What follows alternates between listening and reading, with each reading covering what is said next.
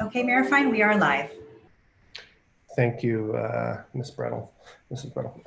Okay, it is Monday, October 5th at 5:04 p.m. I'd like to call to order this special meeting of the Palo City Council. If the clerk would please take the roll. Thank you, Mayor. Councilmember Cormack. Here. Vice Mayor Du Bois. Here. Councilmember Philsett. Here. Mayor Fine. Here. Councilmember Niss. Here. Councilmember Koo. Here.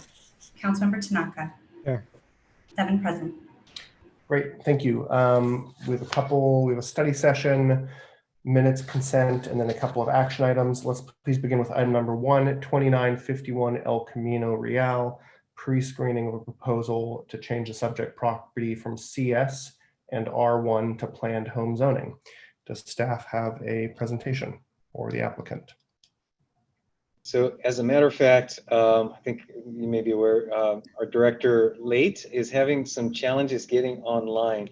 Jessica, he's going to try and call in. So if you or Nellie could check the attendees to look for his number at area code 310. Okay, we'll keep an eye out for it. Thank you, Ed. And he may be able to do the presentation that way.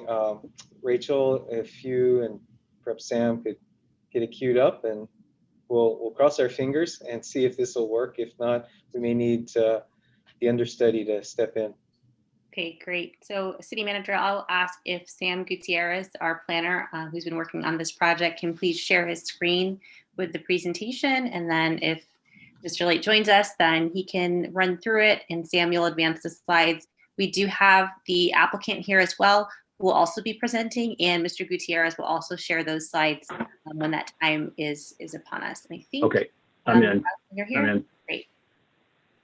So, okay, so I heard that. So Sam will run it, and I'm not going to be able to see anything, unfortunately. I'll just run my own presentation concurrently with Sam. Very good. I'm running blind here, so if you guys can just help me guide me through it, I'll be teed up and ready to present. But Okay. interrupt me if one moment. I think Sam needs to share his screen again. We were seeing it, Sam, and then it went away. Yeah. 1 second. Sorry. So we'll let you know, Jonathan, when you can begin. Right. Just one moment. Let me start that up again. 1 second, folks. Sorry. Not a problem, Sam. Take your time.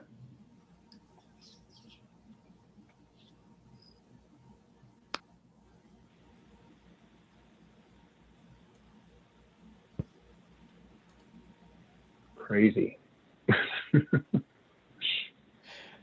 That's Okay. great, Sam. Thank you. It's up and running. We're on slide 1, Jonathan, the title slide. Okay, and are we ready to run? We are. Yes. Floor is yours. Yes. Yeah. Fantastic. All right. Well, thank you. Mayor Fine and City Council, apologize for the technical difficulties. Appreciate everybody's patience. We'll try to get this wrapped up for our next item on ADUs. But Sam will lead us on the presentation. I'll just offer some initial remarks, and then we're going to turn it over to the prospective applicant to go forward. So Sam, if we can just go to the first slide with the graph. So Council, just by way of reminder, earlier this year, we had a conversation on the housing work plan update. And it was at that meeting where the council had a discussion and contemplated the possibility or the option of having a planned housing zone process akin to the planned community process, but different in terms of public benefits and how we would approach it. And the council at the time was supportive of that initiative, understanding that the public benefits associated with that process were going to be related to the amount of inclusionary housing and at 20%, and then also that there'd be more housing units generated than needed for jobs produced. And since we received that council direction in February, staff has met with somewhere between 15 and 20 property owners or representatives of property owners to listen to some concepts that they had or were considering, and to the tune of about 1,000 units represented in all. And not all of that's going to go forward. some of those, projects, won't likely move, but it's a sizable response in response to the council entertaining PHCs and the inclusionary housing. And of course, embedded in that conversation is this understanding that there's going to be some trade-offs in the zoning regulations relative to in response to the need for 20% inclusionary housing. And so this is the second item that's coming before you since that February meeting. And it's presenting yet another sort of approach on how this particular owner would like to, is thinking about future redevelopment. The graph here simply illustrates our comprehensive plan goal of producing a certain number of units per year over our 15-year planning horizon. This is a shortened period of that reflects more of our RENA number. And the consistent line is our comp plan, and the lower line that's shown in a lighter green is what we've actually produced in terms of total housing units over that same period of time. So you can see that we've got a little bit of a gap in our ambition and what we've produced. Sam, let's go to the next slide. So the project that is presented this evening, and again, it's really conceptual, and it's intended to hear some initial comments from some council members. It's 119 units. It is exceeding our 50-foot height limit and our 35-foot transitional height limit adjacent to R1 zones. It's to the highest part of the structure, which is the stair and elevator enclosures. It goes to 65 feet and about 56 feet. I may be off a foot or two on that portion, that the roofed portion that is angled toward El Camino. There's 5,000 square feet of office, which will replace what is existing, and 1,000 square feet of retail that is also replacing what is there. It's a mix of studios, 1 bedrooms, and 2 bedrooms that are being contemplated. Sam, if we can go to the next slide. So just continuing again with some of the other notable features, it's what we've talked about is this doesn't anticipate any net increase in jobs. They're actually removing some 6,500 square feet of existing automobile service use. It would meet the 20% inclusionary. Our initial conversation with the applicant before the council's discussion on the 21st, they had indicated 20% at 80% of the area median income. And that would be consistent with our option 2 that the council endorsed on the 21st. That would meet that requirement. The applicant is proposing to meet the code required parking for the uses that are generated on the site. And what's notable about this concept is that the owner has one of the R1 properties that is immediately adjacent to the site on Olive, and has an agreement conceptually with the adjacent R1 property owner to redevelop that parcel as well, should they ultimately file and get council approval with a formal application. So this particular PHC not only includes R1 zoning, but also has adjacencies next to the R1. And so that is going to be an area where, I'm sorry, Sam, if you can go to the next slide. And this should show you a diagram of the zoning on the right. And the CS zoning is shown off of El Camino. And you can see how this particular property actually incorporates it looks like 470 and 456 on Olive, and is adjacent to these other R1 areas. The floor area, which I didn't mention before, is about 2.8. That's also a policy consideration. They are asking for more floor area. And of course, the transitional height limits. Our zoning code provides that basically for this property, if they followed the zoning code, the maximum height limit would be 35 feet because it's proximity to the R1 zone. And so while the proposed project anticipates a transition in height, it does exceed the 35-foot limit in the zoning code. To move forward with this project, if a formal application is filed, there would be in addition to the quasi-judicial applications required, there would be legislative amendments that would be needed. One to the zoning code. If the council is interested in considering heights above 50 feet for PhD projects, we're going to have to amend the code to allow for that. We've allowed in the past some encroachments into that 50-foot height limit, but usually through a design enhancement exception. And that's usually for features such as clear stories or a tower, some kind of an architectural feature.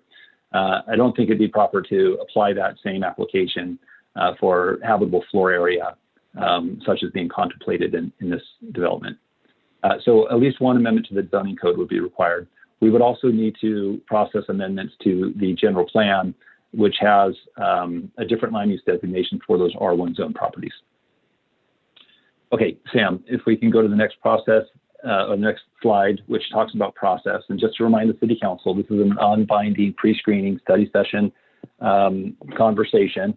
Of course, we're wanting to make sure that the council is not forming any opinions about the project. And feel free, of course, to ask questions and understand the project.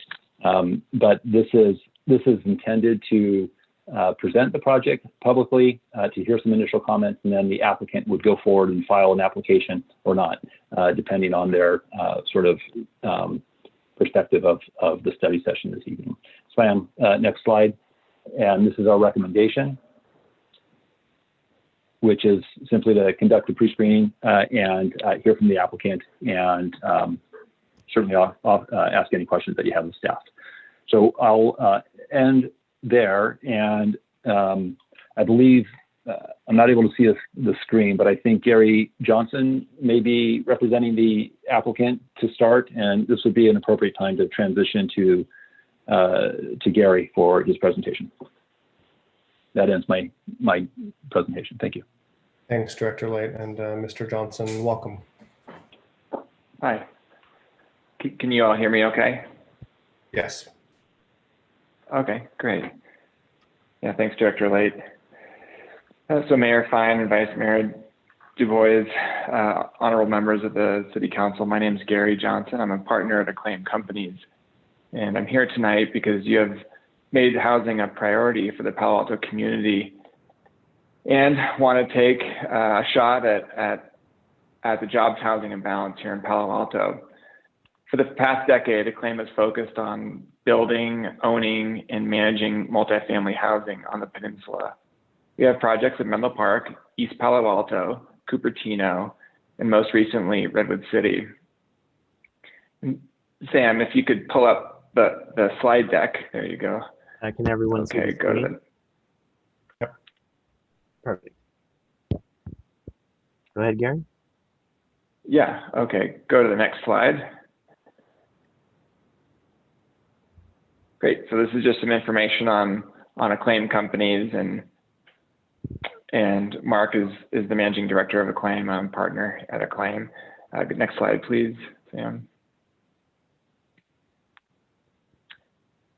This is Sherry Scott, who will be speaking in a moment after I'm done. Next slide. Sherry is our architect. I wanted to talk a little bit about Redwood City for about 30 seconds. The project in the lower right-hand corner is a project that we entitled and built and currently own and manage in Redwood City. It was the first housing project approved under Redwood City's downtown precise plan that incorporated affordable units.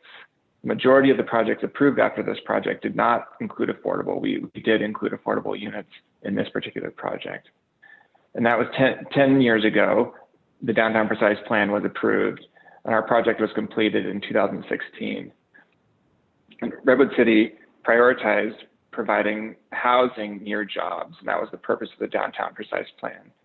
The project before you today is 119 total units, 24 units would be designated as affordable. The 95 market rate units have been designed and sized to capture a wide range of rental price points that target an array of financial income levels. Our belief at Acclaim is that multifamily housing should be located near jobs and transit centers. We all know that Palo Alto is one of the most powerful, innovative, and vibrant job centers in the world. Particularly the location of this project within the North Ventura Coordinated Area Plan is within tens of thousands of jobs along Page Mill Road in El Camino Real. A very high percentage of the residents who live at the project will bike and walk to work. Those who work outside of Palo Alto are a 12-minute walk to the California Avenue train station. The staff report mentions some variances to the current zoning. I want to tell you why these variances are required for this project to be brought to light. These variances are: 1, the incorporation of 2 R1 parcels on Olive Avenue into the multifamily project. And 2, the project will exceed current CS height limit and FAR. Incorporation of the R1 parcels 470 Olive and 456 Olive increases the lot area to 1.1 acres. It should be noted that 470 Olive was originally zoned CS and is currently being used as office. The L shape of the project footprint allows us to design a parking garage 1 level below grade and completely park the multifamily units, as well as the retail and small office component of the project. At 1 level below grade, the parking structure at 1 level below grade is imperative to the feasibility of the project. A 2-level garage would push construction costs to the point of making the project infeasible. Also, as was mentioned in the staff report that was distributed by planning staff, the site area is located within the boundaries of the California Olive Emerson Regional Plume that affect groundwater below the site. A 2-story garage will require excavation of over 28 feet and most certainly require penetration below the contaminated water table. So really, the R1 parcels allow us enough square footage of land in order to build a 1-story parking garage. Going on to height limits and floor area ratio, the height of the proposed project is 56 feet along El Camino, with an elevator stair enclosure in one location that is 65 feet. The financial feasibility of the project relies on providing 5 stories of units with 1 level of subterranean garage. This construction type, and the reason why it's so critical, is that this is generally accepted as the most efficient construction type in the industry for mid-rise multifamily buildings. At 56 feet, we can design market rate and affordable units with the commonly accepted floor to ceiling heights in each unit of 9 feet. In preparing for this presentation, I thought that touching on the details of what makes multifamily housing work financially would be important to discuss today. The highest land values in the country, combined with the highest construction costs in the country here in Palo Alto, make it very difficult for multifamily developers like us to build. For housing projects in Palo Alto, the details really matter. We're very excited about this project. It's going to provide 24 affordable units that will be integrated into the market rate units. There will be 0 difference in amenities. The finishes will be the same, and they will be indistinguishable. The project will be completely parked, no new additional parked cars in the street. It's transit oriented, as I mentioned before. Another thing I wanted to add was that our goal is to have significant energy efficiency measures incorporated into the project, including thermal solar and photovoltaic solar systems, as well as other cutting edge green technologies. We're going to retain 1,000 square feet of the existing retail, but not only just try and get a retail tenant in there, it's going to be a retail tenant that will add an amenity to the neighborhood, such as a deli or a coffee shop. And I want to also say that we own and operate our properties for the long haul. And to that end, because we feel like we want to be a part of the community, we have reached out to the neighbors. We had a neighbor meeting last week where we invited all the neighbors along Olive and Pepper to join us on a Zoom call and talked about the project and answered questions that they had. And so we learned a lot on that call. I'd like to hand the time over to Sherry Scott, who is our architect. Hi, can everyone hear me okay? Yes, we can. Thank you. Okay, perfect.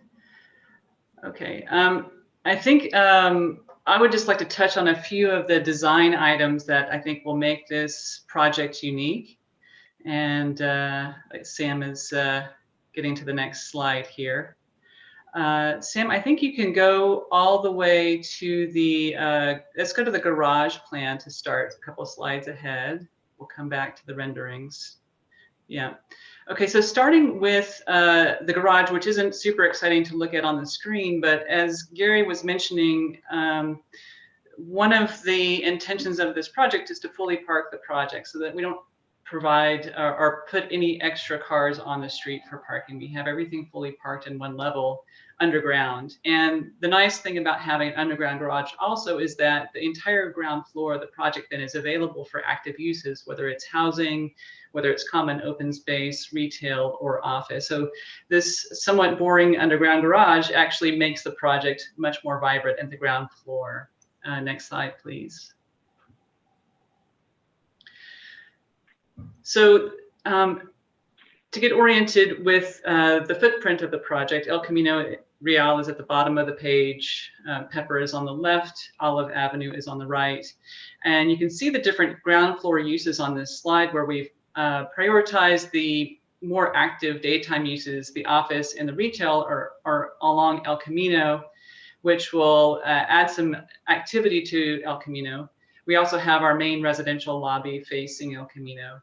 By having these ground floor uses in the community, it's more of an auxiliary use. I mean, this is definitely a housing driven project, but by having these other uses, I think it creates a more interesting community. As Gary was saying, the retail space is really going to be something that's going to have to be curated for the neighborhood, and we see it as an amenity for the neighborhood as much as for the residents, the new residents at the project.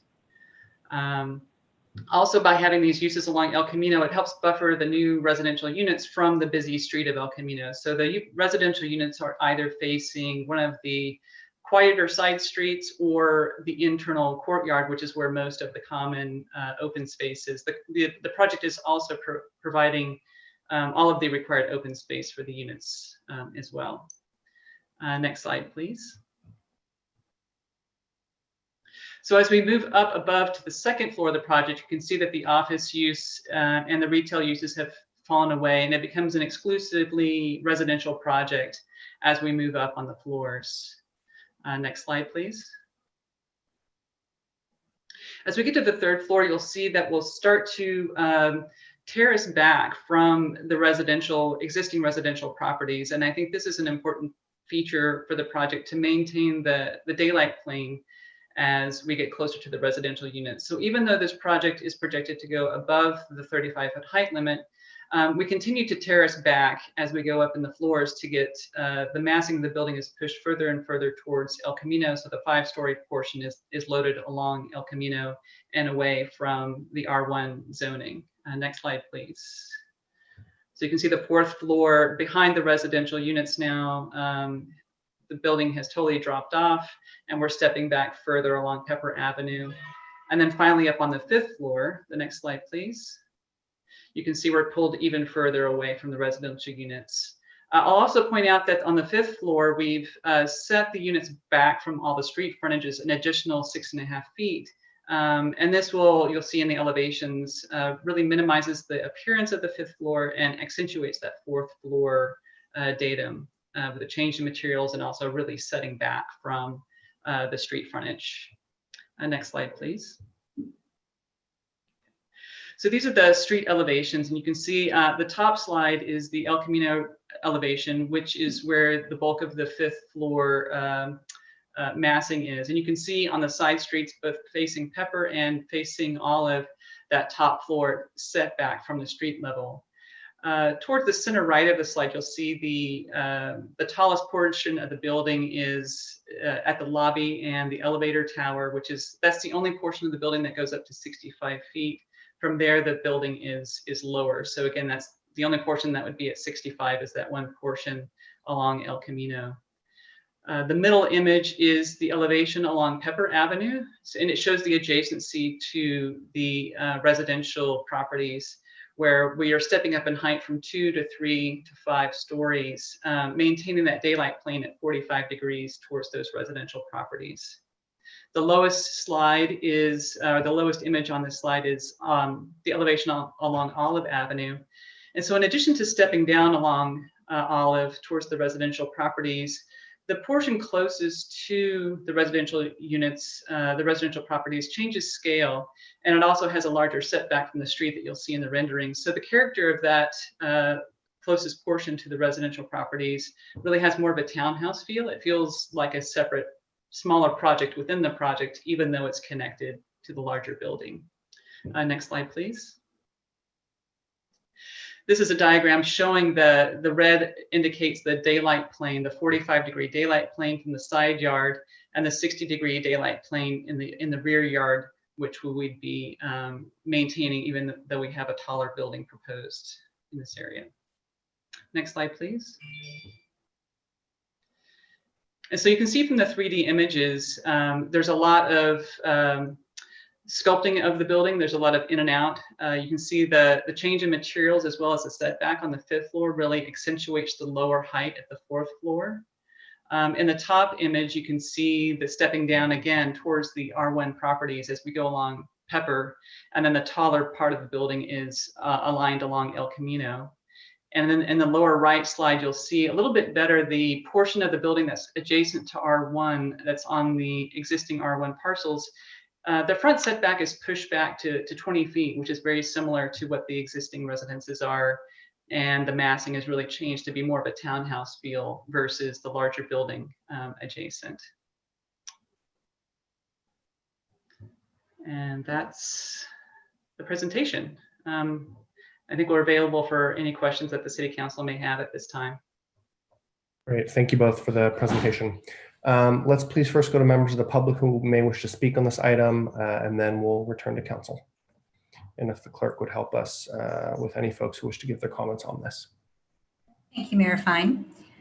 If anybody attending would like to speak on item 1, which is the study session regarding 2951 El Camino Real, please raise your hand in the Zoom app, or you can also hit *9 on your phone.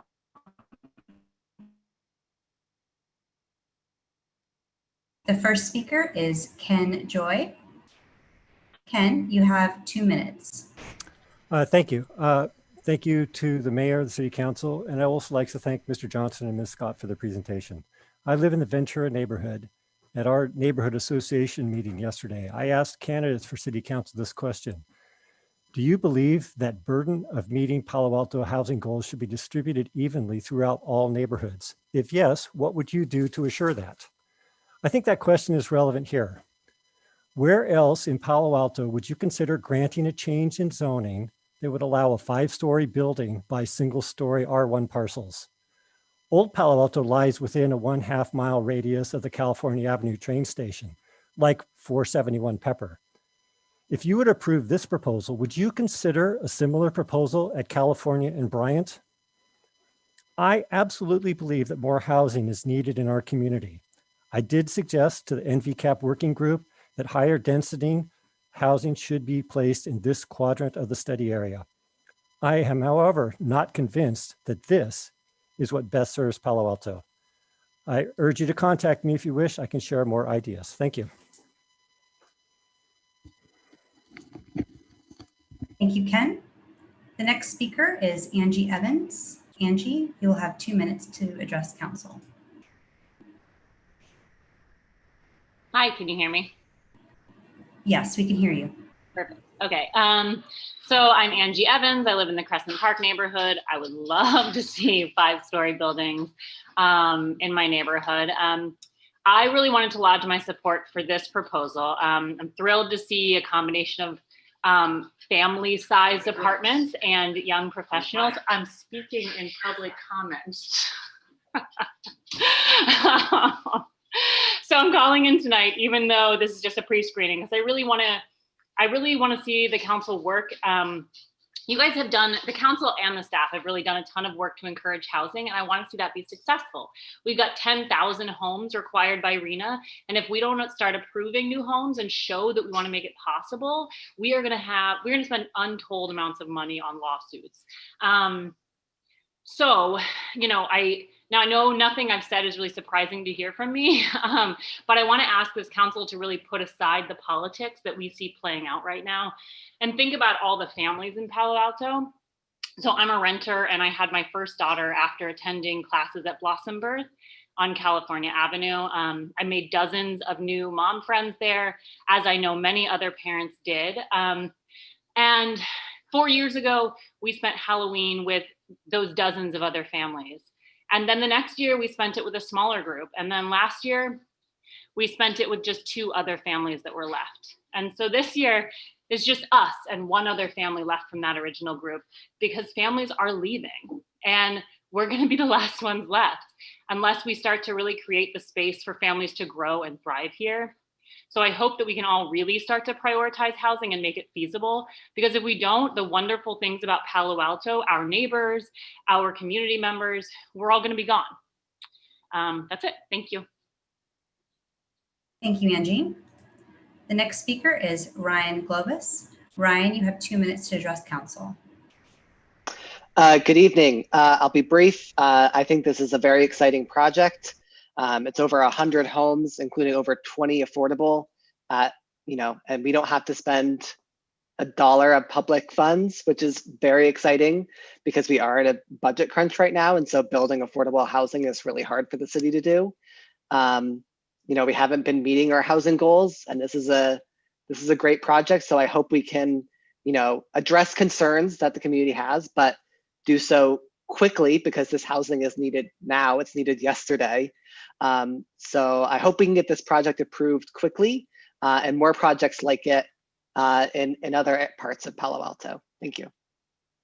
Thank you, Ryan. The next speaker is Anupa Bajwa. Anupa, you have 2 minutes. Yes, hi, I'm Anupa Bajwa, and this is Raminder Bajwa. We're homeowners at 450 Olive Avenue.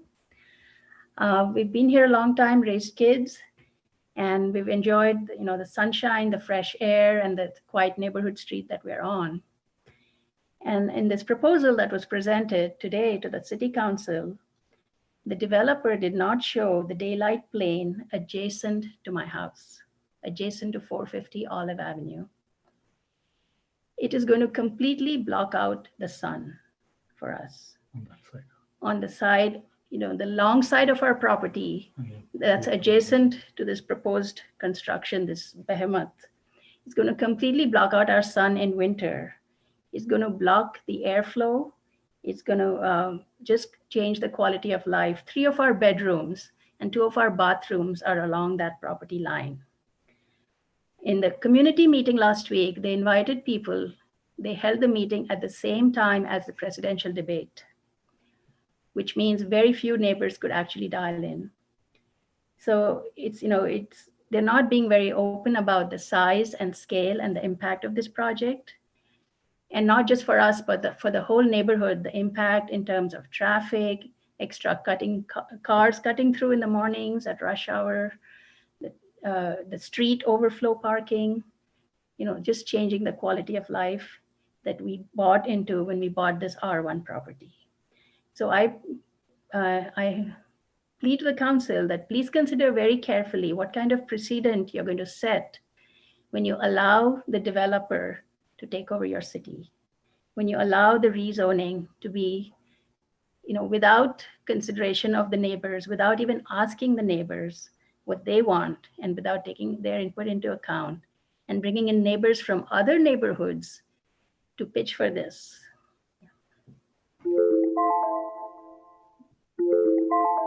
Thank you.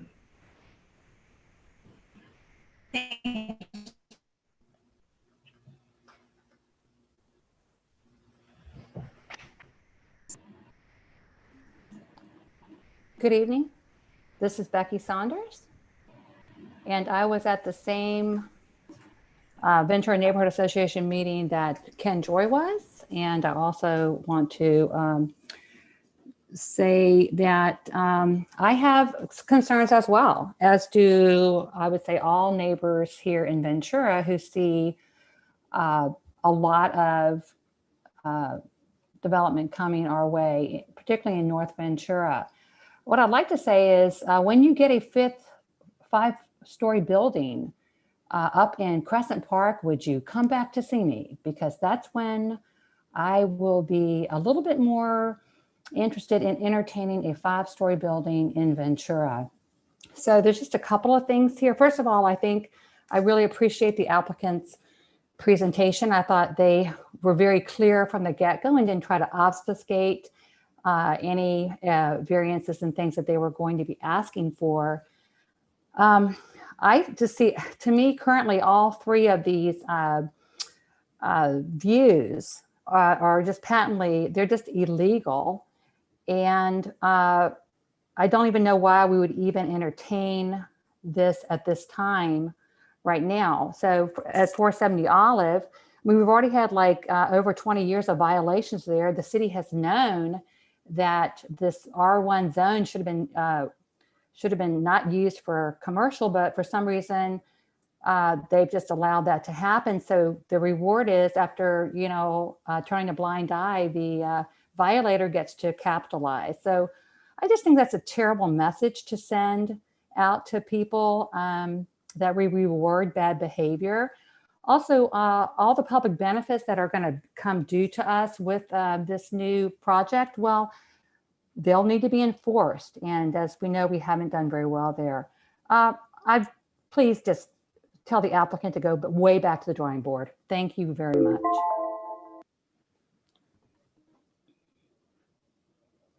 Oh, wow, lots of people are signing on. The next speaker is Michelle Sullivan. Michelle, you have 2 minutes.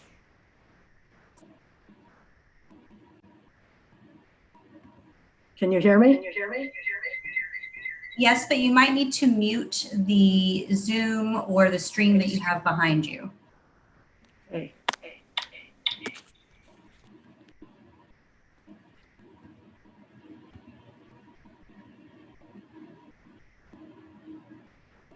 Michelle, are you there?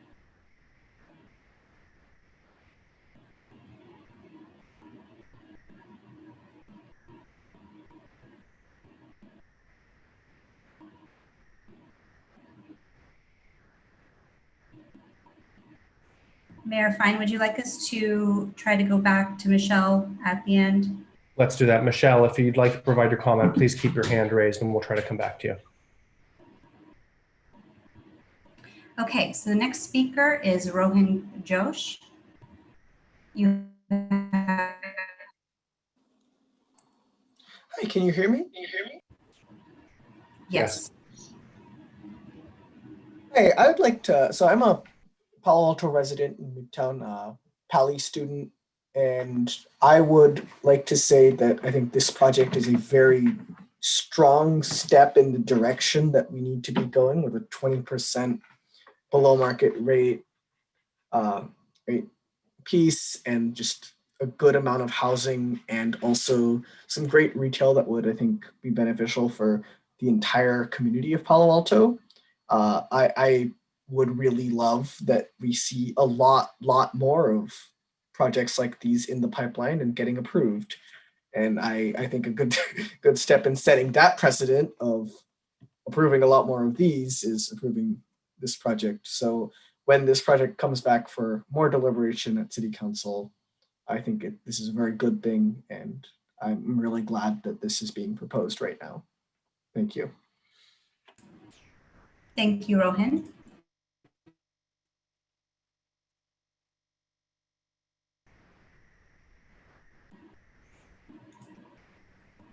Hello, this is Matt Bryant. Can you hear me? Yes, thank you, Matt. Hi, my name is Matt Bryant. I'm a resident at 471 Pepper Avenue. I have a number of concerns with this proposed development at 2551 El Camino. I understand the need for housing. However, I feel that we need to at least consider many of the North Ventura Coordinated Area Plan, as well as the existing building codes prior to reviewing any plans that are above and beyond what is within the current scope of the building codes for the city of Palo Alto. For example, as was stated by the architect, the building is 2 stories higher than what is currently allowed. And even if it were 3 stories, it's still up to 8 feet higher than would be allowed by the current building code. As a homeowner adjacent to this, like you've heard from others, our sunlight will be blocked out. So that's going to impact our vegetable gardens in our yard, as well as our solar panels that produce electricity for us throughout the day. When we're surrounded by the property on 2 sides, it's going to have a much greater impact on our home. You know, as a resident in an R1 single family home zoning, we're required to abide by the current building codes, which state, for example, we're only allowed to have 1 parking space. We can only build a certain size home. If we didn't follow the current building codes, we could just build as large of a home as we wanted on our property.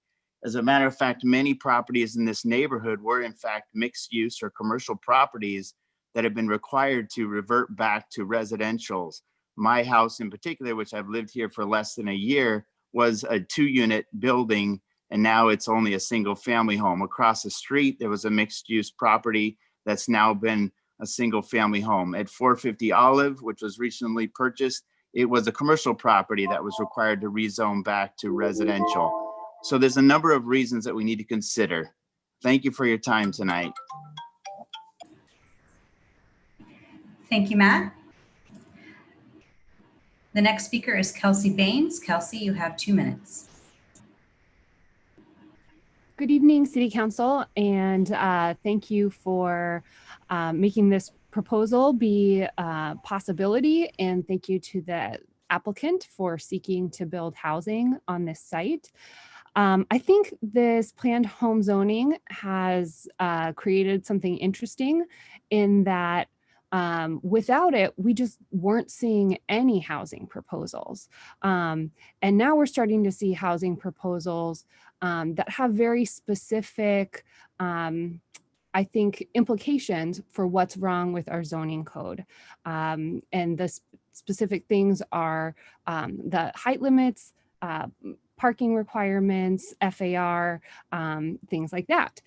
So I think it's really exciting that we are actually seeing housing proposals because we have made housing, multifamily housing specifically, illegal in much of the city. So I think this kind of opens it up and at least starts the conversation. So Palo Alto desperately needs more homes. We don't need larger homes, we need more homes. And I actually think 450 Olive is a great example of what not to do as a city. We took a commercial property and made one very expensive house when we could have maybe done a duplex there or a triplex.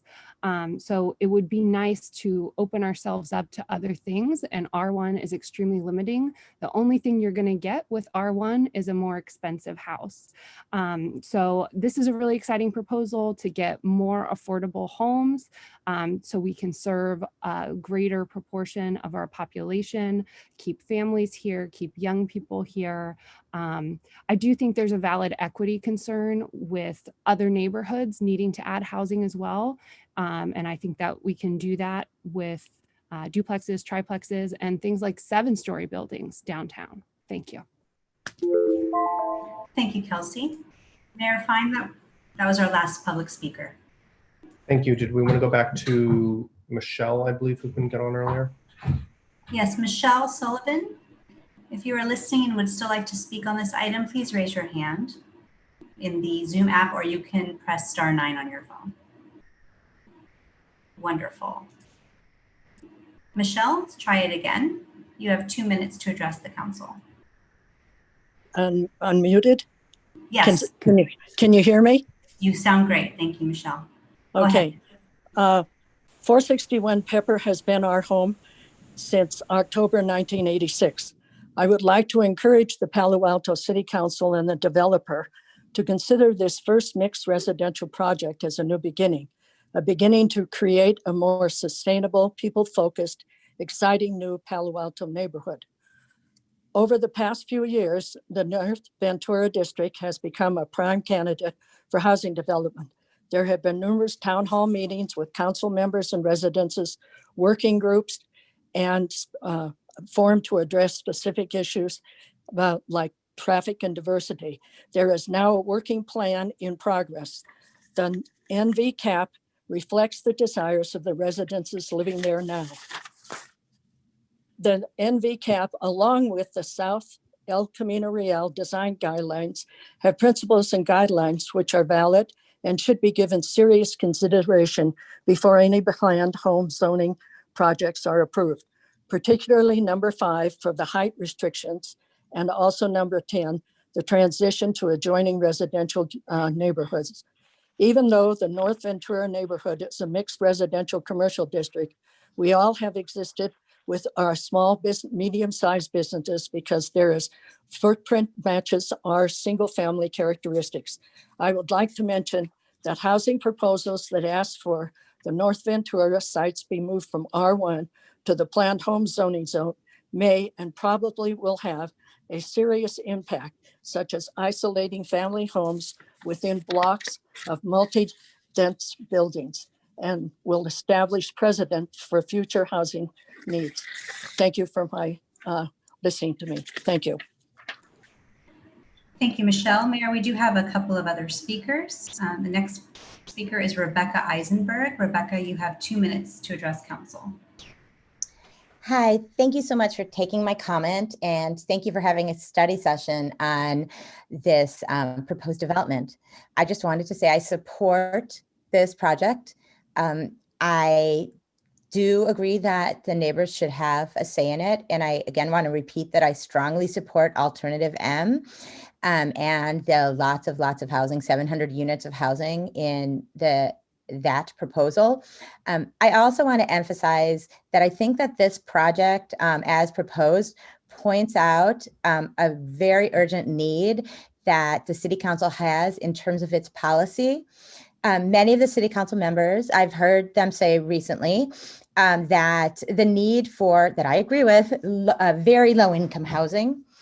Currently, as far as I understand it, the requirements that the City Council has imposing on developers is to have 20% below market housing, but with no requirement of Palo Alto's greatest need, which is the very low income housing.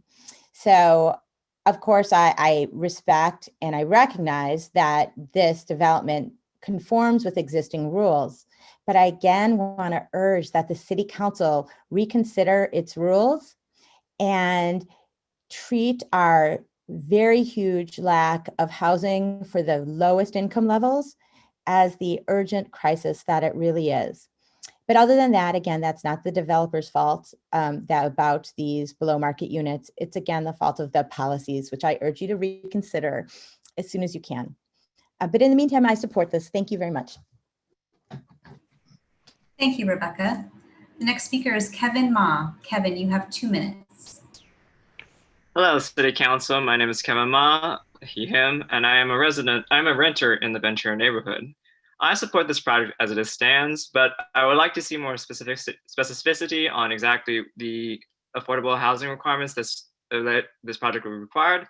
As we know, we do focus a lot on percentages, but people at the end of the day care about absolute number of affordable units. Like if you make it too high, it discourages more affordable housing that would have existed there. Obviously, if you make it too low, it just doesn't exist. And we all recognize also that this location is very close to the Caltrain station, which means it is actually relatively close to transit. There's also the 22 that goes right by that area. That it, along with more improvements in bicycle and pedestrian safety, could encourage people to actually use the area and not use cars to get to the location, because as we know, we do have a new requirement to reduce VMT, and if we have good basic alternatives to cars, then we're making great progress on that regard. It's also on El Camino Real. It's like literally the definition of a transit location that we will need to encourage that. It's fine with the retail. I mean, you do want a place that people can walk to shop around, as we can see with the progress we've done at university and CalAv with the slow streets proposal. So yeah, I hope to see more improvements that can make this a better place to live. Thank you, Kevin. Mayor, that was the last speaker on this item. Okay, thank you to the clerk. Thank you to all of Aggie. No, sorry for my dog, guys. Thank you to the community members for your comments. Thank you for the applicant for the presentation, and thank you to staff. Just setting the table a little bit, this is our second planned home zone project and our first after we further defined the affordability requirements the council agreed upon a few weeks ago. You'll remember our last project was 3300 El Camino, also known as the CPI site. That project is not going forward as the developer felt we were too strong in our criticisms. So that's 187 housing units lost in Palo Alto, which we aren't going to see. And we're going to end up with an office building and a parking lot. So I look forward to your constructive comments tonight or your excuses. Next to my colleagues, Councilmember Niss.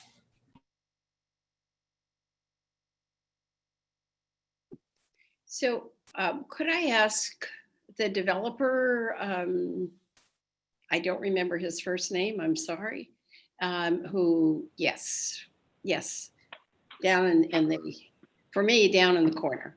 So as we, you know what our intent is, and you spoke very well to it at the beginning.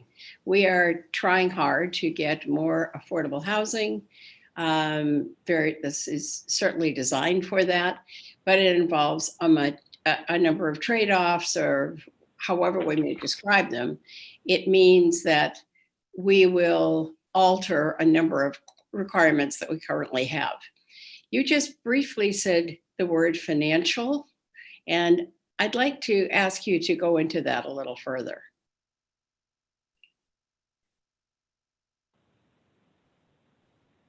Sure.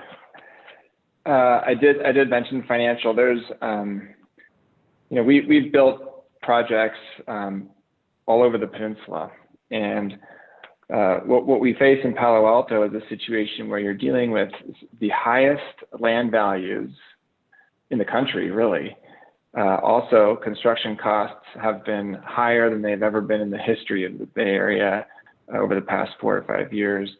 And so this kind of confluence of forces has precluded or has not encouraged housing to occur, multifamily housing in particular, to occur in Palo Alto.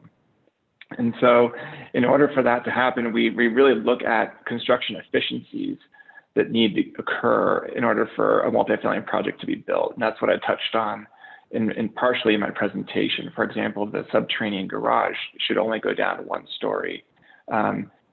5 stories allows you to get the density required to spread those costs across all those potential revenue producing units. The affordable units provide no financial benefit to the project. It's a push. And so you're really focused on those market rate units. So the developers, just quite candidly, typically underwrite multifamily projects at 6.5% is a kind of a minimum return on cost. So that's, and in discussions, I know other developers, the Windy Hill developers, I know actually personally, and they have a much lower return on that project. It's very difficult for them, that project. And so despite that project moving ahead, I know how tight and margin, in terms of margins, that project is. And so we, this project, we're trying to get some semblance of financial kind of understanding, and before we can kind of commit to building this project. So I appreciate that, and I would like to say in return, because we can count up the number of ways that this exceeds what we currently allow. But what we had said back in February and again recently is come to us with something beyond what we currently allow. And in return, you've included 20% BMI, which is extremely important. I am going to guess that we're going to run into the same problem that we did with the one we just spoke about, 3300 El Camino. But I'll be anxious to hear from our colleagues tonight to see if there's anyone who's interested in continuing this. And I would say that I would be, and I did hear the Ventura neighborhood. I heard that they are feeling uneasy about that at best. We're very limited in this area as to where you could find a site that would be ample enough to include 20% and still mean that, and still have the developer make some profit. I think many times we think this is simply a developer contribution to the city. And I know as we go forward, it has to be shared by us at the same time. So thank you for your explanation. I appreciate it. Thank you. Councilmember Cormack. Thank you, Mayor Fine. Appreciate the work of the staff and the applicant bringing this forward. Let me start with what I like. Having 32 two-bedrooms is great. One of the things we talk about a lot is young families, and we see a ton of studios and one bedroom. So very happy to see 2 bedrooms, that there's no issue with parking and that you're retaining retail and thinking about what might fit in the community. I appreciate integrating the income restricted units. I think that has so many societal benefits, and I'm happy to see that. I think you mentioned being close to jobs, and that's one of the reasons that I think this is located in this area and not in some of our other neighborhoods. There's more than 20,000 jobs at Stanford Research Park. Well, I mean, not physically at Stanford Research Park today, but soon when they come back. So those are all the things that I like. I do have one question. I wonder if Director Late could just refresh my memory as to what we do or don't have in terms of a plan for El Camino. Anything we should be thinking about with respect to that? No, nothing immediate. There's the, the Grand Boulevards, which has some elements of interest, I think, for the community and for transportation related areas. But there's no immediate initiatives underway from a planning perspective, with the exception of the NVCAP, which this project and some of the surrounding properties along El Camino are part of that NVCAP consideration. So thanks for that. That confirms my recollection and understanding, but I think that's work for the council and staff to consider doing. So that's the question. Concerns. The direct proximity to R1 is a little concerning with the daylight planes. I'm not confident that the sketches are enough for me to fully understand what the impact would be on the immediate neighbors, but hopefully something could be done to make that a better experience. And then finally, I guess what these are really bringing forward for me, and certainly this one in particular, is we talked a little bit about the height limit last week. So this is saying 56 feet, which is 5 stories with the standard 9-foot ceiling. We're going to get 24 affordable units. And there are 19 of them, 19 units on the 5th floor. I just counted them. Hopefully I did that approximately correctly. So essentially, the way I'm thinking about this is if we let this applicant and others go to a 5th story and exceed this height limit by about 10%, that's how we get 20% affordable units. So if I sort of orient myself in that direction, that's the kind of exception that I'm willing to make, and I think most people in the community would understand. Thank you so much. Thanks, Councilmember. If you'd like to share a comment or questions, please hit your hand. Councilmember Koo. Thank you. So on in the staff report, it says the owner is Jessica Rose Aragmonti. How is Acclaim Properties and the owner, how are you affiliated with each other? Are you doing a ground lease? Can I have a better understanding of how this is working out? Sure. On the application, it asked for who was the owner of the land.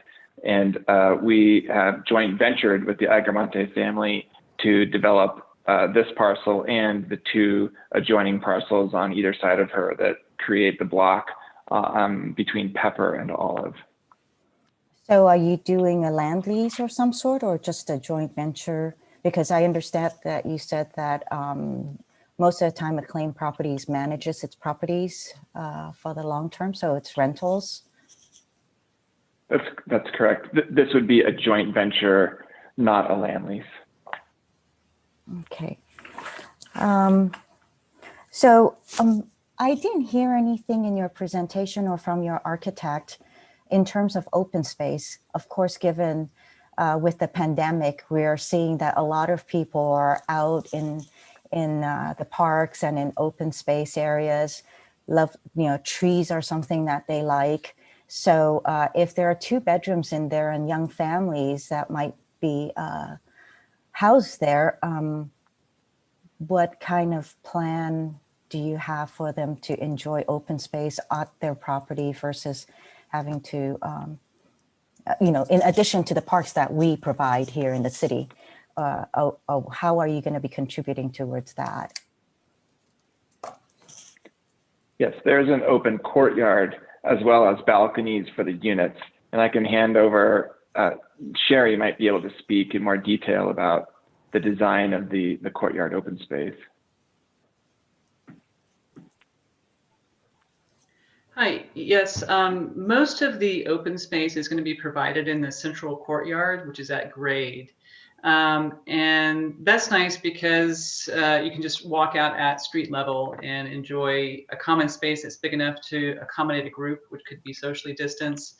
There's also room for landscaping, mature landscaping in a space that's 80 feet wide rather than just a private deck that's maybe 6 feet by 10 feet. In addition to that common private space or common open space, there are private decks in addition. Not every unit has a private deck, but most of them would have a private deck that would meet the open space requirements for those units as well.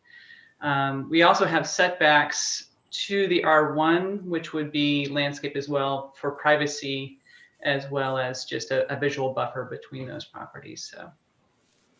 So the R1s that are owned by you, are they going to be retained, or help me understand? So those are demolished in order to add more space to the project that you are proposing?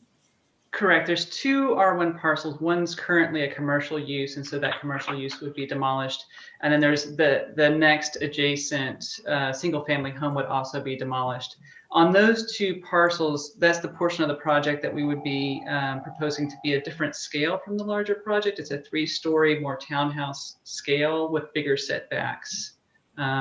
So for the front and back setbacks in R1, for example, are 20 feet minimum. So we're respecting those R1 setbacks for that portion of the building that's on the R1 parcels currently. It is taller than what's allowed on R1 currently, but the setbacks would be respected according to the R1 zoning.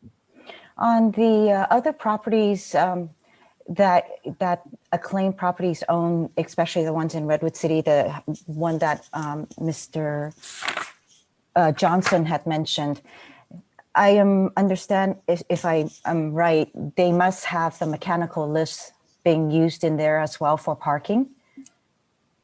Mr. Johnson, do you have mechanical lifts at the Redwood City site? We do not have mechanical lifts at Redwood City site. Any other buildings that you guys are managing that utilizes mechanical lifts as parking for parking? No. No. Okay. So you wouldn't know whether they actually are being fully utilized or if they're just assigned and then people are still parking out on the streets and so forth. We Mm-hmm. we have looked extensively at lifts, but that just have not quite pulled the trigger on lifts on a project. Okay. That's 5 minutes. Okay, I'll be back. Thanks. Thank you, Vice Mayor Du Bois.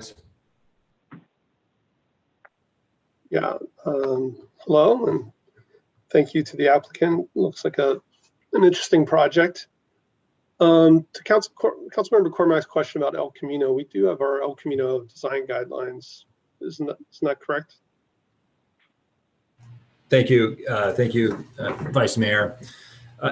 I interpreted the question of any new policies underway, but you're right. There are existing policies. I think the South El Camino guidelines are in place, and we do have some other, policies that guide development in this area. So I apologize, Councilmember Cormac. I think I misunderstood your question initially. There are some guidelines that we use when we evaluate projects. Yeah, and then as staff has talked about the planned housing zone, say that council's endorsed it. I think it'd be more accurate to say that there is still some, I think, healthy skepticism about how this program is going to work. We've set it up as kind of a trial, and we've explicitly said that we would kind of take it or leave it at the council level, meaning a project would be voted on as proposed. So I hope you'll take my feedback and see how it can be incorporated. And so when I look at a project like this, we have a requirement for 15% affordable housing. This project goes to 20. And we didn't really get a lot of clarity on what income levels those would be in the staff report. And so it seems like a fairly massive project to me for that 5% extra. My understanding is it exceeds the lot coverage, doesn't meet the private open space requirement. There's no loading zone, the height limits. And but I did think it was a thoughtful design, and I thought it was a good try. I would certainly ask for a lot initially, and what I'd like to understand is really if it can be dialed back a bit and still be profitable. And it'd be great when a project under this planned housing zone comes to us if there was some quantification of the request with the benefits. We're being asked to exceed existing zoning. We have existing property owners, as we heard from tonight, who bought their homes with a certain expectation of what was going to be built next door. And so I really think we need to see a quantification of, what these exceeding the zoning is providing. And so I guess question for Gary, could you talk a bit more about what could you do if you stayed within the height limits? We need units. What if it was all studios? Does that make it more profitable? And why did you include office at all? And maybe you could start with those three questions.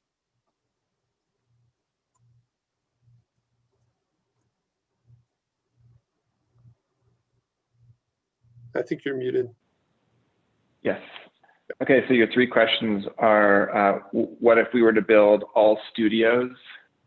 That was one, and then the other one was, why do we include the office? And then what was your third question? What would it look like if you tried to stay within the height limits in terms of profitability? Okay, so in terms of the studios, one of the benefits that we have seen in our experience of building multifamily is studios really focus on a very specific demographic of people and at a very specific price point. So it doesn't really allow us to hit multiple variants of income levels across a larger spectrum. So it's a better amenity to the community and allows the developer and allows the tenants more options. So certainly a family, like one of the speakers earlier said, with a couple of children, certainly couldn't fit into a studio, for example, or a professor at Stanford with a couple of kids, that wouldn't work. So we feel that it's a better project. The more diverse sizes of units you have creates a more vibrant project. We're keeping the office there because it's currently existing. And as I think we all know, that office does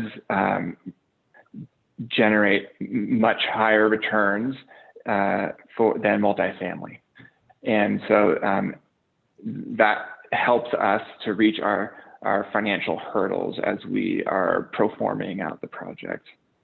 So the office is an important part of kind of our math there, financial math. And then what it would look like if we were to stay under the heights, well, it would certainly at least force us out. It may be a variation, at least a 35-foot near the R1. But yeah, generally, if you try to stay under the height limit as well. Okay, so we would lose units, certainly lose units. I actually can't.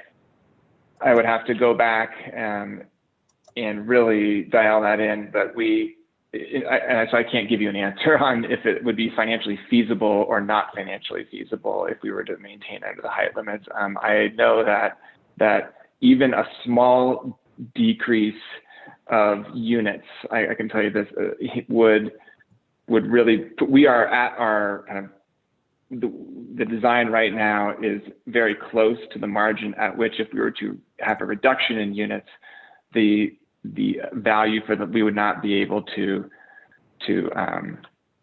acquire the land. It just wouldn't make sense for us, a small decrease. And so removing a floor there would, if we were to stay underneath, for example, like 50-foot height unit, I would be relatively certain that math would not work out. Okay. 5 minutes. Okay. I have several more questions, but I'll let someone speak here. Okay. Thank you. I've got a couple before I'll go to my colleagues for their second round. So one, thanks for bringing this forward. Couple quick responses in terms of exceeding zoning. I mean, that's the entire purpose of this process, the planned home zoning, is that we are asking people to come forward with projects, as I've called before, challenge zoning, and the benefit is the housing, which we're not seeing in Palo Alto. The staff report clearly lays out the exceptions that we would be required to grant, and the presentation to the Vice Mayor also states 80% AMI units for those 24 units. A couple things I really like. The project meets our parking requirements, no net new commercial space, maintains a small retail site, 24 affordable units. And so just a quick question there. My calculation is 20% on 119 is 23.8. So you're just going to the fractional unit, you'll just round up. Is that correct? Correct. Okay, thank you.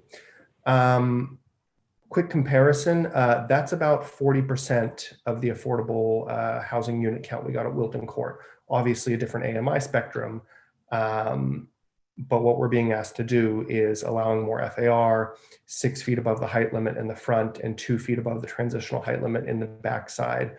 And we're getting, 40% of Wilton Court for, none of our own money, put simply. I think a couple commenters had questions about neighborhood equity. Totally agreed with that. Fair question, good point, and something for the city to consider. Planned home zoning works across the entire city, but I think longer term, we do need to look at strategies to incentivize housing in other areas. As the developers here have proposed, I think near transit works and makes a lot of sense. That's going to mean, looking at heights, density, and parking ratios. Quick question for staff. There was a comment about legislative amendments and general plan changes. I thought those would be folded into a PHZ ordinance, or are those, can you tell me how that would work? Like what are we actually looking at in terms of what does the planned home zoning ordinance include? What do the legislative amendments include? General plan changes, things like that. Right. So in this particular instance, because of the change to the R1 zoning, that requires a general plan.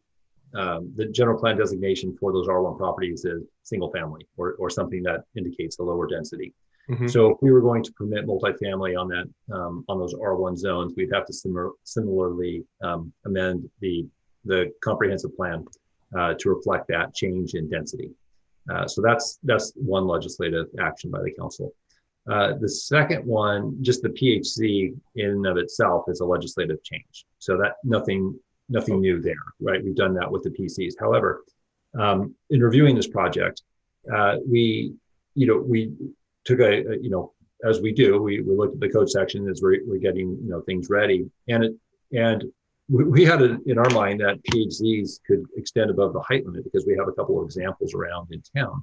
Yeah. But when we took a closer look at that, it wasn't for the type of use of building that we're seeing with this project. As I mentioned in the presentation, it was mostly for these architectural features or these little elements that we would use the design enhancement exception for.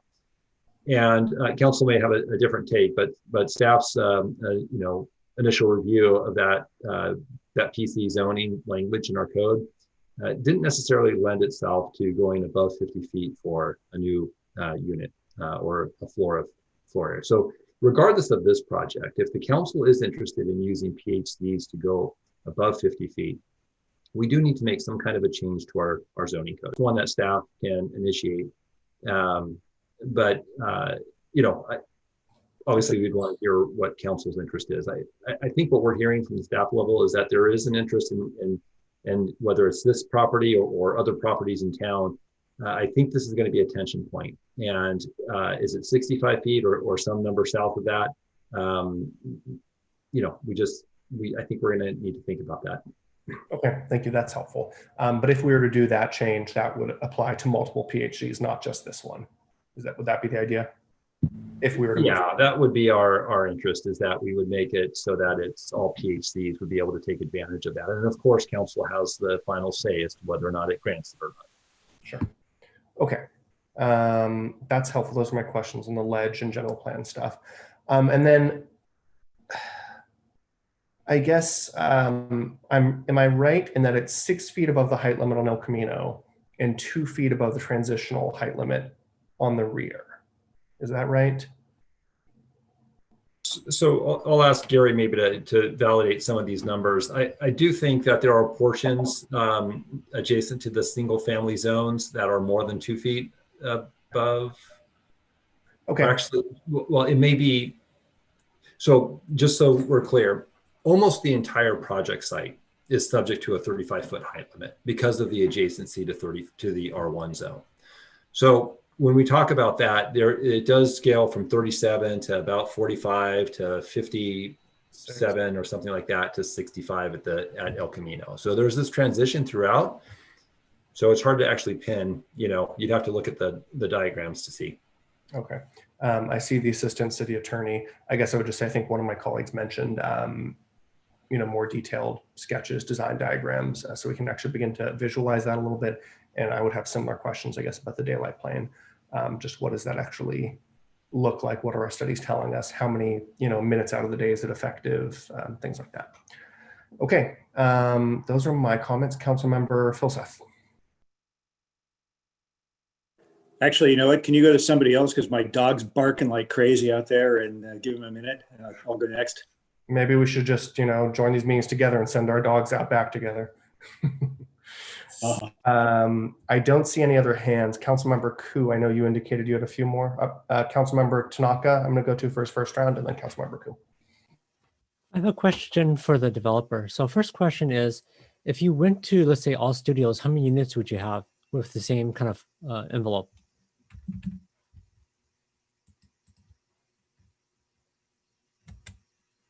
I don't know if. Yes. So we really, when you go with all studios, you would be able to increase the unit count, but you would not be able to park it. Oh, I see. So that's where we would run in on these projects, in these sorts of environments where you're doing underground parking. Really, the constraint, it's amazing how much of a constraint is parking. And we've really made a commitment of a claim to fully park our projects. We do not want cars on the street, we want everything to be completely enclosed. So let's just say hypothetically, you could use puzzle lists and you stuff the cars in there somehow so it's fully parked, but you convert it to smaller units. What would it look like? Well, I might punt this one to Sherry. Sherry, you want to try and take a whack at that? Yeah, it's tough to give an exact number, but let's say roughly a 2-bedroom unit equals 2 studios. And so that would immediately add if you got rid of the 2 bedrooms and made those all studios, for example, that would add 32 units. The 1 bedroom math gets a little bit trickier because of, yeah, you need a certain number of 1 bedrooms in a row to divide evenly. But let's say you'd add another 20% maybe to the unit count from the 1 bedrooms. So let's say that you would add another 18 units. So that would be a total of about 50 units if it was only studios. I see. Okay. And that's, I'm not sure until we actually lay out the site if that would actually work, but rough math. Okay. So, so basically it would be a fairly, I guess roughly about 40% increase in the number of families that could be helped. Is that what you're saying? Well, I guess when you say families, I think it would be tough to have a true family lifestyle in a studio unit. But if you're just looking at the number of units divided over the square feet, then yes, you would have approximately 50 more. Correct. Okay. So let's talk about parking, because that is one of the big limitations. First of all, how big would these units be, the current studios?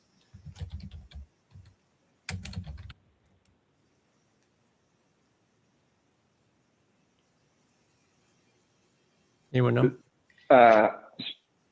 Sherry, do you have that? I do have that number. I just don't have it right at my fingertips. I believe it's roughly 570 square feet. Okay. Okay. That's the number we have. So is that the same number you have? Okay. 570 square. 570 for Okay. studio. Okay. Okay. So let's talk about the parking issue. So, right now you have. Well, let me ask you this. So you guys are just using regular. There's no parking lifts right now, right? Can you repeat that? Right now it's just regular parking, right? Currently. Well, we have regular parking, and if we could show, there's a section actually where we have lifts in the middle of the parking garage that would be shared with the 2-bedroom apartment units. They'd be almost serving like tandem. They're pit lifts. Okay. Okay. What if you went to like puzzle lists or things that could give you a higher density of cars? What would happen? Like, would you guys be able to meet the parking requirement that way? This is Sherry well, here. It's a little tricky, as Gary was mentioning earlier. We're in the toxic plume area. Oh, I'm not saying going deeper. I'm just saying it was the same basement Right. size. So the lifts that are planned in the center of the 1-level garage currently, they do have a pit, so they are puzzle lifts as you're describing. So they have 1 level up, 1 level down. So they're actually 3 levels high, and they slide up and down and side to side. So those are the high density lifts that are in the center of that. As you get closer to the edge of the garage, it gets more difficult to use those lifts because you're digging a hole right at the edge of the garage. And so that's why we're getting as efficient as we feel like we can with the parking without digging any deeper. Yeah, I guess what I'm curious about is, I mean, there's some really high density parking solutions where you're like, there's like little mini elevators that can move the cars around to really pack them in, that you get, much higher density, like 2x, 3x type of parking densities. And I'm just without actually changing the size of the basement, because I realize the toxic plume and the cost of the basement and all that. And so that's what I'm just trying to understand, with a mechanical lift, like more aggressive mechanical lift, what could be done in terms of parking? 5 minutes. Okay, well, maybe you guys can think about it and then answer my next round. Thank you. Okay. Thank you, Councilmember Fulseth. Yeah, thanks. I'm sorry about that. So thank you very much for the presentation. I think we know this, but a couple of complicating factors as we think about this that are related to sort of the overall environment and not this project per se is, it's hard to consider this in pure isolation from the NDCAP process, which is part of this.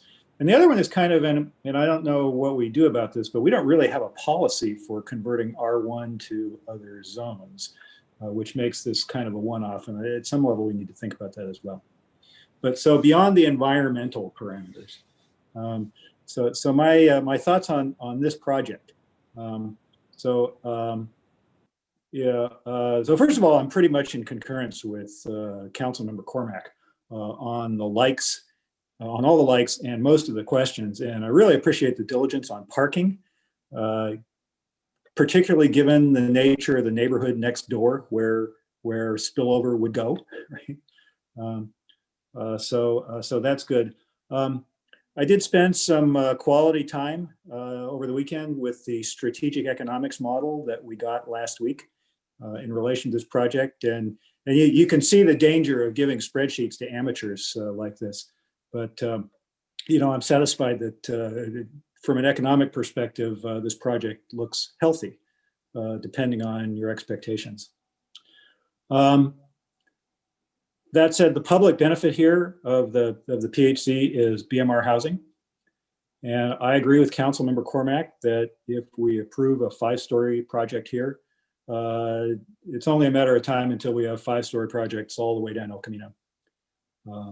And so if we're going to do that, in a perfect world, we'd have a higher inclusion rate than 20%, because I mean, our existing code is 15%.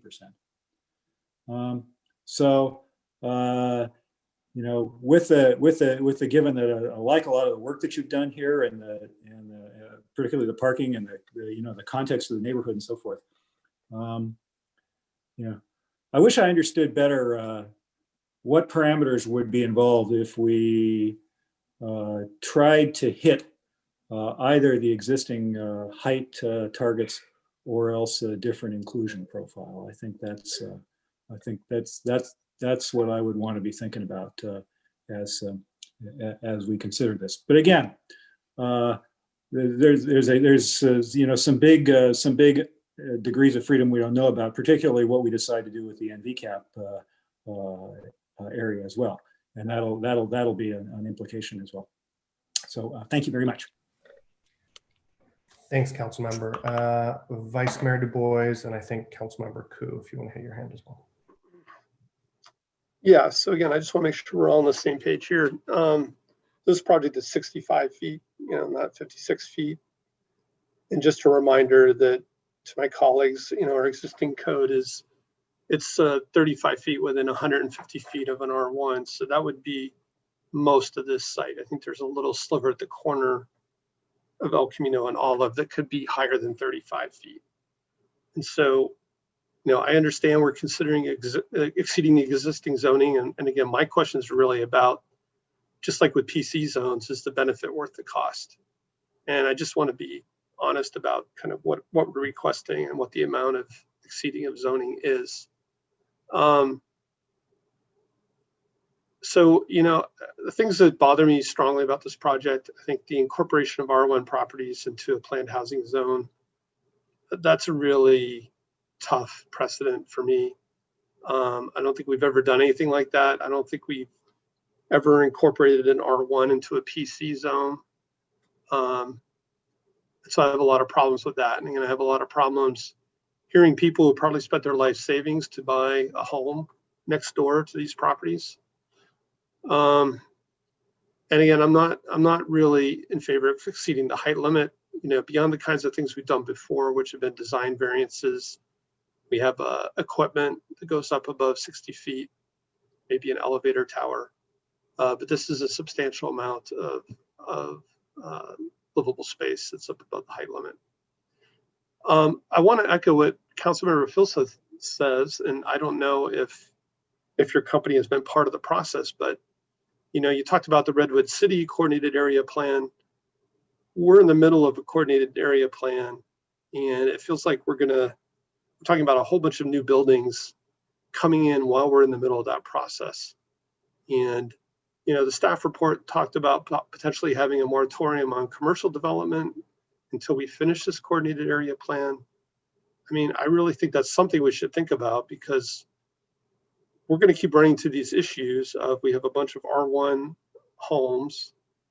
We have the Fry's site and we have this planning activity going on.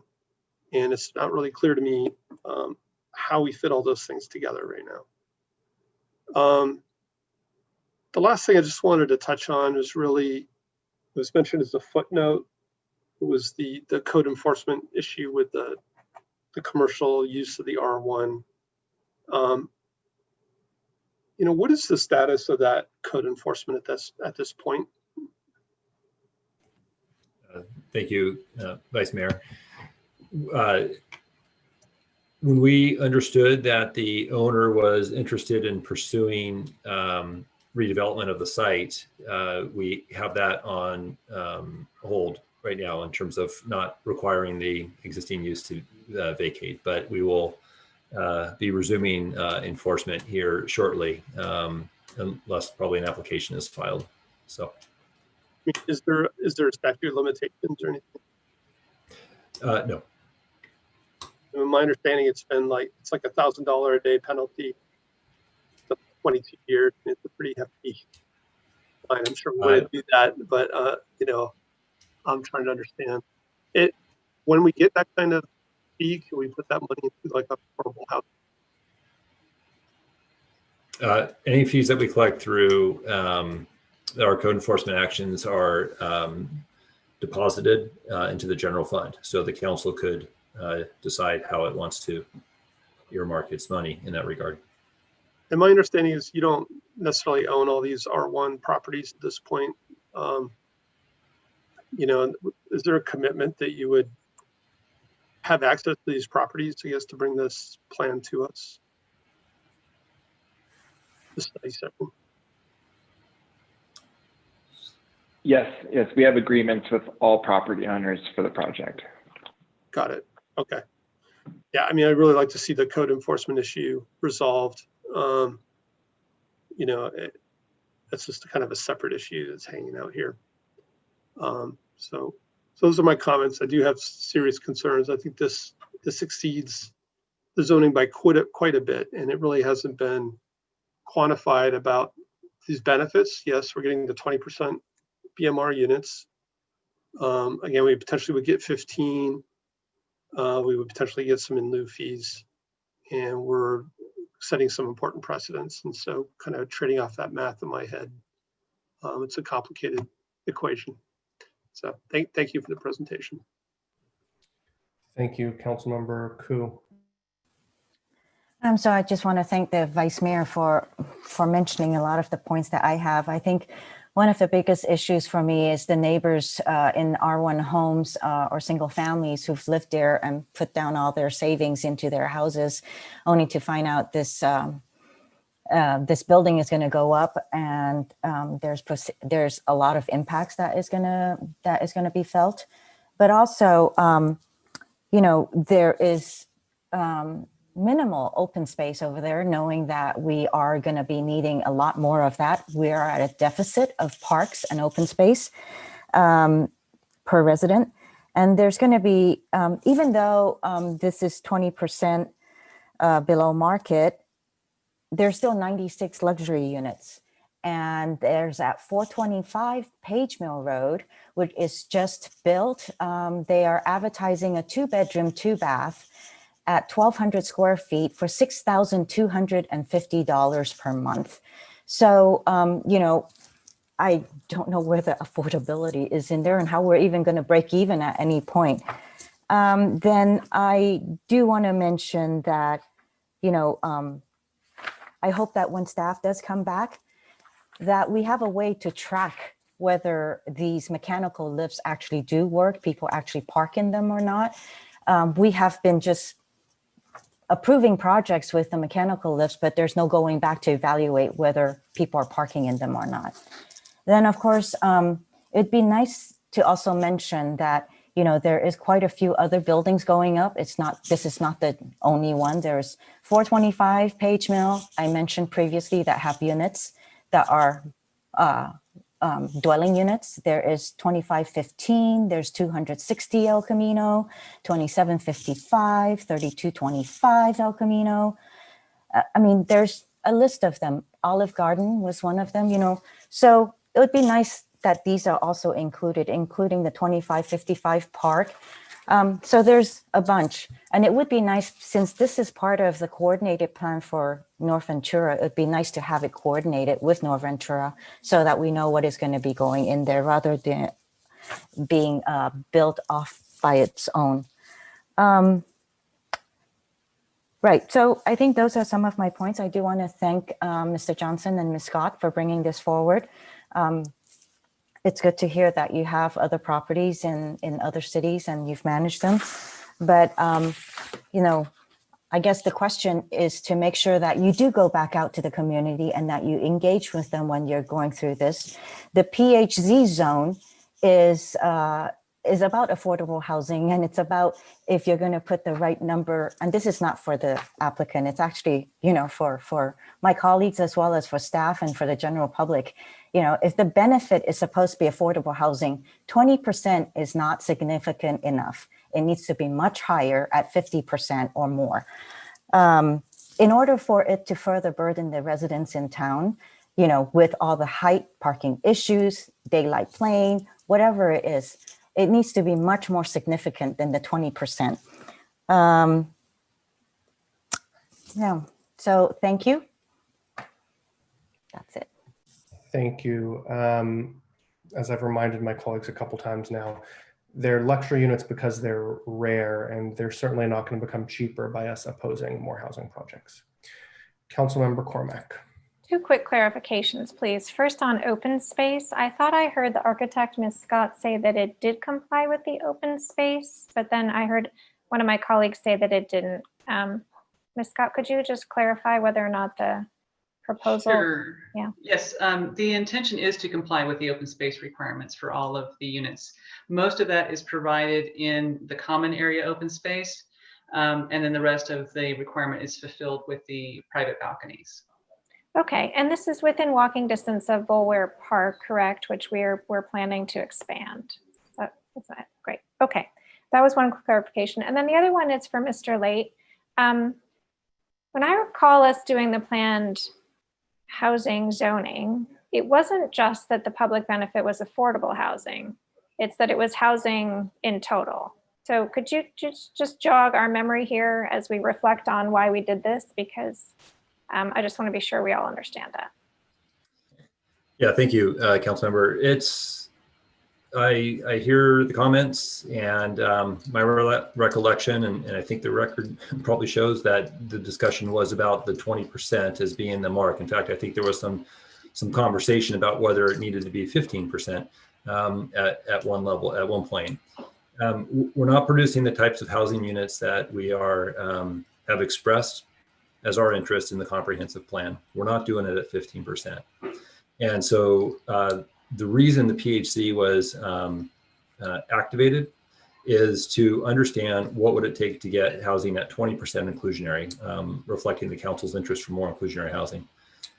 So that's kind of the message we've been reporting to prospective property owners. And I think there's some concern if the folks interested in utilizing this process are hearing that 50% or higher than 20% is the goalpost. I think we're going to lose some interest in that effort. I totally understand and appreciate the balancing that needs to be made relative to individual council members, understanding of what is a reasonable trade-off in terms of getting the 20%. And I think that absolutely needs to be a part of the conversation. My concern again is if we start shifting that 20% to be a higher number, we're gonna lose interest. I think we covered that pretty clearly last week. I guess just the follow-up is there not a benefit to the city of producing the market rate as well, given where we are with SB 35? Does that factor into this or not? It absolutely does. And it's a slide on our next presentation dealing with ADUs, where we have a slide that deals with market rate housing. I think this happened last time we made a presentation. There was a conversation that came up that was foreshadowed. But, it's in our current RENA cycle, we're just making it for our market rate housing production. And if we fail to meet our market rate housing production at the end of 2022, this city would be subject to SB 35's more aggressive streamlining provisions, which means that all a project has to do is meet a 10% inclusionary standard, or for Palo Alto, 15% in standard, because that's what we have on our in our codes now. And it's a by right project if they meet certain criteria. 2/3 of it is housing, and living wage, and all kinds of other criteria. No design review, and in some instances, substantial breaks on parking. So we have an interest, I believe, in producing housing at all income levels. And the PHC is intended to respond to the market rate need, in part because of SB 35, if we have an interest in maintaining local control, and also get at the inclusionary requirements that council has been asking for some time. So that was the balance we were trying to achieve with the PHC. Thank you, Director Light. I just think it's important for us to look at this not just as the 20% that would be inclusionary, but to understand that the entirety of the housing provided is beneficial to us in the future. And that just leaves aside the fact that it would be available to people in our community who would like to live in that space. So thank you so much. Thank you, Councilmember. Councilmember Niss, I think you're going to be our last speaker.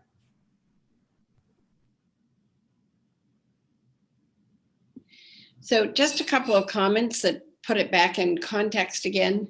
There's a council race going on. Some of you have noticed it. And literally, I watched most of it today for about 45 minutes that it was done at a Rotary interview. There was no question that housing was front and center once again, and affordable housing, I would say, led the pack. At the rate we're going, looking at you, Jonathan, we're agreed on 300 houses a year according to our comp plan. Am I correct? Yeah, it's a little bit more than that, but yes. Yeah, but let's say 300 is a good round number, right? It's a good number. In addition to that, not only RENA numbers, which you've just finished discussing, but in addition to that, we have heard a figure of 10,000 units. And somehow I doubt that will come to fruition. And also, my colleague just mentioned 50% inclusion of low income. I have never seen any developer suggest that.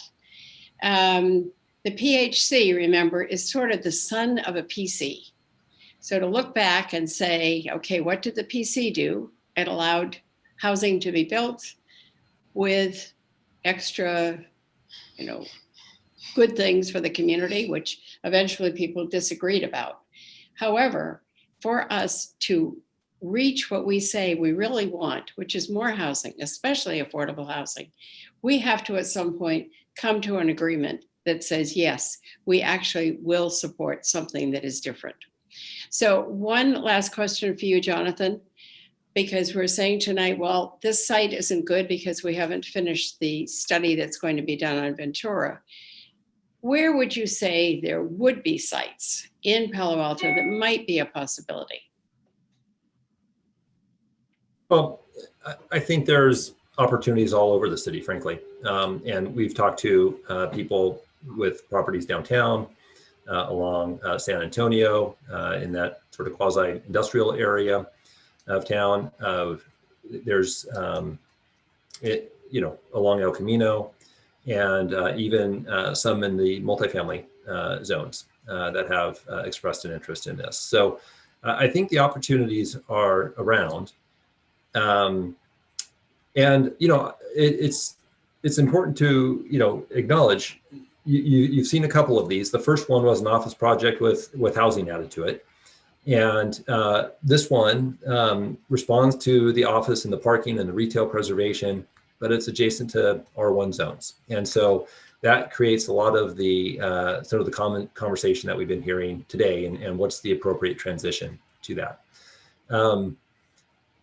This I'll also note is one of the higher development proposals that we've talked to of owners. So there's one other one that bests this one in terms of floor area and density, but for the most part, they're closer to 50, 55 feet, and the FAR is closer to 2.5 and lower. So this particular applicant or potential applicant happens to own properties that are not multifamily zoned, and so you're seeing that incorporated into the development. But there's opportunities around. So thank you for delivering that. I don't know how many of these will turn down before finally anyone who wishes to develop won't come to us any longer. So I hope that at some point there can be some agreement among the council as to what's acceptable, as to what could be built. If not, in the years to come, we're going to be way behind on numbers and way behind on the amount of affordable housing that gets built, should it ever get built. Thank you, Mayor. Thanks, Councilmember Niss. I see hands from Phil Seth and Tanaka who haven't spoken in the second round yet. I just want to mention we're about 15 minutes over, so let's try to keep our comments brief. Councilmember Phil Seth. Yeah, just real brief. I want to follow up on Councilmember Niss's comments briefly. So, and really to agree with you, actually. I think 50% is clearly impossible unless we spend a lot of money on an inclusion rate. And so I think most of the discussion about 20% really has to do with relatively modest amounts, as opposed to we want it to be 50% or 100%. I don't think anybody expects that. I mean, it's clearly impossible. And then second, on the location, to your question, actually I think this is a good location, and the NVCAP thing is sort of a deliberate, systematic approach to using it as opposed to something else. But I think everybody agrees here that this is an appropriate location for a project, in this sort of category, and not the only one. To shout out to the Ventura neighbors. Thanks. Thank you, Councilmember. Councilmember Tanaka. Just wanted to continue my question. I don't know if is the project guy still here? I don't know. I don't. Oh, there you are. Okay. Do you have an answer to the last question I asked? Was that regarding the amount of parking necessary to park studio apartments? No, I mean, so if you guys actually used a more aggressive mechanical lift system or puzzle lift or whatever you want to call it, like how many cars could you fit in there? Okay, yeah, we'd have to definitely look at that. The one thing that we have looked at and experienced in the past is that there are tenants that just do not like to use lifts, and there's a certain percentage of people that are just not going to want to put their cars in lifts. And we have evaluated that at other projects and decided not to provide lifts, and we've been glad that we did not do that. Okay. Okay, let me move on then, because we're out of time here. So can you talk about the profitability of, let's say, a 2-bedroom versus a studio in terms of percentage profitability? If you look at the two different sizes, which one is more profitable in terms of percentage profit? Okay, so if studios tend to be revenue per foot, more higher generation of revenue than a 2-bedroom apartment. And that's because a lot of individuals who are renting these apartments the square footage is not as important. Nice and high end, everything you touch and feel needs to be dialed, and so that also that additional square footage is great. But you're not kind of quite getting that margin on that additional square footage for the 2-bedroom. But in terms of an overall kind of business analysis, we've seen that it's much more important than just a price per square foot for a unit to hit different levels of affordability and to provide the city with a wider range of options for the prospective tenants. Yeah, I mean, I understand that. I'm just trying to see also, because you heard some some pushback, right? So I'm just trying to think of how else could this work, because if the studio units, which I heard in general, small units are actually more profitable in general because you have more units, and for all the reasons you just said, would that allow you to perhaps do the financial engineering necessary for this project to make it more feasible? So that's the thing I'm getting at. I don't have a lot of time to talk about it, but just wanted to kind of plant that seed in your head. And then are for the residential units, is it planned to be all ownership, or is it planned to be some rentals as well? What's the plan for it right now? So we are building apartment units that are for rent, that we will own for the long term. And that's one of the things that we commit to on this kind of project is all rentals. So I know I'm kind of going over time here. So just want to say that in general, I do think rental is probably better because it helps more people long run.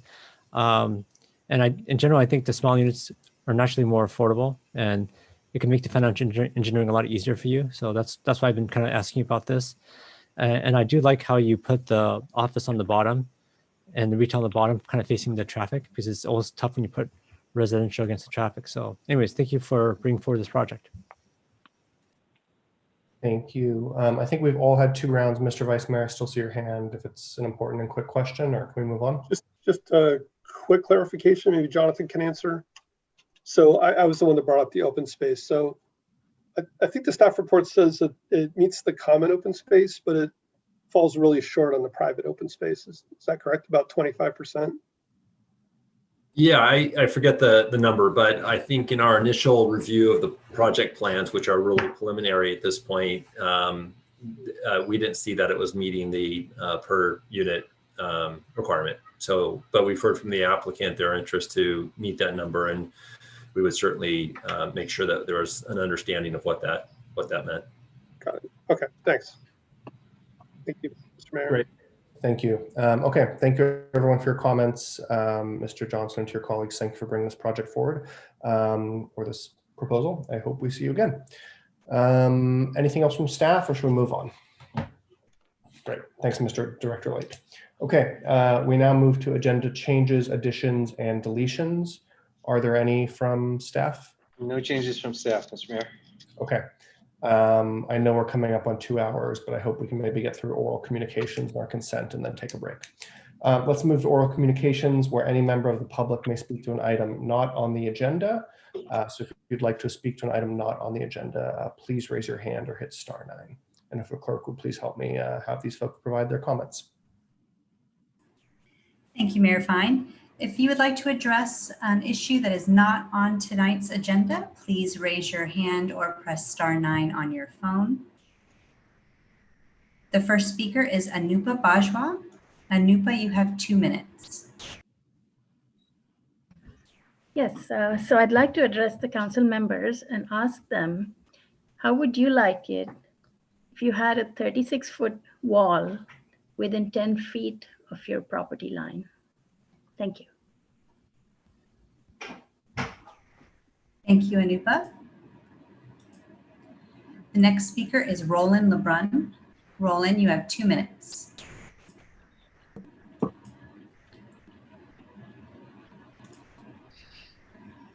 Go ahead, Roland. Good evening, Mayor and Council. This is Roland Lebrun in San Jose. I'm reaching out to you this evening because I waited nearly 2 hours to make a couple of comments about passing tracks through Palo Alto at the last XCAP meeting, but I was not called to speak. I'm not quite sure if or how I was out of order, so here I am. The first comment I would like to make is that there is no need for passing tracks in Palo Alto if Caltrain used the existing 4-track section between Atherton and Redwood City for passing. But this requires a new station at Redwood Junction with a connection to Dumbarton Rail. So I would recommend that you reach out to the mayors of Redwood City and Atherton if this is something that you would like to support. The next point is that the Caltrain engineering standards do not allow grade crossing with more than 3 tracks. So should the city agree to a 4-track section through Palo Alto, someone else would have to pay for the grade separations, not the residents of Palo Alto. And in closing, the last comment I would like to make is that the time has come to wrap up the XCAP and reinstate the rail committee, hopefully as soon as the new city council is seated in January. Thank you. Thank you, Roland.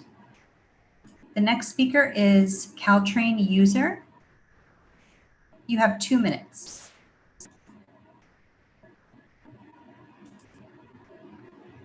You might need to unmute your mic from your end. Oh, thank you for that. Good evening, Palo Alto. John, Caltrain user. I always take Caltrain to the Millbrae station to connect to San Francisco Airport, go downtown San Francisco, no driving, no parking. It's a quality service, quite economical for me with a discount, and round trip to San Francisco, less than $10. However, even though I'm quite satisfied with Caltrain service, as a user, Caltrain operates under a dysfunctional governance structure, and actually, honestly, has significant cost management problems. Therefore, I say vote no on the proposed sales tax increase to bail out Caltrain Measure RR.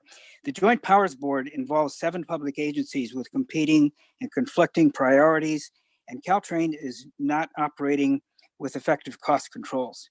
In fact, even with the recent steep decline in ridership, Caltrain has had no layoffs because they're using federal handouts under CARES Act to keep people on the payroll. So regardless if you have another funding source, Caltrain has not managed its costs. Vote no on Measure RR. There could be some alternative governance structure and operation for Caltrain, but Measure RR, it's a bad deal for taxpayers. I mean, there's no rational reason to raise sales tax on merchants, retailers, and their customers to subsidize what is otherwise a bankrupt railroad. Vote no on Measure RR. Thank you. The next speaker is John Anderson. John, you have 2 minutes. Hi, hi. My name's John Anderson. I'm a resident in the Barron Park area of Palo Alto, where our architect, Jessica Resmini, suggested I contact you regarding our ADU unit, which we submitted the plans. We're still waiting back from structural, but a couple of things. One, in the current process, I guess, based on the design, the HVAC needs to be in the middle of my property, and I was hoping that we don't have to do that. And secondly, we have a long driveway, and for the ADU, if we could connect to our sewer line of our existing house, it would be a lot simpler and a lot less expensive. It's probably another $15,000 to connect the sewer line to appease the requirements. So those are the 2 issues I wanted to address, or hopefully address. Thank you, Mr. Anderson. I do believe you may want to speak later when we get to item 8, which is a discussion of accessory dwelling units. It sounds like your comments are. Okay, so you know when that's going to be in this session, or? It's scheduled for 6:45, which I know we've passed. Maybe call it 7:30. Oh, okay. Yes. Thank you. Thank you, John. The next speaker is Rebecca Eisenberg. Rebecca, you have 2 minutes. Thank you so much for giving me time. I want to speak to the issue of, in general, density and height limits. So first I want to say I'm super sympathetic to people who have fears that being near a multifamily dwelling may reduce their home values.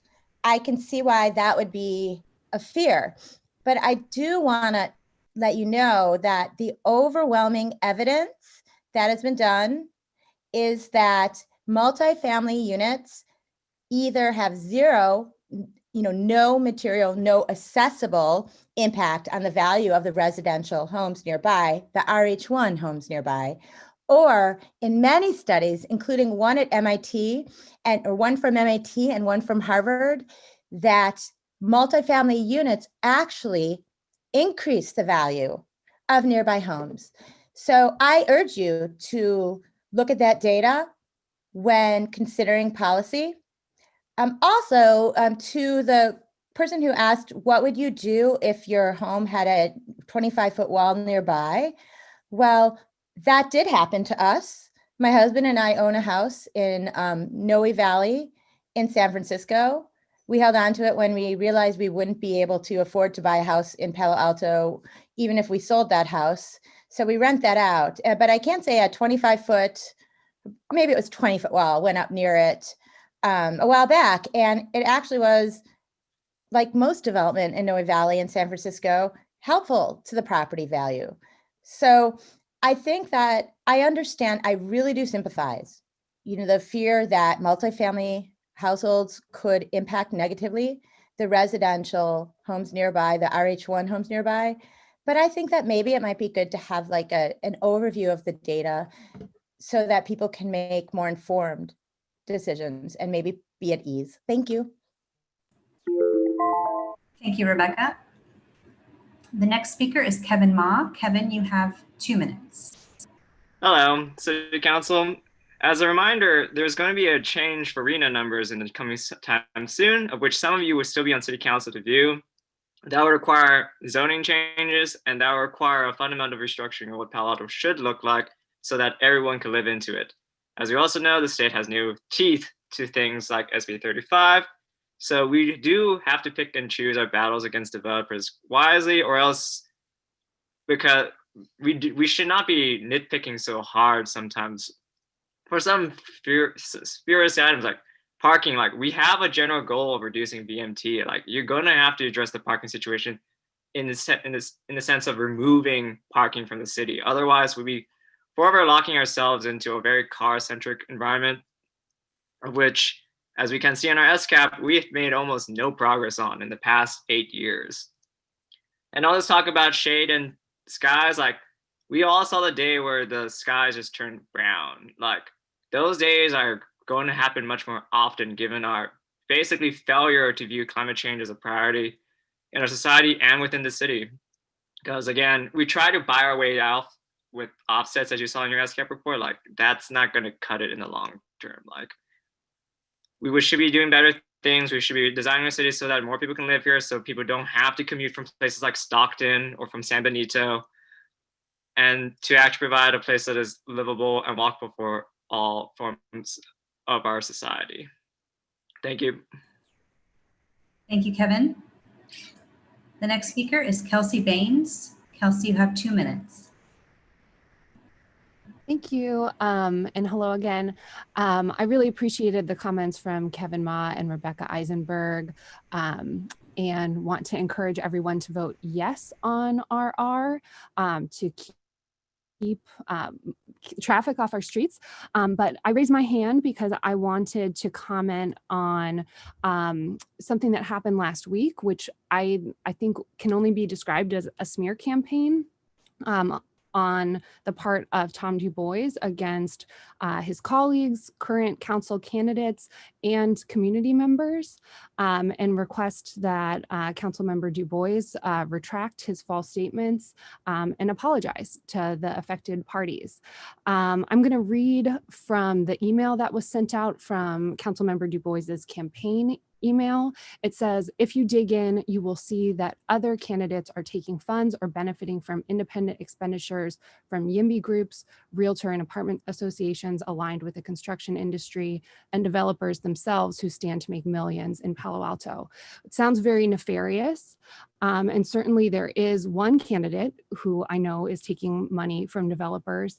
But to my knowledge, all the other candidates who are implicated here are not taking money from developers. They're running grassroots campaigns. And to my knowledge, there has been no YIMBY independent expenditure. And in fact, the only independent expenditure in this race has been from Palo Altans for Sensible Zoning in support of the candidates that Councilmember Du Bois supports. So I am just commenting to say I don't appreciate the baseless lies made about candidates and about YIMBY in this case, and hope that the council member will see fit to make it right. And I will be back if he doesn't. So thank you. Thank you very much, Kelsey. The next speaker is Rohan Ghosh. You have 2 minutes. Hi, can you hear me? Yes. Hi, yeah, I would like to echo what some of my previous speakers said, specifically saying, yes, we need to approve Measure RR because Caltrain is essential. We need to build and zone for more housing in Palo Alto in general, and more neighbors is a good thing. But specifically, I would like to echo Kelsey's previous comments on the fact that I think Councilmember Du Bois's statements related from his campaign were quite insulting to a pretty large segment of the Palo Alto community and are not particularly based in fact. And I think it is wrong that to have a council member in using their campaign to lie about people and lie about members of their own community.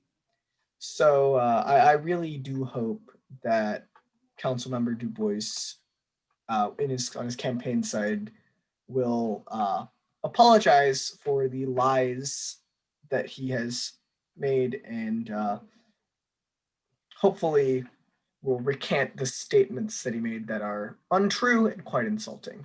Thank you. Thank you, Rohan. The next speaker is Chetan Patwardhan. You have 2 minutes.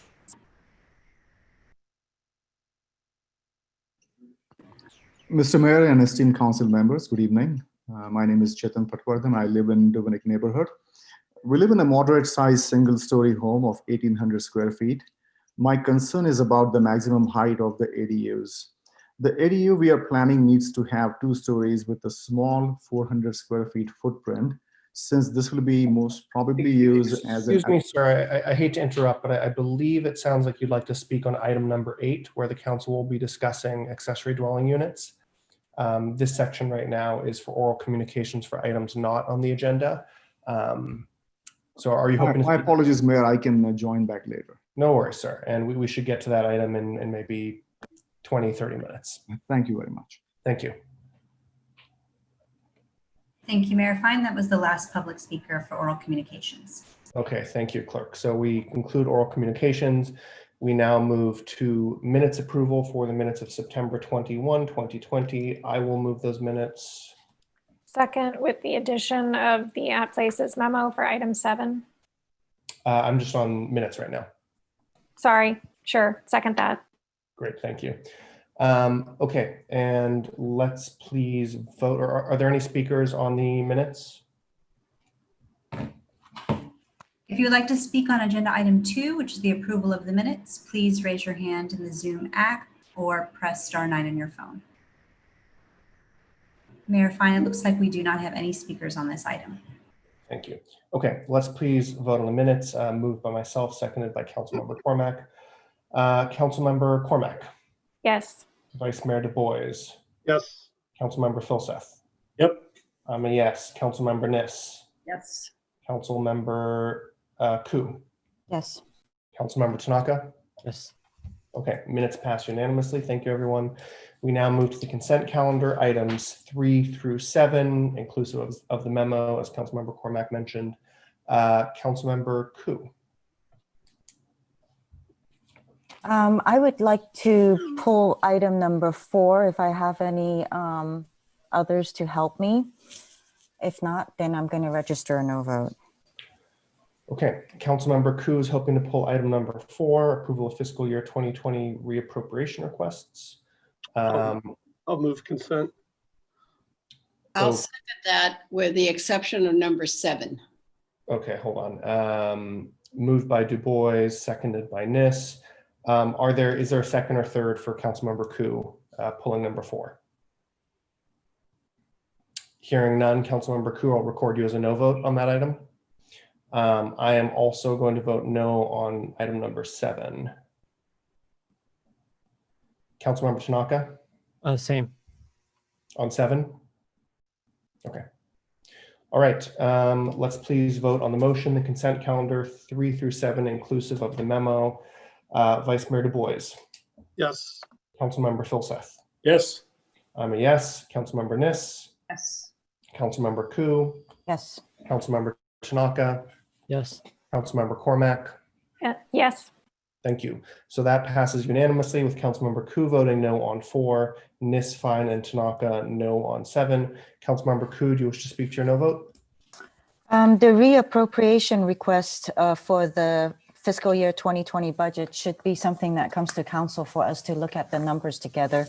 Part of it has the safety building as part of the approvals, and it's not appropriate to be passing that at this time in the pandemic.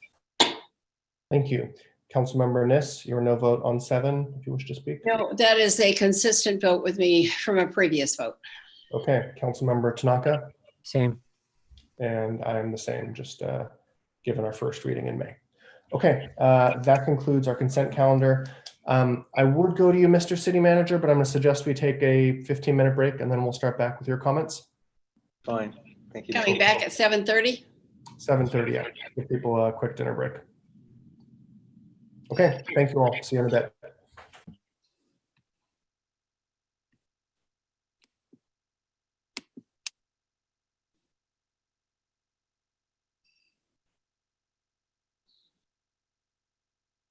Set the timer.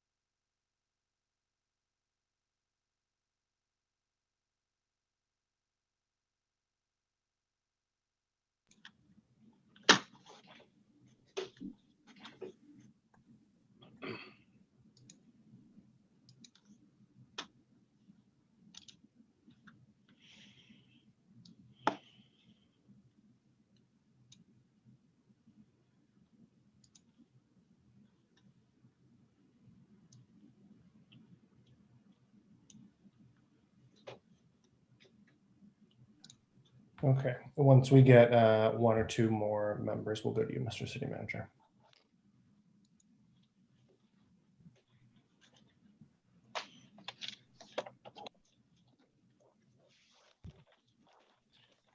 Okay, seeing four of us, if not five or six. We do have a quorum. Let's please return to our session. And the next item is City Manager comments. Mr. Shikata. Yes, thank you, Mayor, members of the council. Let's see if we can get our PowerPoint slides up.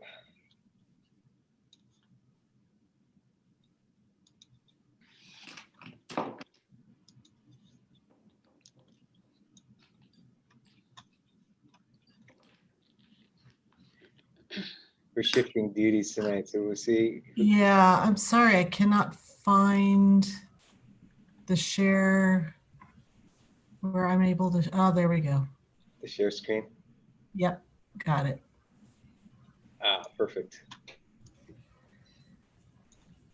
Okay, next slide, please. We've actually got quite a bit of information just to provide an update to the council and community on. It's been a busy week. I think we could probably say that about most weeks. With that said, let's jump into it. A few areas, virtually all of which we've got additional information on our city website. So next slide, please. Yeah. Easier said than done. Easier said than done. Sorry, there we go. Okay. All right. First up, noting that today the city of, or excuse me, the county of Santa Clara released or did a press release in preparation for what will be a revised risk reduction order, as they refer to it, in order to better conform the county and state guidance as it relates to moving into the orange tier as defined by the state. I'm sorry. This is fabulous. Yay. Well, we're not there yet. And so I'll reiterate some of the admonishments along the way. So it could happen as soon as next Tuesday or next week, with Tuesday and Wednesday being key dates should conditions continue to trend in a positive manner. There are a few particular areas of note that the County of Santa Clara reiterated today. First, that while largely conforming to the state's orange tier guidance, there will be a couple of areas where red tier requirements would nonetheless apply. And that includes outdoor gatherings where, let's see, outdoor gatherings up to 200 people with indoor gatherings up to 25% of capacity or 100 people, whichever is fewer, and indoor dining, dining being, I know, an area of ongoing discussions both with the community and restaurateurs. Outdoor dining, or excuse me, indoor dining limited to 25% capacity or 100 people, whichever is fewer. So more information on that is provided on our city website, as well as the county is now doing a push on their communication. The caveat here is that, as noted by our county health officer, that our ability to continue progress depends on our ability to continue progress with respect to the virus. And that all the more reason that maintaining our ongoing diligence in being cautious, staying home where possible, minimizing interaction, social distancing being the rule, and wearing face coverings really being important as we continue to hopefully trend it again in the positive direction. Okay, next slide, please.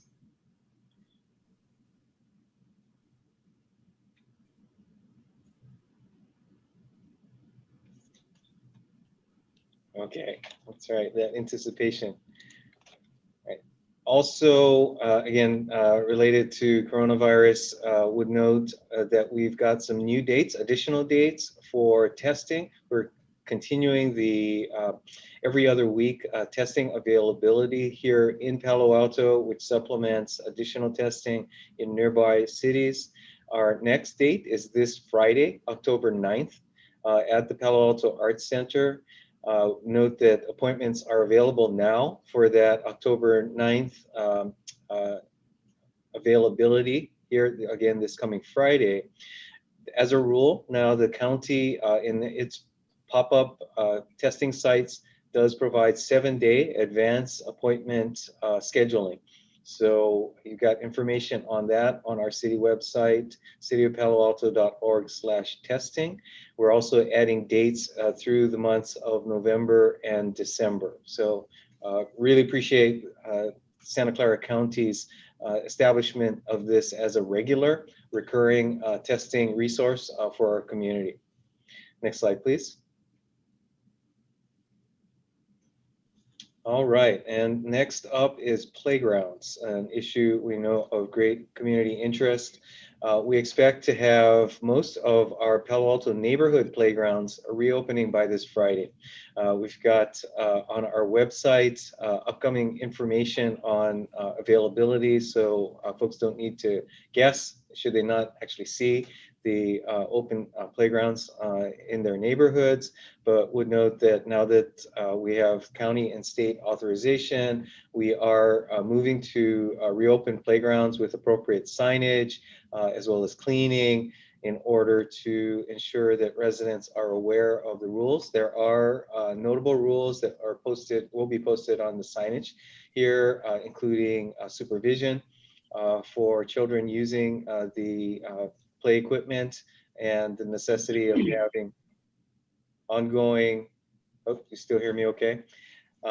Having ongoing supervision by adults, parents or caregivers, and the like.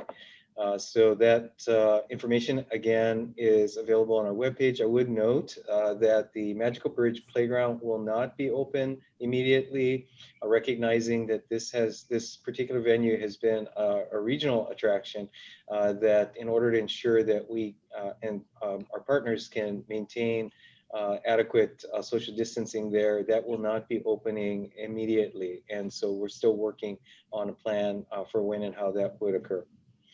Next slide, please.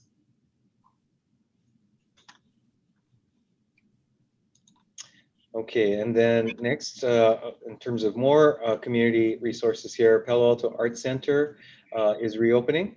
We have our Art Center glass gallery reopening, and let's see, we'll open to the public with new hours tomorrow. I want to make sure I get my dates straight here. Tomorrow, October 6th. Visit with it open Tuesday through Saturdays, 10 a.m. to 5 p.m. In addition to the glass gallery with a photo exhibition, the main gallery will be reopening in a few weeks on November 3rd, featuring an exhibition of parent artists creating work of challenges of parenting in the COVID era. I'm sure it will be an interesting exhibit. And finally, if you haven't noticed it, at our Rinconada, or excuse me, on Embarcadero Road at our outdoor space, we have the artist Susan O'Malley's Community Advice Project with messages again of hope and caring. That are available to members of the public. This is also noted on our homepage with a tag to the news column on the left. Next slide, please. And finally, also, again, this has been a busy week, and again, to sort of culminate busy months up to this point and ongoing. For those who may pass by or under or on the 101 freeway, that later this week, we will see the placement of the longest bridge section on our new bike bridge project, placed overnight between October 7th to 8th. And again, that's the plan, always subject to last minute changes. But we'll note that as a result of this work, there will be closures on West Bayshore Road in that evening, both evenings really, in order to ensure that the structure can be placed safely and certainly in coordination and compliance with Caltrans requirements to ensure that traffic control is handled. But you should see a new feature on the skyline at Freeway 101 this week. Next slide. And then update on our ongoing construction of the California Avenue Garage. As I've gotten inquiries from many people, as you can see, the work is ongoing and the garage is nearing completion. Landscaping, lighting, and other equipment are being installed over the next several weeks, including, as we know is always the case, punch list items with construction and some of the details. So as is often the case, or typically the case with construction project, may look like it's done on the outside, and so the work on the inside is being completed. So the plan is to have construction completed either late in October or early November, and we are working through appropriate ceremonial openings in our period of social distancing. So we're having some ideas and working with the staff and contractor in order to come up with plans that we could present to the council and the public in the coming weeks. And I believe that is it. All right, thank you, Mr. Mayor, members of the council. Great, thank you, Mr. City Manager. A lot on the move. Any clarifying questions from my colleagues there? Councilmember Cormack. I just wanted to touch on the Magical Bridge Playground.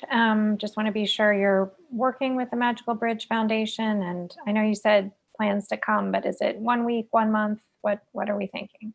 I believe that's an ongoing conversation, so we don't have a time frame set at this point. Okay, thank you. Councilmember Tanaka. Yeah, thanks for your report. I was just curious, in regards to like city leases of buildings that the city's leasing out to, small local businesses that are struggling to reopen. What's the progress there? Because I know the city's been encouraging, private commercial landlords to work with the tenants. And how's the city doing in that regards? We have been doing deferrals as a matter of course, and we know that there's been some interest among our tenants to have forgiveness. So we are hoping to be able to bring that to you as a part of your fiscal year update in the next 2 weeks. Okay, thank you. Councilmember Filseth. Hi, yeah, thanks very much. Lots going on. On the bike bridge, did I understand correctly that they're going to put the span over 101 on the evening of the 7th, but West Bayshore Road might still be closed for a few days after that? Let's see, I think we're basically planning some flex as may be necessary on the scheduling. There is one span, I believe it's actually 4 or so structures that will all be parts of the span. So it won't be the entire span that's placed this week, but it'll be the first and the longest of them. Thanks. Okay, thank you all. Thank you, Mr. City Manager. Let's please move on to the action calendar. Item number 8 is a public hearing legislative adoption of several ordinances regarding accessory dwelling units and junior accessory dwelling units. Title 16 building and 18 zoning. I just do want to note for my colleagues and members of the public, the most recent agenda for tonight has a memo which you can click to at the left of item number 8, showing kind of the crosswalk of changes proposed. Okay, is there a presentation from staff? Yes, thank you, Mayor. Just one moment here.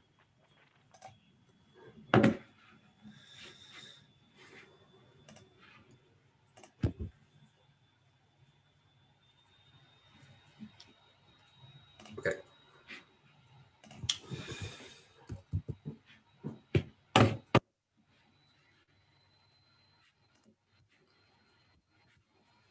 Okay, so thank you again. I just wanted to, before I start, I want to, go back and introduce myself again. Jonathan Late, Director for the Planning and Development Services Department. I want to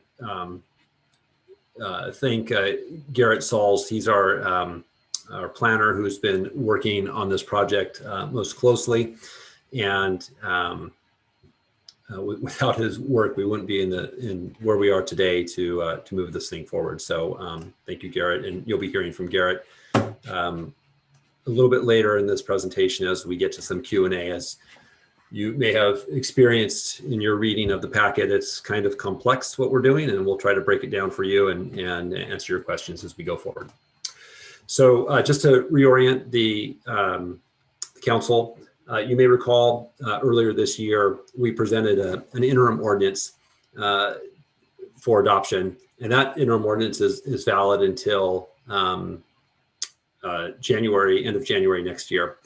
And the purpose of that ordinance was to quickly react to changes in state law and make sure that we codified those changes so that our local ADU ordinance would not be rendered invalid by the state. So at that time, we also acknowledged that there were a number of changes that we wanted to make to our existing ADU regulations, and that we would proceed on that path to make permanent those state law changes and suggest some other refinements to encourage the production of ADUs.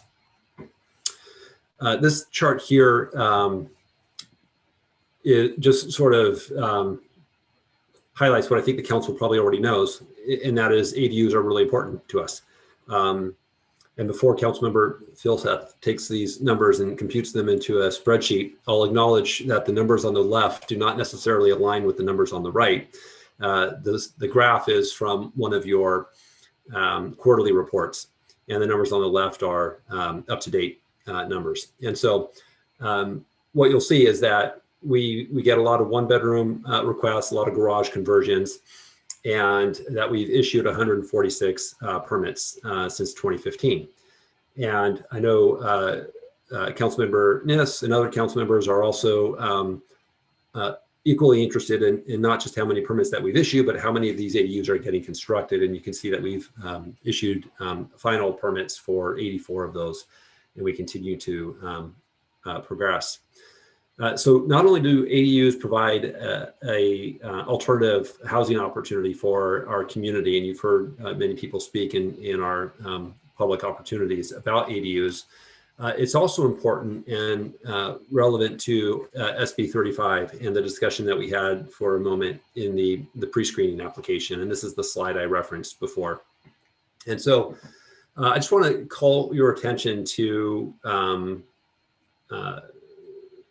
what this chart is basically saying. And the line that progresses, the black line that progresses from left to right, increasing is our RHNA target for market rate housing numbers. And so the state's expectation is that we will meet our market rate housing numbers throughout our RHNA cycle. But there are two check-ins in the course of our RHNA cycle. One happened at 2018. And the next one will happen at 2022. And these are relevant to SB 35. If the city at those moments fails to meet its market rate housing numbers, that's the determination as to whether or not the city will be subject to the current 50% inclusionary requirement, which we have today, or the 10 or 15% inclusionary requirement, which we would be subject to if we fail to meet our market rate housing numbers. And the point of this chart is to really illustrate how important ADU production is at meeting those numbers. So you can see in 2018, we produced just enough housing units in total, market rate housing units and ADUs, to exceed the threshold that we needed to for market rate housing. That's what this the 2018 area is showing. And you can see that we've steadily increased the number of ADU production correspondingly. And if one were to project this out, you could see how ADUs will continue to be important along that path. So we can come back to this, but if we, again, these market rate numbers are really important for us relative to SB 35. So when we embarked on this process, and this is where I really want to thank Garrett and the folks that worked with him, we did a lot of reaching out to our community members, not only folks who have built ADUs, but also a pretty tight working group that has been producing a lot of ADUs in Palo Alto and the surrounding area. And so we've, through this process, we've been able to update our ordinance and find opportunities of shared interest and be in a position this evening to make some recommendations. I believe that you've received a letter from members of this group, and there's still a number of points where they would like to see more adjustments made to the ordinance, and so we can talk about those as council members would like to. We're prepared to answer those questions this evening. And then, so in addition to responding to state law, we wanted to make some other changes to our ordinance, principally because since 2017, we've had to change our code, I don't know, 4 or 5 times since then in response to state law. And so we ended up with a bit of a confusing set of regulations. And so this gives us an opportunity to sort of reboot our ADU regulations, and with the intent of making it easier to understand and to streamline ADU production. It remains a complicated ordinance, so there's only so much we can do, but we feel like we've made some progress. And the way that's reflected in the ordinance is in 2 principal sections. The first section is basically a set of ADU regulations that the state's carved out as exceptions. And if you meet these criteria, it's by right. There's no say from the city to impose any additional regulations, and we just need to approve them. And so that's what this section 1809.030 sets forth. Now, it may be that not every ADU that's being constructed in Palo Alto will meet those standards. And that next section, 040, is intended to cover the rest of those ADUs. And this is an area where staff has maybe made some changes that go beyond state law. But we've also made some changes that preserve neighborhood preservation and tree preservation, where the proposal differs from the state exemptions. And the next series of slides are really just going to highlight the more substantive areas where the proposed ordinance is distinguished from state law, so that you have an understanding of where we have gone a little bit further. So the first one, and we'll probably spend a little bit more time in Q&A really trying to understand this because there's a lot of nuance to it. But basically, we're granting an 800 square foot, we propose granting an 800 square foot exemption for ADUs. And that's in recognition of the fact that the state, even if you've met your FAR and your lot coverage, the state still allows a property owner to build up to an 800 square foot ADU. And so this proposal not only recognizes that state law change, but it also gets us out of this, this system where somebody could build a house, maximizing their house, and then come back and ask for an ADU, and we'd have to grant it. So it sort of recognizes the game that kind of gets set up in this 2-step process by which somebody could obtain an ADU and maximize the build out potential of their house. And we're just acknowledging that let's just give an 800 square foot exemption up to 800 square feet so that we're not having to deal with that sort of 2-step process and some of the regulatory outfall from that. There's probably a more eloquent way of explaining that, and I'll attempt to do better the next time when we come to this. But that's one of our areas, is that it's just a straight exemption up to 800 square feet for ADUs in the R1 zone. Now, by extension, if the council, after its deliberation and public input, finds that that's reasonable or some variation of that, a similar provision exists for JADUs. under the same sort of context, we would allow up to 500 square feet to be exempt from JADUs. Now, as you know from the packet, state law allows you to do a principal residence, a JADU, and an ADU if you meet certain criteria. The exemptions that I've mentioned here, the 500 and the 800, are not cumulative. They are it's up to 800 square feet. 500 of that could be for a JADU, and 300 of that could be for an ADU. So it's not 800 plus 500. It's just a maximum of 800. And if you're dealing with a JADU, it's a maximum of 500. Okay. So the third way in which I'm so sorry. I beg your pardon. Mayor Fine, with your permission. Please. Director Late, I'm just having trouble following and I don't want to lose my place. Are these the 7 topic areas in the packet, but just in a different order? Thank you. Yes, they are. This Okay. one here So they're is the number same 7, but they're just numbered differently. So sorry. I apologize for interrupting, but thank that's you. fair. In writing in making the presentation, I kind of wanted to hit the bigger ones. Okay. up Well, I'm front. just going to crosswalk the numbers here in the background. Thank you. Yeah, I think this might be number 7 in your packet. And that also reminds me, and I'll take this opportunity to just acknowledge that the staff report that was first published in August has changed a little bit. If you had read that in August and you've read the packet that's been produced for this agenda, we added we tried to add a little more clarification to these changes and also respond to some community feedback that we've received and how the ordinance has changed in non-substantive ways. That's reflected in the report too. Thank you. So, so the third way that the ordinance is distinguished from state law is that under certain circumstances, a JADU can be combined or added to a single-family property along with an ADU. And it's specifically for detached ADUs up to 800 square feet. When you meet that ADU requirement, you can also have a JADU. And so what we're saying is, what the proposal is in the report is, let's not make the distinction between an attached ADU or an attached or detached. And we're not focusing in on the size. We're just, in an effort to promote JADUs, we would just allow any R1 zone in the ordinance to do a single family home, an ADU, and a JADU.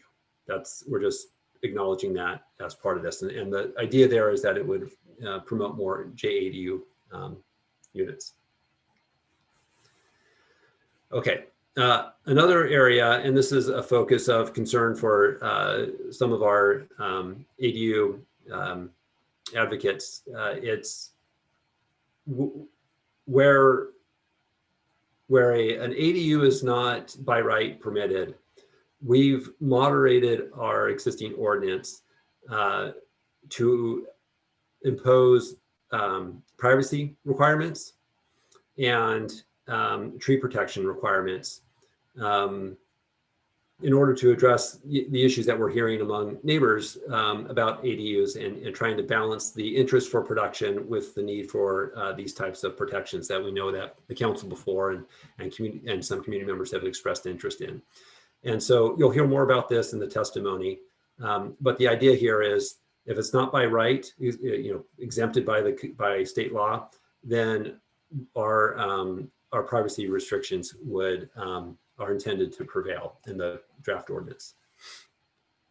So another way that the code is distinguished, the proposal, is in terms of JADU parking. Now, state law earlier this year, the interim ordinance, ADUs are exempt from parking. And it used to be that replacement parking, if you converted a detached garage, for instance, you had to provide the replacement parking in a driveway or a setback. So now that ADUs do not have a parking requirement for a garage conversion, we're looking at JADUs. And the idea is to apply that former standard that we had for ADUs and allow for garage conversions for JADUs, and say that if you do convert a portion of a garage for the purpose of a JADU, we do want replacement parking, but it can be uncovered, and it could be in a driveway or the front yard setback. And so instead of having to replace the covered parking requirement, one would be allowed to replace the parking in one of these yards. Okay, noise production. This is not something that is explicitly or even implied a change of state law. This is just a local area of interest in making sure that noise generating equipment, HVACs or whatever might be accompanying the ADU and where they're located. And so right now our existing regulations would, and Garrett may need to correct me on this if I get this wrong, but that our existing regulations allows for this equipment to be located outside of our required yards. But because ADUs are often located in required yards, we wanted to have the equipment also be close to the unit itself. And so this recognizes that mechanical equipment supporting the ADU is a lot quieter now than when some of our regulations were implemented. And so we're looking for a little bit of flexibility on where we would place this equipment. It still needs to meet our noise requirements. And so that would be a test that we would evaluate before signing off on a permit. Okay, and then the last one area here where it's distinguished is the deed restriction. And the council may recall in our earlier iterations, staff had recommended a deed restriction, principally because there was an ownership requirement for ADUs, that the owner had to occupy either the residential unit or the ADU. And that provision's been removed in state law. And there's been another provision that's been added that stipulates these ADUs cannot be used for short-term rental housing.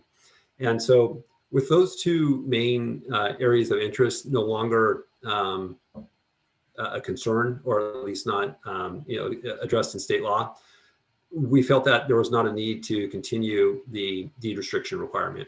We have found that people forget about it. It takes a little bit of time to process, and it's always this thing that gets hung up at the end. And so it's just a question of whether we need it or not. We still require it for JADUs because there is that ownership requirement for JADUs, and state law, I think, even stipulates that you need to have a deed restriction for those types of units. Okay, all right. Moving now briskly through the rest of the presentation, I want to also acknowledge part of the recommendation this evening is changes to the building code. And much of this is just to be able to facilitate the conversion of garages or other accessory structures into a dwelling unit. It's some rather technical details about footings and what type of construction it is. And so what we're trying to have is alignment between our building codes, our planning codes, and state law.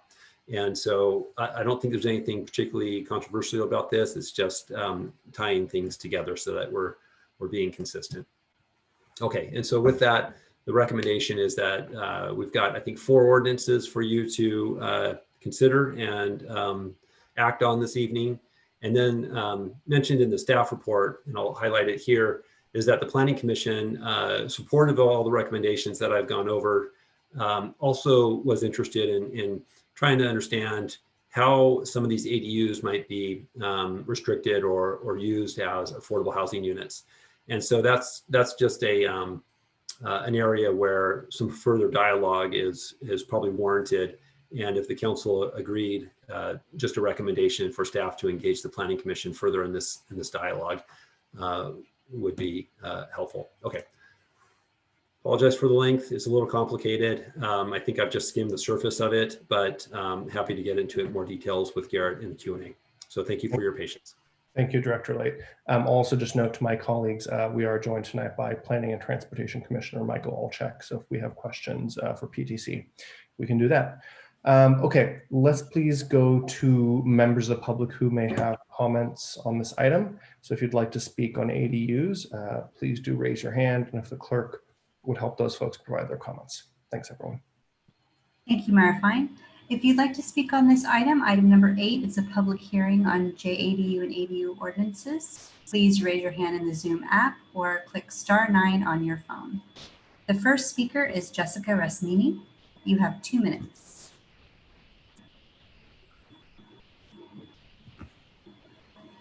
Hi, thank you. My name is Jessica Resmini, and I run the ADU collective here in Palo Alto that designs and permits ADUs throughout the state. And I'm a member of the ADU task force that's provided feedback for the staff.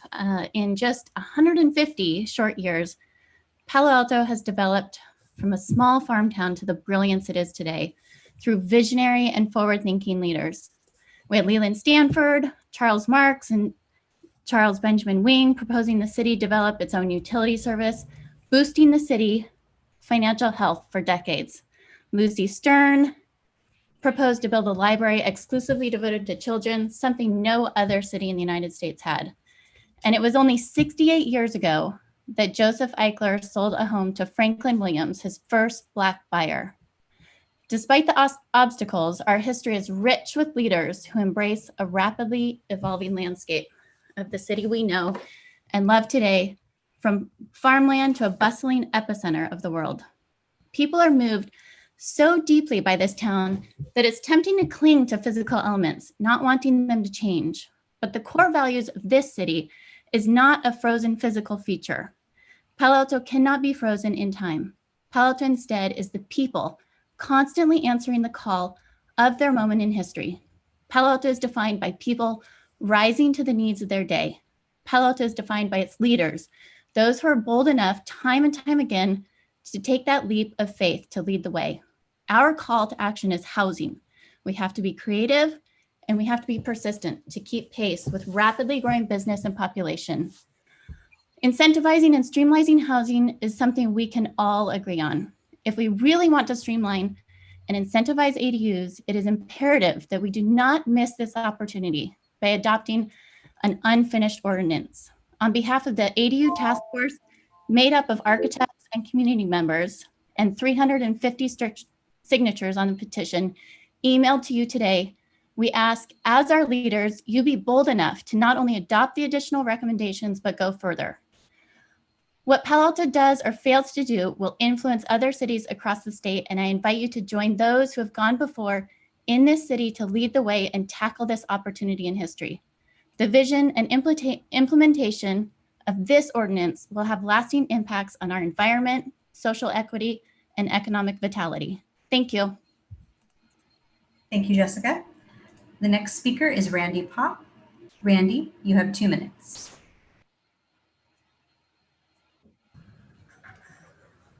Thank you, everyone. Randy Pop, I'm an architect here in town, and I live in Palo Alto.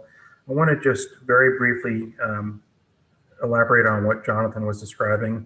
There was a group of about 20 of us who got together as professional architects and others who were in the group who helped to evaluate what we saw in the ordinance as it was presented to us. We have a wealth of experience working on ADUs. Between Jessica and myself, I think we've got somewhere in the neighborhood of about 30 of these under our belt. So we really know how these things get put together. And in going through this, we found that there were a number of places where we were pretty concerned that although staff has really done an admirable job of trying to coordinate the language with the ordinance in front of you today, there are some departures that are troubling. And we presented to you a list of 15 items. It's difficult for me to say with any certainty that one is more important than another, but I'd like to just very briefly identify that item number 1, alignment with the government code, for us is probably the primary item.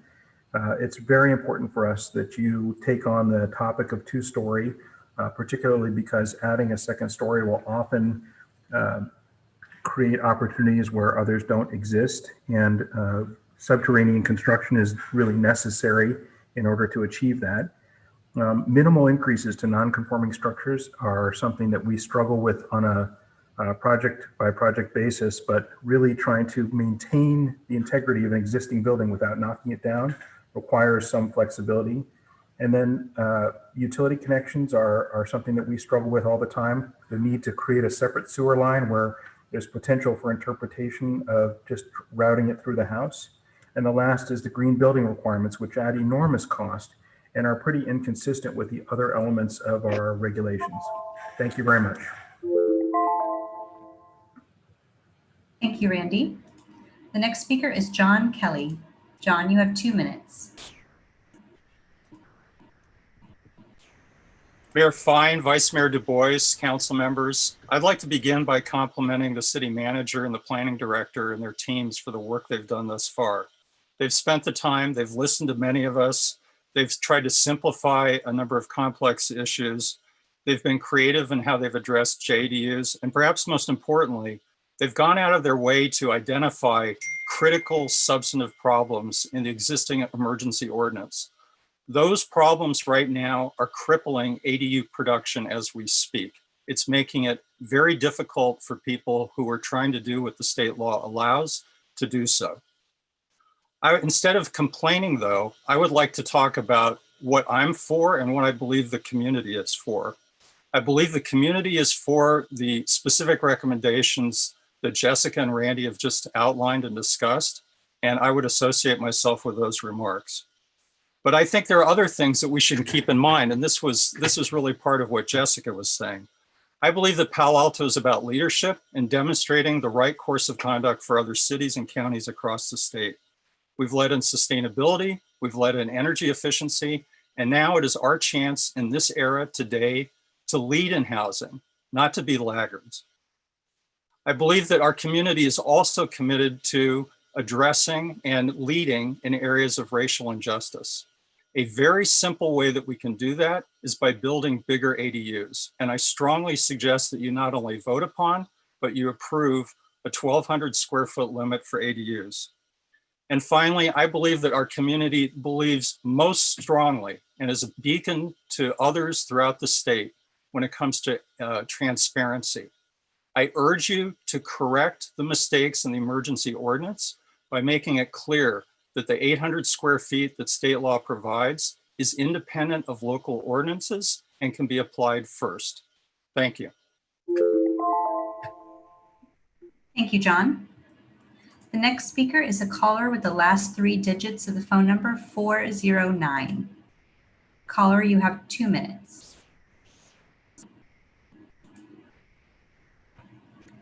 You may have to unmute from your line.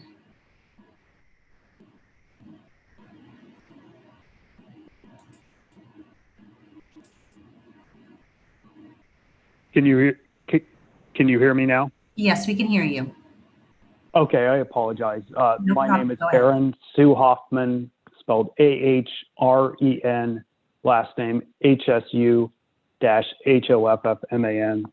I understood tonight that there was going to be discussion regarding the whether the 4-foot setback for ADUs would apply to the street side lot lines for corner lots. And I certainly appreciate everything that the planning staff has done and the city council has done with respect to ADUs. And I just want to make sure that there had been attention paid to this particular issue. We believe this is what's required by California state law, and we believe that there are important reasons for applying the 4-foot setback minimum to corner lots. We own a corner lot in Christmas Tree Lane here in Palo Alto. We have really large protected coastal oaks in the rear of our lot that really make it difficult for us to place an ADU. We're trying to build an ADU for my parents to live in as they get older and be able to stay here and see their grandparents. And so we'd really like to build something that's comfortable for them and that they could accommodate on a full-time basis.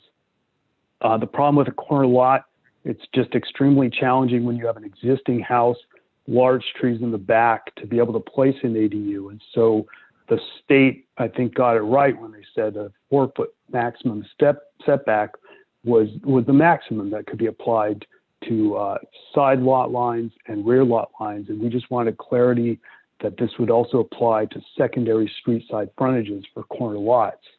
If corner lots are subject to the traditional 16-foot setback that was established when ADUs weren't really contemplated, people weren't thinking about building those, it'll make it very difficult, if not impossible, to build an ADU on a corner lot. You'd be stuck with something that's the size of a small hotel room. Thank you very much for your attention, and appreciate everything you're doing. Thank you. The next speaker is Roy Maiden. Roy, you have 2 minutes. Yes, hi. Thank you for listening to me, to the council, and thank you to the city staff for all the work that's been done so far. I'm a resident of downtown North, and I'm in the process of replacing my existing one-car garage with an ADU. I actually have to do a rebuild as I'm in a flood zone, and I need to deal with the flood zone requirements. I want to emphasize two of the points that Randy Pop made earlier that definitely affect me. One being the part about the sewer line, we want to run it from our main house. Our ADU will be in the back right of the property. Our driveway is on the right, so not having that would completely tear up our driveway. We want to be able to run it from the main house. And then the second point that I would definitely feel that Randy Pop mentioned, I would feel the pain would be in terms of some of the green building requirements. We're only doing about a 400 square foot ADU, and having us be subject to the same standards as for a large home would be a significant increase in the cost of the ADU for us. And then one other point is regarding the HVAC. Not for us, we would like to be able to place it between the ADU and the property line, as we have some protected redwoods in our property who are off on the other side, and I'd be worried about how close the HVAC would be to the redwoods and any sort of damage that could potentially cause, which I would very much want to avoid. Thank you very much. Thank you, Roy. The next speaker is Drew Hudachek. You have 2 minutes, Drew.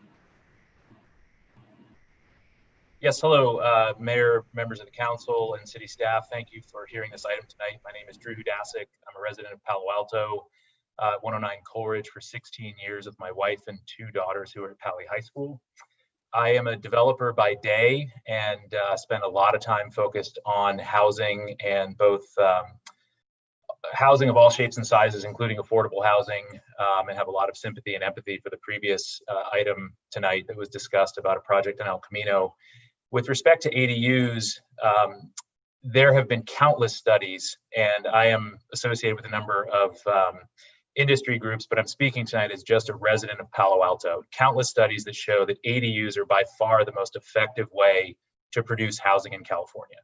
We have a tremendous affordability crisis, and besides capital A affordability, which can be associated with county income levels, lowercase a attainability often refers to housing that is quite simply just more accessible to people of all income levels, and ADUs represent that in spades. There could be hundreds of thousands of units created across the state if ADU ordinances are adopted that are consistent with the state ordinance, and I encourage you tonight to vote for the ADU ordinance, to make it a part of Palo Alto's code, and to make it simple and to make it as consistent with the state ordinance as possible. The certainty of process and the ease of process and the ease of understanding the ordinance will be the #1 thing that gets more units created. And that is something that you as leaders of our community can do to make housing more attainable and ultimately more affordable. So I also concur with the previous speaker about the 4-foot setback on corner lots. That is an issue that eases the pain for many of us trying to process ADUs. And again, thank you for hearing us and urge you to vote for this tonight. Thank you, Drew. The next speaker is Linnea Wickstrom. You have 2 minutes. Good evening, City Council members. First, I'm going to kind of jump around here. First, I would like to say hear to Jessica, Randy, John, Drew, and thanks to Mr. Late for the slides. That really clarified a lot of the for me to understand elements of the staff proposal. As I said in my email to the council, I'm glad for the new state regulations, and of course the city must align with those government codes. I would like to add yes to the staff proposals, and my one particular comment, as I believe Roy commented, in my case, I have a very long, narrow lot, and there's a lot of cost reduction and tree preservation that would occur if I were allowed to run the ADU line, sewer line, to the main line of my house. This would obviously be allowed if I was building a huge house. It would be allowed if I was building an attached or JADU. So it makes sense to avoid a lot of damage to various aspects of a project, including affordability, to run the sewer line for the ADU to the main line for the house, rather than out to the line for the street. Thank you. Thank you. The next speaker is John Anderson. John, you have 2 minutes. Good evening, members of council, the mayor. I want to say hello to Jessica Resmini, gave a wonderful speech. She's our architect for our ADU. We're still waiting for structural, comments back for our particular ADU, but like a number of the other callers, for our particular unit, we're dealing with the sewer line. We have a long driveway, and we have to do a separate line, and so we'll have to drill. Our driveway is about 115 feet, so if we connected to the house, it would be significantly less. I mean, thousands and thousands of dollars, in cost just to have that extra line. And also, I have a question for, I don't know who I would direct this to, for the HVAC. And it seemed like if, to comply with quieter times, if we were to get a ductless, AC unit and heating, if the SEER level was like at 16, 17, could you put it close to the unit and not in the middle of the property where it probably is going to end up being right now? So that was sort of my two concerns. Thank you, John. The next speaker is Rebecca Eisenberg. Rebecca, you have 2 minutes. Thank you. Thank you all for taking up this extremely important matter. I appreciate and agree with the points made before me. I especially want to give a call out to, like others have said, Jessica Resmini, who is an amazingly smart person and hard worker and has done a true service to the community. I know that she has applied for the Planning Commission in the past, and I encourage her to do so again so that she can have a place on the commission, where I think she would serve as an incredibly helpful commissioner. The main point I want to mention is, as an environmentalist, how important I believe adopting these loosened standards are. When we require, when we as a community require home builders to keep their footprint small and not build up, what they often end up doing is building down. Time after time, we have seen that building down has caused destruction and death to so many ancient trees and has been so harmful to our natural environment. The truth is that homeowners need more flexibility when it comes to size of these units, and they have found ways to increase their size. If not allowed to build up, they find ways to build down. Please, on behalf of the trees, consider loosening those requirements. Also, I want to mention that here's the situation where so many community members are aligned on an issue involving housing and an issue involving density.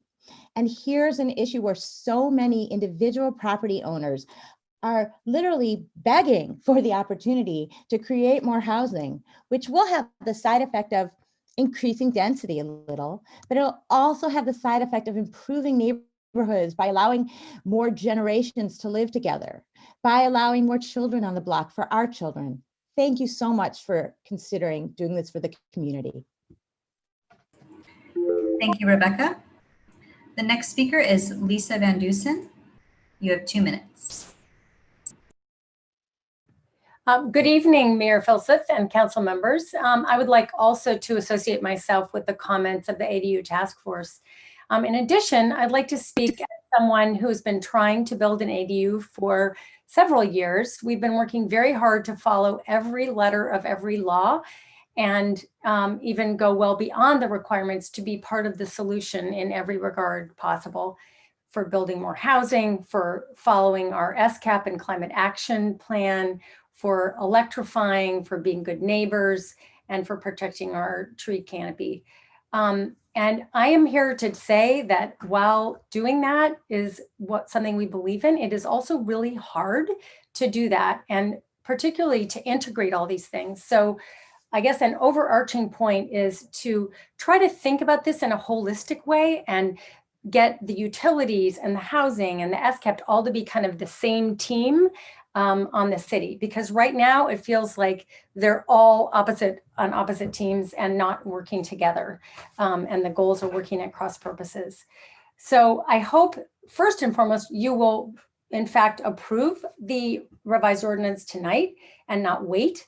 We've been waiting patiently, and our particular application has received comments under the emergency ordinance. And so if you wait, it just means there's more waiting. It's for an 856 square foot ADU, when in fact the state ordinance allows for 1,200 square feet. We believe we should be able to build at least that. And that's a bathroom. That's another bathroom. It makes a big difference in what it's like to live in a space.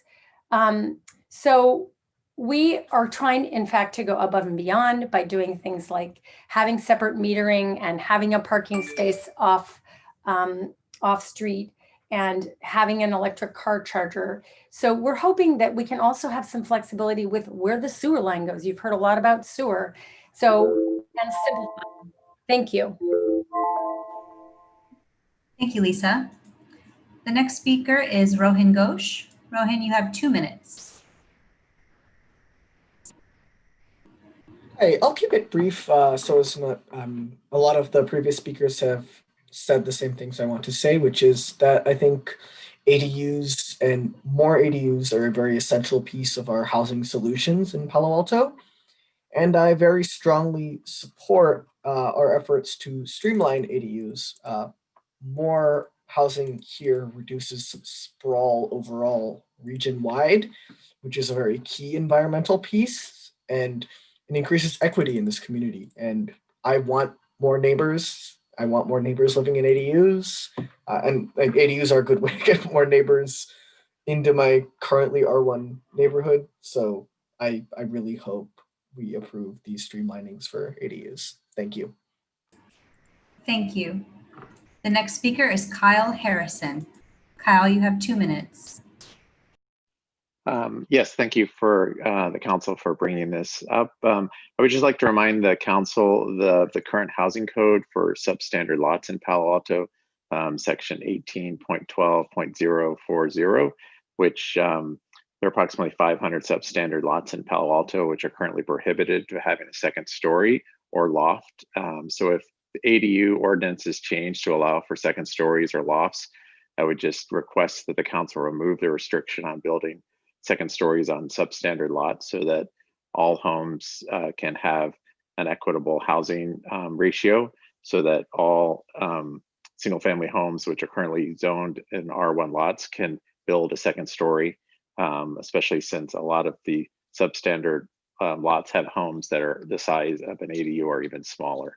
If increasing housing is a priority, then all single family homes should be allowed to have a second story. Thank you for your time. Thank you, Kyle. The next speaker is Eric Stein. Eric, you have 2 minutes. Hi, good evening, Mayor, Council. I'd add my voice to the voices you heard earlier.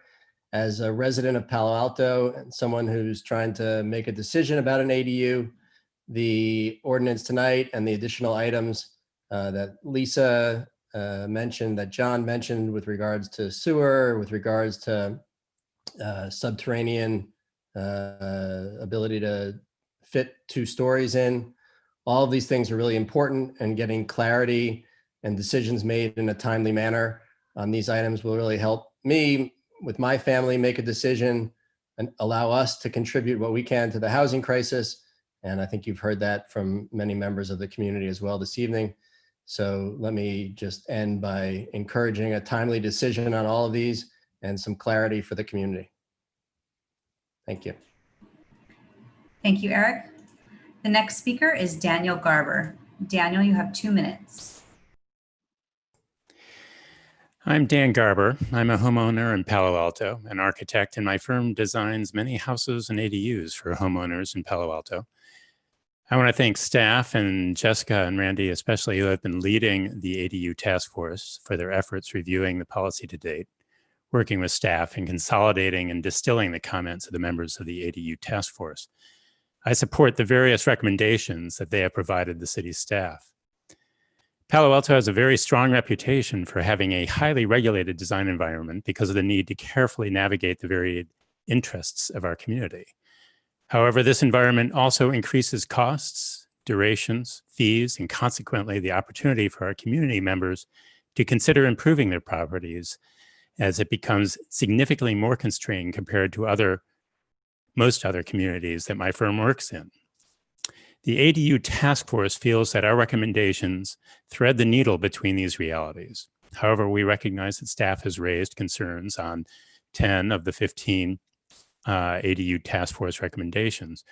My recommendation is for the council to include, support, and approve as many of these 15 items that the consensus can be found on tonight in their action. And rather than excluding the remaining items, ask staff to revisit those remaining items and return to the council with their recommendations for final consideration and action. In this way, the council can help create greater clarity on how our community interprets the state's ADU requirements sooner rather than later for the design profession, the city staff, and the community who are all anxious to move this policy forward. Thank you. Thank you, Dan. The next speaker is Curtis Smoller. Curtis, you have 2 minutes. Hi, my name is Curtis Smoller. I'm an attorney. I've been a land use attorney for over 20 years. I'd like to say that I support Jessica Resmini, who I know personally and I have tremendous respect for, and also Randy Pop, who spoke earlier. I support Jessica and the ADU task force. I think that the ADU task force led by Jessica has worked extremely hard, and she spoke very articulately earlier on behalf of many of us, including me and all of us, I think. I support the proposed ordinance adopting the state requirements today so that homeowners can have a greater flexibility to succeed in building ADUs. I think ADUs are extraordinarily important, and I think that her work, I thank her and her group for their work, and I urge this council to adopt what they have requested. Thank you. I see the rest of my time.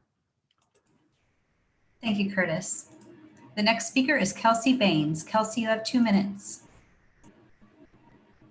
Thank you. My name is Kelsey Baines, and I want to start by thanking staff for working on this and the council for this ordinance. And I also want to thank the state legislature for moving ADUs forward in Palo Alto. When I first moved to Palo Alto, I lived in a little cottage, and behind the cottage was a 2-story ADU. It had a studio and a 2-bedroom. And you couldn't even really see it from the street. So from the street, it sort of just looked like an ADU. But many of you have heard this story already. But while I was living there, it was sold, and it was subsequently demolished to build one single family home. And when I initially called the city to complain about that, they told me that it was illegal to build 3 units there in the first place. So I think this is really exciting that 3 units are going to be legal again in Palo Alto, and would encourage you to think about 2-story ADUs because I think they can be really great. They can increase living space. You still won't be able to do 2 units in the separate ADU as I understand it, but I'll take what I can get. And I would just caution against prohibiting a homeowner from maxing out their home and then coming back to build an ADU, because that's definitely the intent of the state law, which says that you can't count, and the ADU can't count against your FAR. So I would avoid doing something like that, which I think could open the city up to litigation, or just having to come back here later to respond when the state legislature does a cleanup bill, because I'm I'm fairly confident that the state legislature does want homeowners to be able to both maximize their house and build the detached ADU. Thank you. Thank you, Kelsey. The next speaker is Marie DePascal. You have 2 minutes.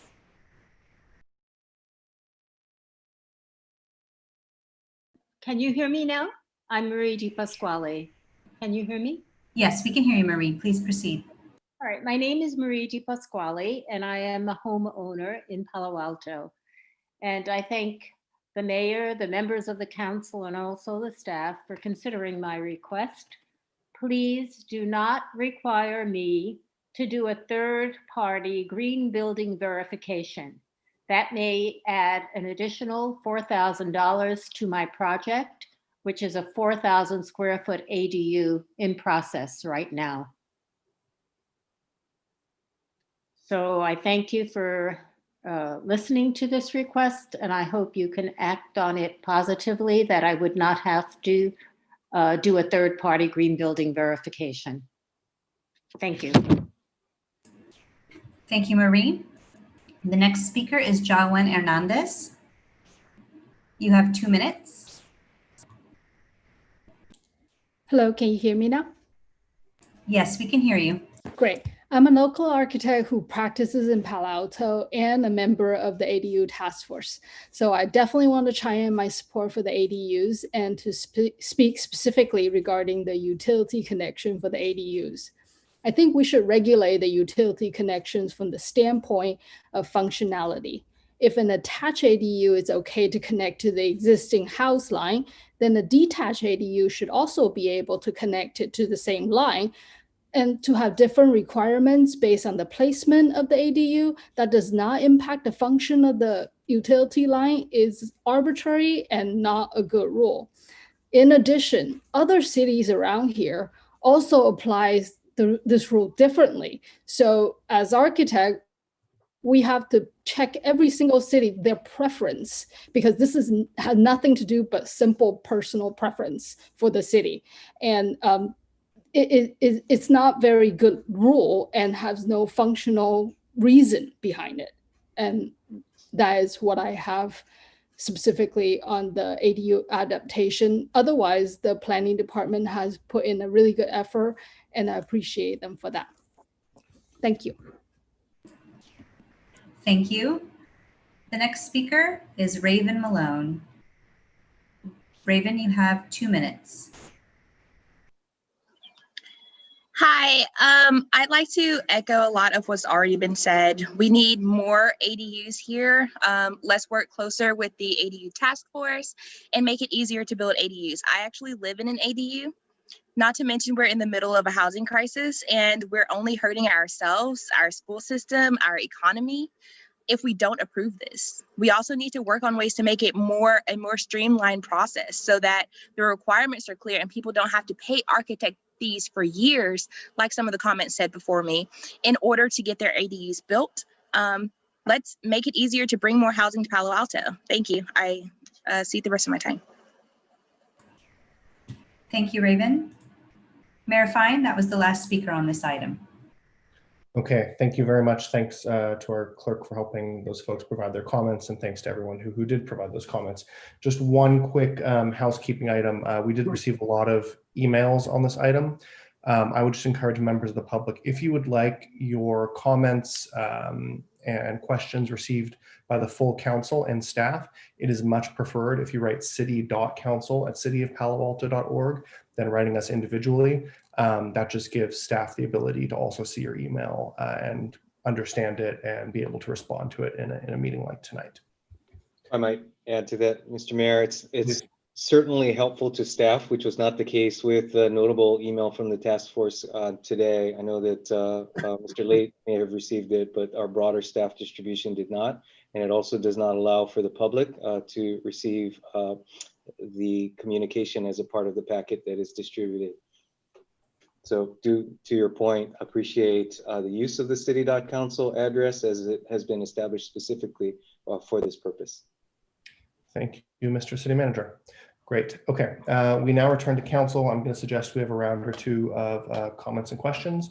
So please hit your hand if you have questions for our staff. As I mentioned earlier, Commissioner Olczak has joined us here if we need any color commentary on the PTC's deliberations.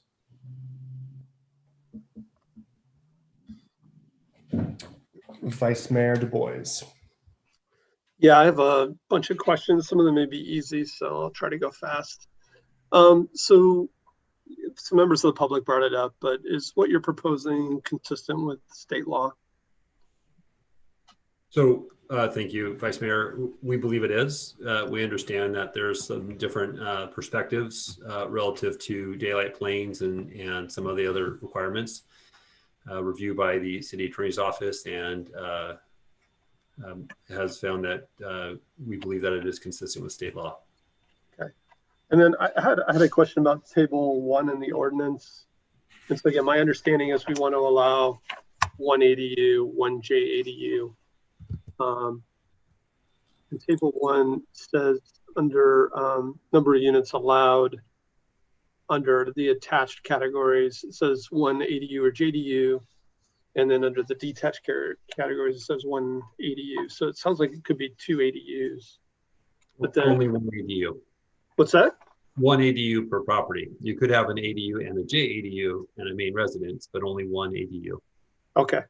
And that's, where is that specified though? Is that specified? That's specified in table 2, I guess. Okay. Is there anything that prevents an ADU from being used as a home office? No, I don't. I mean, no. I mean, if you're building an ADU, you're building it to a certain set of requirements, such as you have your kitchen facilities, and it needs to be an independent living facility. But there's no requirement that the owner then rent that ADU out. So yes, it could be used as a home office. Okay. With the caveat that there are restrictions and regulations on running a business in a residential neighborhood that would need to be home occupation. Right, but with people working from home from their regular jobs under COVID or whatever, it could be, you could use it as an office if you wanted. I would certainly benefit from that. Yeah. So on state laws on page 4, it says that there's no short-term rentals of ADU. Is that part of the state law? I'm sorry, I don't, can you restate your reference? It's packet page 72, page 4 of the report. The last item there at the top, no short-term rentals of ADUs or day ADUs. You know, is that part of the state law? It is. Yeah. And so how are we enforcing that? Well, you know, that was one of the things that I think Commissioner Suma asked as a question in general, pointed out a question in general at PTC, was that you know, with the development of these units, there's no current process in place that says, you know, how staff is going to go about verifying their actual use of that space. So to your other question about can someone use it as a home office, a lot of, once it's been finalized, you know, the staff in city are really kind of removed from that at that point. Aren't Airbnbs prohibited by the 30-day rule, and they can be enforced through code compliance? Correct. Thank you, Mayor. So yeah, so one, let me introduce you to Garrett Sauls. He's the planner who's been working hard on this issue. So thank you, Garrett. And the fundamental answer to your question is complaint basis. And as you know, we've got one code enforcement officer for the entire city at the moment. Yeah. Well, so I wanted to also ask, why do deed restrictions exist? Because there were 3 things listed in the staff report as a potentially put under the deed restriction, which was no short-term rentals, the owner occupancy, which the state has removed, and that you cannot sell the properties separately. And, you know, rather than just remove the requirement for the deed restriction, could we streamline the process where, you know, you begin it and you don't have to have that deed restriction completed until maybe the final inspection or some later point in time? But it seemed like that would be another way to underline the kind of no short-term rentals as having it be part of a deed restriction. So, Sure, Vice Mayor, that's absolutely a possibility if that's the direction that the council wanted to go. I think that even if it's delayed toward the end, final occupancy, we're going to be in the same situation that we are at permit issuance, which is somebody's going to have forgotten to do that. And we're going to have to scramble for the next, couple of days to get that tied up. Not impossible, but it's just another, administrative piece. And I just think those other, the key ones are the ownership issue. And I don't think we're going to have a situation where somebody's going to sell off a ADU, but I understand your concern there. Yeah. So again, why do deed restrictions exist then? You say that they can be discovered and realtors can communicate them, but so why do we have them? Well, I think that's basically it. When you acquire a property, so if you were to purchase one of these before the ownership requirement went away, you'd want to know. I have to live in one of these two units, and so you're put on notice. Yeah, I'm just saying generally, why does the category of deed restriction exist? And for those reasons, to alert the buyer of restrictions on the property. Yeah. All right. Thank you. Thank you, Councilmember Cormack. Thank you, Mayor Fine. I'm going to start with some bigger questions, and it really is about the pre-approved designs. Because if I listen to all of these questions and the attempts by neighbors and people, and we get the emails from to try to do this, what's holding up the pre-approved designs, right? Do we have the funding from SB2? When might we expect those to be ready? I'm feeling like it's like the parklet, right? I understand it's more complicated, but when are those coming? Yeah, well, so that's all part of the SB2 funding that we've received. I don't think there's any issues with the funding,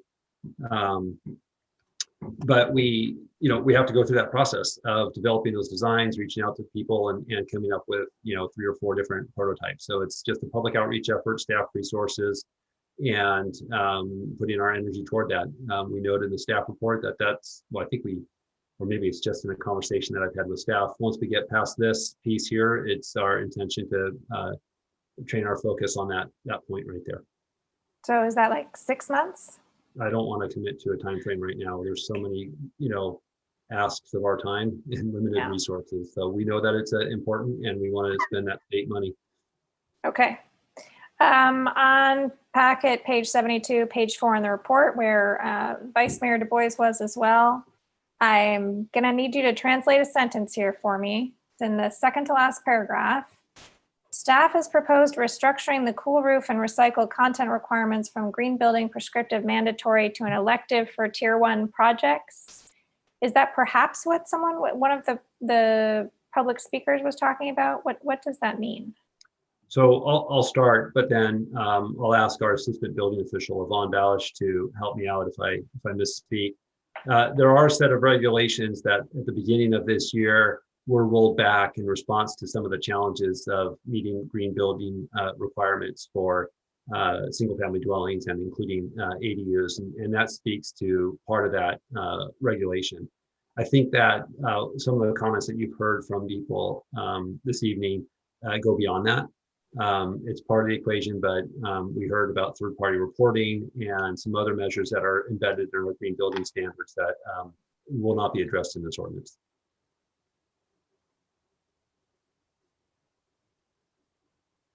Okay. And is the other person is this just making it easier? That's what I'm trying to understand. It'll make some things easier. It'll make some compliance easier, but it's not going to make all of the concerns that we've heard go away. Yvonne, is there any more that you want to add to that? Did I get that right? Okay, I'm trying to get my video to go. It won't go, but so anyhow, I stepped out for a moment. So this is in regards to the green building or another subject? It's hello. It's packet page 72. It's page 4, and it's about restructuring cool roof and recycled content requirements from green building prescriptive mandatory to an elective for tier 1 projects. Okay, so what we've done is we've made amendments to the green building ordinance such that we've relaxed the requirements for cool roofs in that if you're familiar with coal roofs, they have a higher solar reflectance so that they absorb less heat during the day. So they're usually mostly seen in flat roof conditions. And so you see them in commercial. And so now there's a requirement for them to be for residential projects. And so the amendments that we made would be that it would reduce the cool roof requirements from a prereq to an elective for ADU additions and remodels. So, and the reason why is that if your existing house has a non-cool roof, as a structure with a non-cool roof, like asphalt shingle or clay tile, and now you put an addition with a cool roof with a white roof, it's just not compatible. So that's one of the provisions that we're proposing. The other one with recycled content was a similar concept, was that it applies to ADU conversions where you're conversions up to 1,000 square feet or less. And so recycled content in the tier 1 requirement for additions and remodels requires a 15% recycled content. And to meet the recycled content, it's really more geared towards new construction in concrete, putting in concrete or steel structures, which is not really conducive for if you're just doing an interior remodel and all you're doing is adding a partition wall and a bathroom. So it's like almost impossible to meet the recycled content. So we changed it from a prereq to an elective. Okay. So that'll give you an indication of some of the complexity that we're dealing with here. Yeah. Thank you. Yeah. So it's supposed to help streamline it is what it's intended for. And these are comments that we got from the green building special inspectors. Okay, I see the assistant city managers here, but let me just test my understanding. Cool roof is not cool block and it's aesthetic, right? Okay. Right. And recycled content, I understand. Thank you.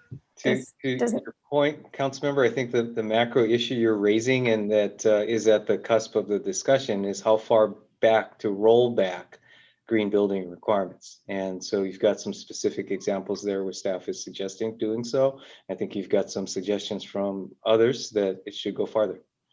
Well, that's some of my questions. Thank you. Thank you. Councilmember Filseth.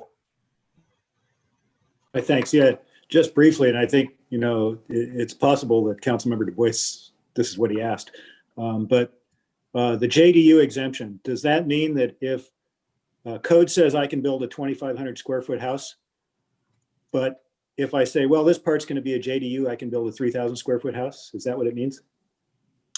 So yeah, just following that, yes. there's probably a lot of nuance and complexity to that, but let's go with that. Okay, maybe I can clarify that a little bit. So conversely, no, you can't really build a 3,000 square foot home because again, the nuance is what is being used for a unit and what is being used for the primary residence. But there would be a percentage of that, would be an amount of that square footage that would be exempt from your property's FAR totals. Right. So Garrett, check me if I'm wrong on this. If I can only build 2,500 square feet on my house, on my property, and I build it, and now I want to get a JADU on my property, I could add 500 square feet to my property. Correct. Okay. But I don't have to rent it out to somebody. I can use, as Tom said, I can use it as a home office. As long as you design it as a qualifying JADU. As long as it meets the standards. Okay. I don't think it's a huge deal. It's a corner case. We just don't build a lot of new single family homes in Palo Alto anyway. So, but okay, thanks. Thanks, Councilmember. Councilmember Ness. At the risk of being redundant, Jonathan, and I can't find a table on this in here, and maybe I'm missing it. How many ADUs have we actually built? How many ADUs currently could be occupied, home office, dog care center, whatever it might be? How many really are built and being used? Well, since 2015, we've finalized 84. There are 84 that are actually in use. Well, About Councilmember, what we can tell you is the part that we have responsibility for. We have finalized 84 of them. How somebody is using them, we don't know. Okay, but there are 84 that I could walk into and they'd be functional. Yes. And it's over 3 years, am I correct? Or 4 years? It's 2015. Sounds like 4 years? Sounds like 20 a year or so? Roughly? Yeah, so we produced the quarterly report. I can share my screen with the last quarterly report, and it's all right. I just need you to tell me, because I'm trying to figure out, are we making any headway? Yes, and the chart that I showed you reflects that. Okay, then that means that we're doing. Could we make more headway? Could we make more headway? Yes. And, okay. and I think that's what some of the commentary that you heard from the speakers this evening. Right. And I've heard from many of them as well. So I can understand that a couple of things sound ridiculous, to be honest. The taxes, are the taxes on an ADU any different than property taxes? Okay, so Eric apparently is going to add 500 square feet to his house. Okay, is the whole house going to be reassessed, or only the ADU? No, it's just the new construction. Just the new construction. And it simply will be taxed at whatever, with the usual taxation numeric is, right? Yeah. Nothing special about an ADU. Right. Okay, just another property that I'm going to be paying taxes on. So how many, and now maybe I do want you to put up the slide. So how many permits are out there now? And my other big concern is how many people have pulled a permit and then decided it was just too hard to do it? So. Too loose a question? No, I don't know if that's showing. Is that showing? Yes. Yeah. Okay. So this is from your last quarterly report. City Council asked us to produce this report quarterly. We made some refinements for the last one or two of these to respond specifically to your questions, Council Member, and some of the comments from other council members. And so this reflects a point in time broken down into these different areas. Permits ready to issue, but have not, that the city's approved, permits that have been pulled, inspections that have been approved, and permits that have expired. So not too much in the way of expirations in that first grouping in table 1 there. So I guess my final point is, and we can deduce this for ourselves, is this, and are we actually gaining ground? Because this is about increasing housing. That's the whole reason the state passed the ADU requirement, or the ADU law. And I think if we're not getting to that point, that's the time when we need to be able to at least readjust or redefine what this actually is. Understood. And just to your point, are we gaining ground? I think the green on this chart shows that we are adding to our stock. Yeah, look where we were in 2015 and where we are now. We've definitely made some good headway. Certainly, if we modified our standards more, we could make more progress. But it's a question of how do we balance, ADU production with privacy and some of the other concerns that we've heard. And I'll be kind and not ask you to compare us to Mountain View or Redwood City. Thank you. I don't even have the data, so I'd have to research that. Okay, thank you, Mayor Fine. Thanks, Council Member. Next, I have Council Member Tanaka. I have a quick question for Molly. So how much of what we see in the staff recommendation is just flat mandated by state law and we just have to do, and how much of it is not? Do you know? Yes, the material is divided into the 2 main sections of the ADU ordinance. So the at places memo explains and annotates that the first section is the by right, the pieces that folks are allowed to build under the state law, and those are exempt from Sorry, otherwise. I didn't see that in my online packet. Okay, I'll look at that. I'll look at that on my own. Thank you. Yeah. It was specifically organized to make that very point clear to readers. Okay, great. Thank you. Second question is, so basements, they're allowed under a single family, and because from the envelope of the building is roughly the same. And under this revision, what about for ADUs? I don't know, Director, let you talk a little bit about that. Yeah. So the proposed ordinance does not include any portion of the ADU being allowed to be underground. Okay. So And I guess the question is why not, right? Because under single family, it's not really visible to neighbors, no real impact. It provides living space. It's very expensive, of course, but if people want to do that, why not let them invest? What's the counter argument not to allow ADUs under basements under ADUs like we do under single family homes? Right, and so I'll start with that, but I'll note that the Planning Commission had also discussed this and recommended against it. So it may be that Commissioner Olczyk might also want to opine on this. Some of the reasons, I mean, ADUs are located within the side yards, and we have a lot of trees in that area, so we have more roots, and so we're concerned about tree preservation. That's one. We don't allow it outside of our buildable footprint for the principal structures today, just as a matter of policy. Of course, council could decide that you want to make some changes to that. That's two. Michael, Mr. Olczyk, or Garrett, any more that you want to add that went into the basis for that?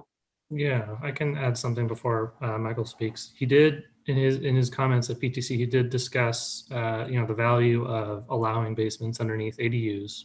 But to my recollection, he can correct me, there wasn't any inclusion in the motion to allow it.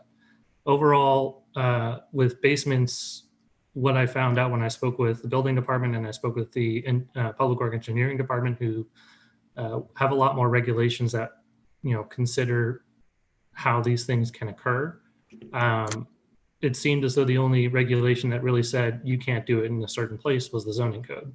So similar to what John said, I would echo that if council is interested in having ADUs have basements or allow them in some manner, we do have regulations in place that can provide protections for adjacent neighbors and dewatering.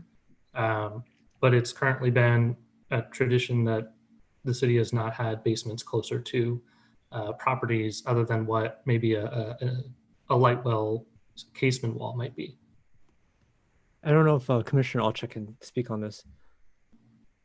Yeah, I'll clarify just on this item, and if you have other questions, I can clarify on those. I wouldn't say that we recommended against it. I don't think that's accurate.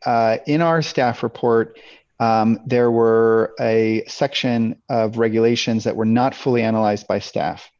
And that section included allowance of two-story ADUs, allowance of basements, and incorporating the green building program for these units. And I would suggest to you that of the 4 commissioners that supported the motion, 3 of them, this will be one of the first times they've seen ADU ordinance come before us. And the caveat that these had not been fully analyzed by staff placed them in a category where I think the majority of those commissioners wanted more time.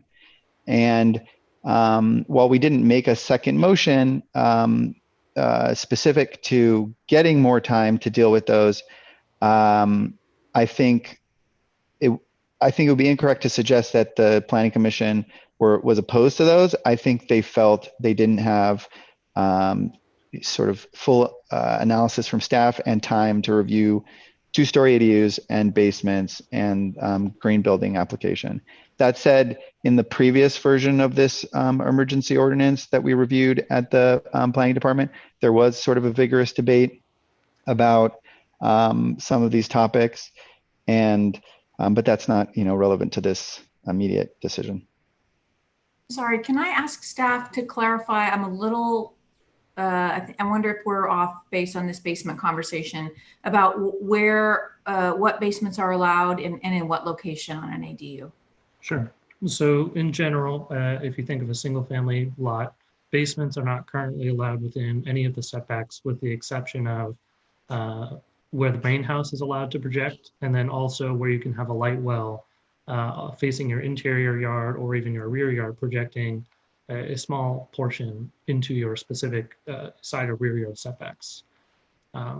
But in general, before, our ADU regulations did not allow for basements outside of those primary home setbacks. If you built your ADU within what's called the buildable area, you could have a basement, but otherwise you would not be allowed to. So let me just put a finer point on it. If you're building within your buildable footprint as allowed for your single family dwelling, you could have a basement ADU with a basement there. If you're building a detached ADU outside of the buildable footprint, there's no basement allowed as presented in our ordinance. And I think that's the area where I think Commissioner Tanaka, you were, Councilmember Tanaka, you were making your comments because that's the part that's not allowed in our ordinance, and that's the part that the task force, the community members who are interested in the ADUs have been speaking about. Yeah, I mean, for me, it just seemed to make it consistent. I mean, if it's endangering a tree, or if there's some sort of dewatering issue, or it has to be a secret wall. I mean, you could follow the same ordinances, but it's below ground. Nobody really sees it after it's constructed. So to me, I'm trying to understand why there's that inconsistency. But right. Understood. And I would offer that if the council, to Garrett's point earlier, if the council sees that that's a reasonable policy initiative, then fine. We can certainly draft the ordinance that way. It would be more permissive for second story units within the 16-foot height limit, and we would not have some of the privacy protections that have been identified in our stuff.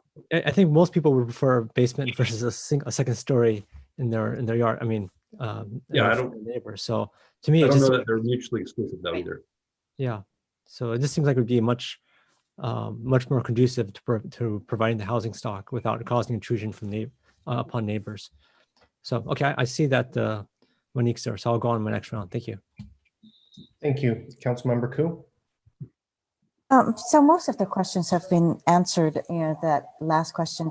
But just to clarify, so for Garrett and for John, the main house, when they're building it, we still have the 6-foot setback on the side yards, 20 at the back, 20 in front, and then 6 on the other side if it's not on a corner, right? Yeah. Now, if you build a JADU, could that be encroached? I mean, that could go into the 4 feet setback, extend into 4 feet. So let me answer your question this way, and Derek can help me if I'm wrong here. If you're building within the principal building space, your setbacks it's the same setbacks that would apply to the main residence that would apply to the ADU or the JADU. If you're building within that single family main building envelope. Yes, if it's attached. If it's attached. Oh, I see, because the ADU can be attached also. Yes. No, okay. Now, if you're building a detached ADU, you would be the 4 feet setback. Outside of yes, if you're detached, you would be 4 feet. Okay, I get it now. If I could jump in, I'd just like to clarify one point. Both a detached and an attached ADU could be built to a 4-foot setback. But if you're building to that 4-foot setback with an attached ADU, then you fall under table 2 in our ordinance as opposed to table 1. So you don't get kind of the special treatment that table 1 guarantees you if you're going to a 4-foot setback with an attached ADU. So table 1 is again a reference to the state exemptions by right, and table 2 I think is 040, which is where staff has added some privacy protections. Okay, and I really appreciate all the efforts that you've put into preserving neighborhood and the trees. So thank you so much for that. I do have some concerns about the noise, number 6 in your presentation. That is within the ADU setback, which is 4 feet. So if you have a HVAC, I know there are new technologies and so forth, you know, but how do we measure that, and how do you be certain that it's a unit that is going to be put in that has no noise? I mean, AC units, whenever they come on, there's going to be a whirling noise around it. So I do have concerns about that. So maybe if it's looked into a little bit further, but otherwise, you haven't really gone beyond what state law has mandated, right? So It's in 18.09.030. yeah, 030 is exactly state law. Okay, and then on the 040 is just small exceptions, just to. Okay, you know, this is probably not part of it, but how far are you along with planning, looking into existing ADUs that has not had the permit? They were done non-conforming. Has there been anything that you have moved forward on in terms of getting them to conform and getting permitted without tearing them down? So I'm not aware of a database of information that the city has of where those units would be. And usually we would find out through a complaint that somebody would make. And I think the way the state law is made right now, many of these units, it might be a little bit easier than it was before to make them comply with code. But that said, I think state law also includes a provision that for the next 5 years, there's a bit of a stay on our ability to enforce any of those illegal ADUs. So I was just wondering how to encourage them to come and get it.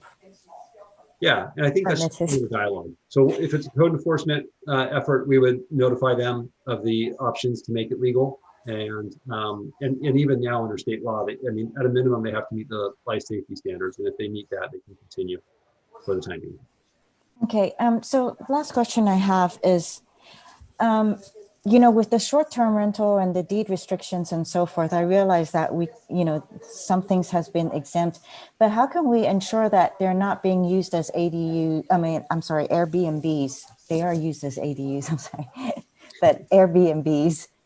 Yeah, so again, I think that's complaint driven. And so if we receive a complaint, we would go out and do our part to investigate it. And if we conclude that it's being used as a short-term rental, BVRO or Airbnb, we would follow our process of putting them on notice and giving them a chance to abate and following up and eventually issuing citations if needed. So we do have citations on our books in order to. We can. Okay, we can. Yeah, and we do. I mean, so across the board for all of our compliance efforts, I mean, unless it's a life safety issue, and even in those instances, our first effort is compliance, right? We don't first start with citations. Yeah. Mm-hmm.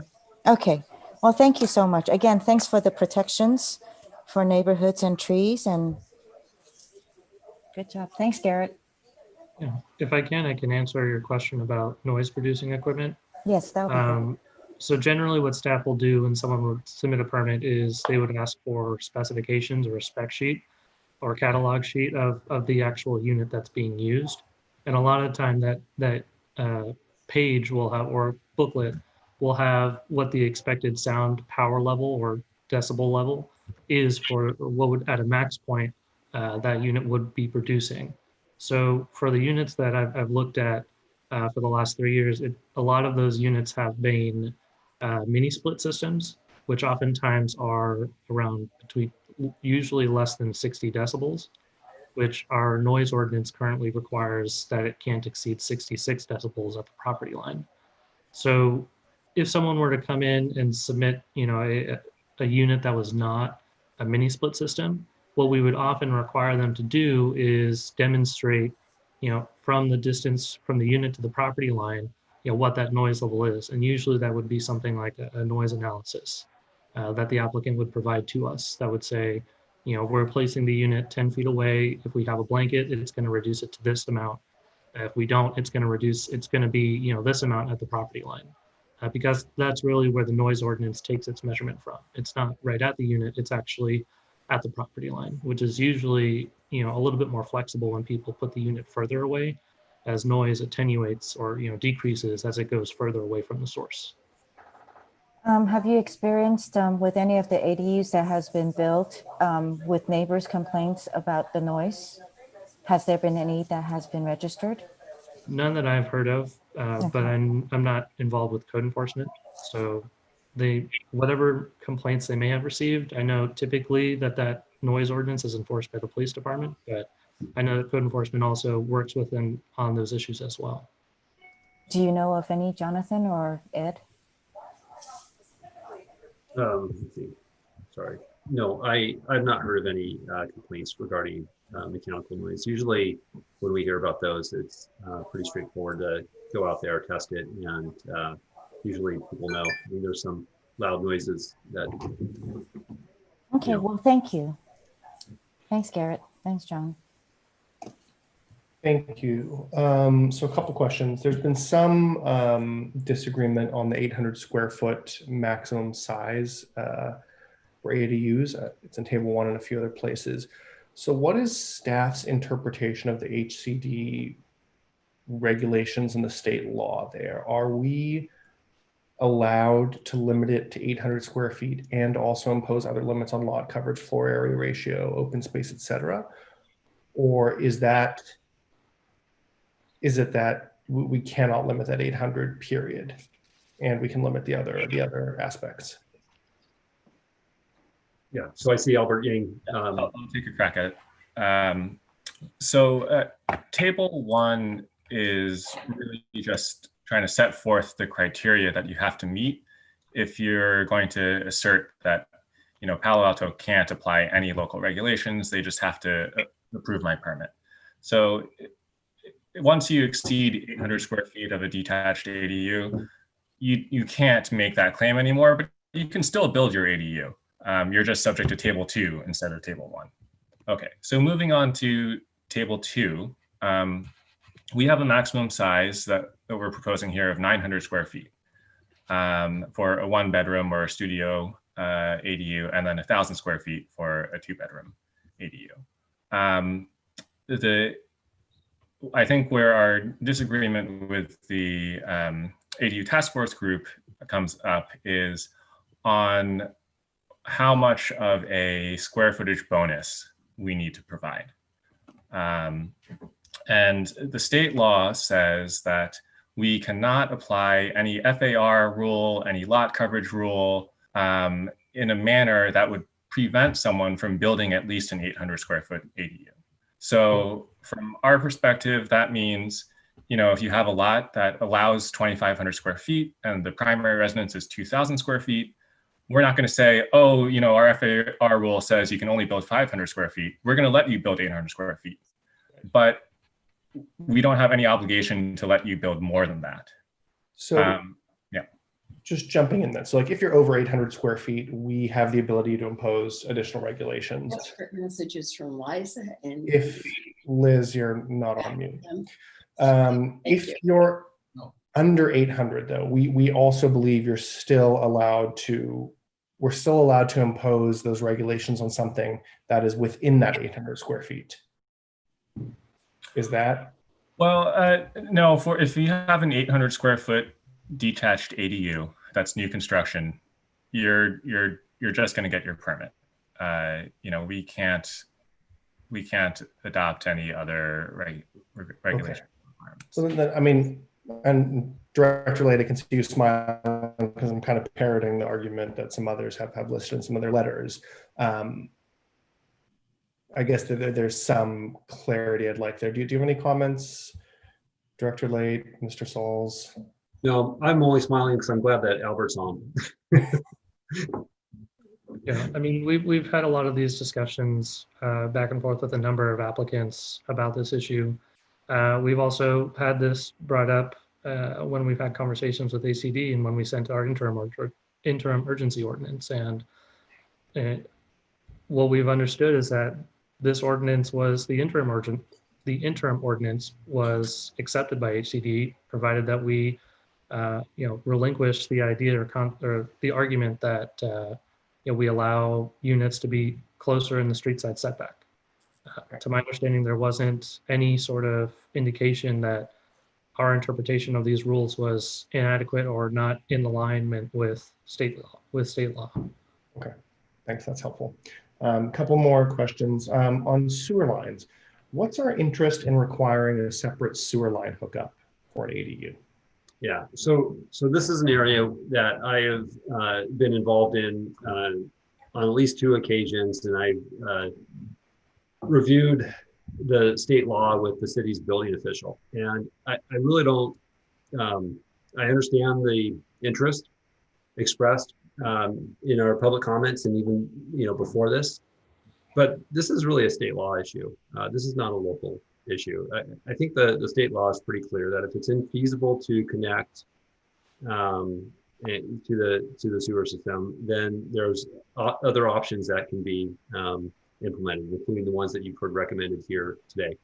But infeasibility isn't based on cost, and it's not based on tearing up a driveway.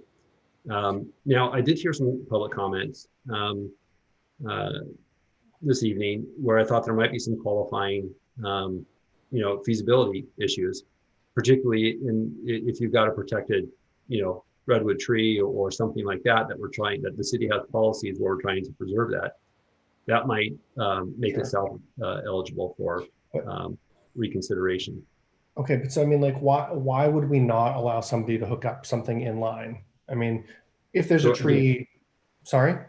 Again, it's a function of state law and how the state prohibits us from allowing people to hook up an ADU in line to the sewer system. The state requires that it be, if it's infeasible, that you would be able to hook up to the main line. So I don't have an objection to the interest at all, but I think the lobbying efforts really need to be geared toward the state and not encouraging the building official to, liberally interpret state law. Sure, fair enough. I mean, just like what a small area for us to lobby the state on, saying, we should be allowed to allow ADUs to hook up in line.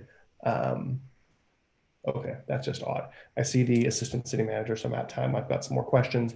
I'm going to suggest we have a second round of questions and maybe take a break after that, just a short break. I had council members Tanaka, Vice Mayor Du Bois, Council Member Cormack. I'd like to continue on my basement questions. So, so right now, I think, Director Late, we can't have underground parking in single-family areas, correct? That's correct. Okay. And so this actually came up during my office hours, right? So I think in general, a lot of people like ADUs, and the only kind of pushback people have had on ADUs is the potential parking impact in neighborhoods because some cars get pushed onto the street. And so there are some homeowners who would like to do ADUs, but not park on the street just because their street may be kind of congested already. And so I guess what is the rationale of not allowing underground parking, especially with all the car lifts that are available now that have dramatically dropped in price and installation? Why not allow that so that people could build ADUs without pushing cars onto the street? It seems like to me, I mean, it's expensive, but why not let people do that? What's the rationale to not let people do that? Well, so I know, Council Member, this has been an issue that you've been interested in for some time. And I would say that, I mean, I don't know the historical context by which the city pivoted. I don't even know if it was allowed at one point. There might be, I don't know if, I'm looking around, I don't know if there's somebody who's got that historical perspective. But fundamentally, it's a policy call for the council. If the city council is interested in allowing access to subterranean parking, then that's a policy direction that we need to hear from the city council. I think in the past, there's been some interest about the aesthetics and what that does to the neighborhood character, looking into a subterranean garage, but that's not what you're speaking about. You're speaking about a pit that you can use your parking lifts for. And so I hear you, and I would say it's one that we would look for the council to give us some direction. I mean, I think it's going to be the same things that you've already heard us talk about with respect to tree roots and you know, I mean, we can still do all the basement protections, Yep. right? Making sure the trees and dewatering. And I've seen some of these car lists where they go down and then it's like Batman, the car disappears. So this all you see is a driveway. So there's no aesthetic issues at all. Okay, let me move on. I think the mayor was asking a little bit about, and I missed it a little bit, but about the corner lots and 4-foot setbacks, and I didn't quite understand it fully. But so can people build ADUs in the if they're in a corner lot? Because in corner lots they have stricter setback limits, right? Because they're on the corner lots versus non-corner lots. And so can you talk a little bit about that and how does that actually work right now? Thank you. I'll let Garrett field that one. I think he had a nice response last time around. Sure. So as a standard, when you have a corner lot, typically your shorter length will be your front yard and your longer street facing length will be your street side yard. For those two lot lines, that will be a 20-foot front yard setback and generally a 16-foot street side setback for the main house. What the state code proposed was that ADUs could be detached ADUs could be placed at a 4-foot side and rear setback. What the state and HCD has been saying is that side is interpreted broadly to mean all sides. And so that would include a secondary street frontage like a street side yard. Now, as is indicated in the staff report, there are certainly complications that a lot of people have when it comes to developing on a corner lot just for their primary home. But additionally, based on how other jurisdictions have been implementing their street side yard as being a second front yard, staff doesn't necessarily feel that the correct interpretation is that a side yard should include a street side yard. If council is interested in having staff make that the ultimate decision that we should allow ADUs to have a 4-foot street side setback, then that would be something that we would be interested in hearing. And that's something that I think we wanted to try to get a little bit more feedback originally from PTC, but I think like Commissioner Alchek said, it might not have been something that they had felt fully capable of being able to respond to at the time. And so to that extent, we would be interested to hearing if you are wanting to allow people to have 4-foot setbacks in the street side yard. But we feel that there is an argument that can be made to say this doesn't really apply in this context. And I think Albert has turned his camera on, so I think he might be able to want to talk a little bit more about it.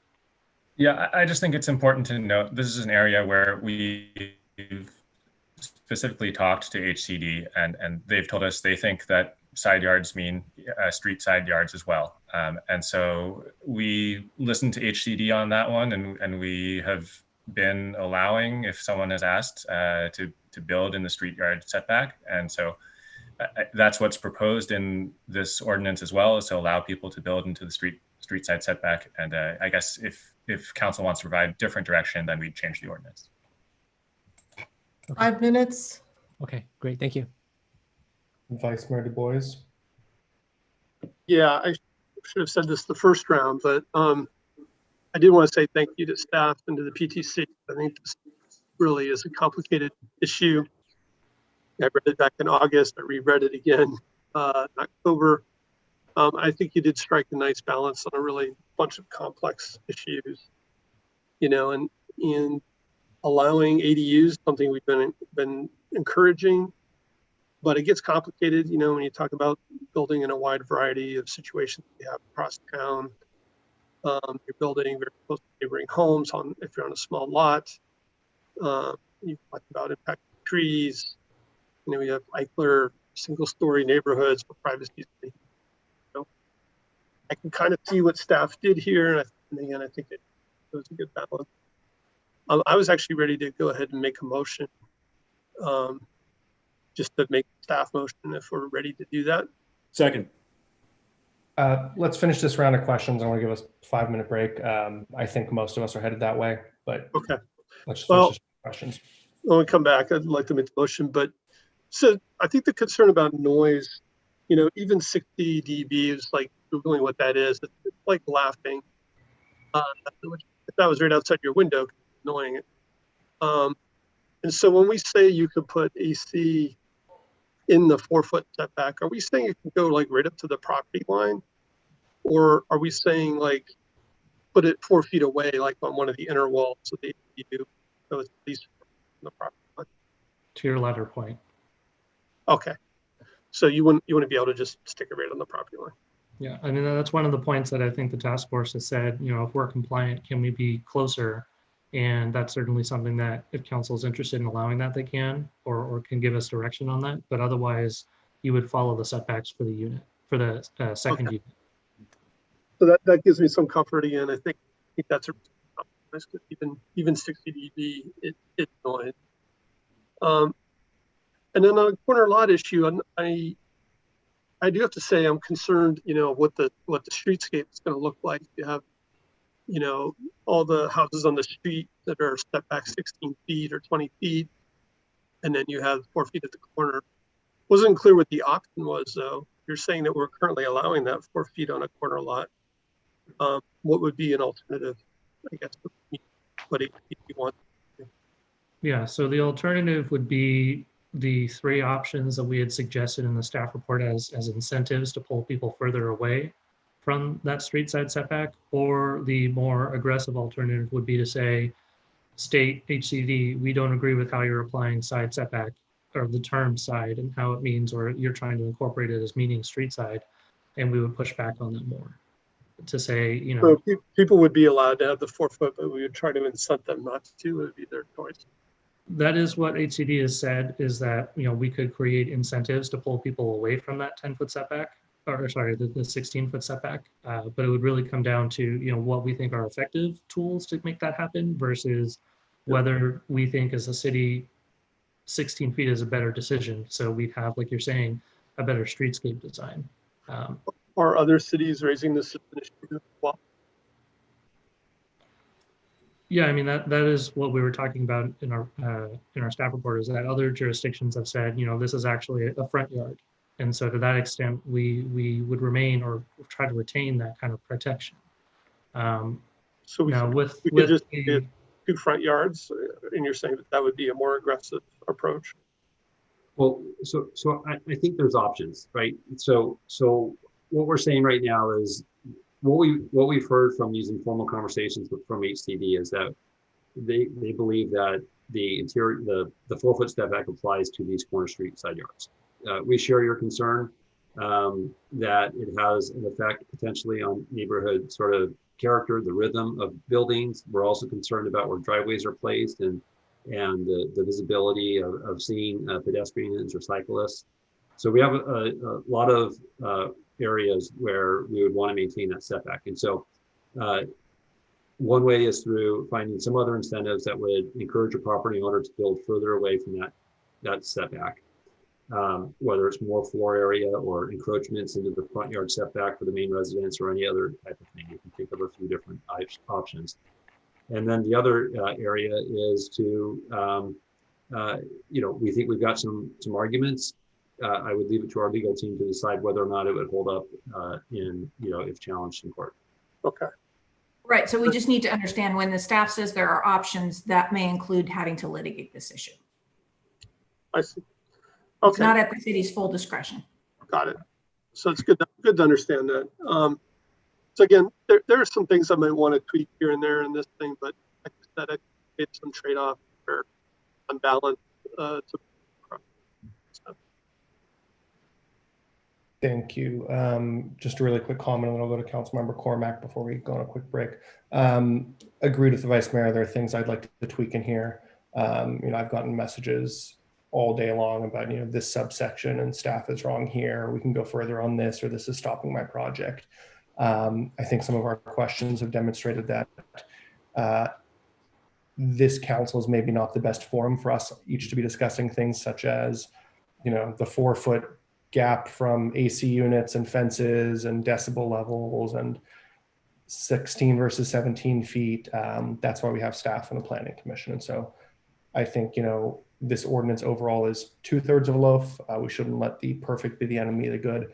I'm happy to move forward with the staff recommendation. The two things I would maybe want to add is, one is our Planning Commission has requested that we ask them to continue studying incentives for affordable ADUs. So ADUs that would be deed restricted to affordable units.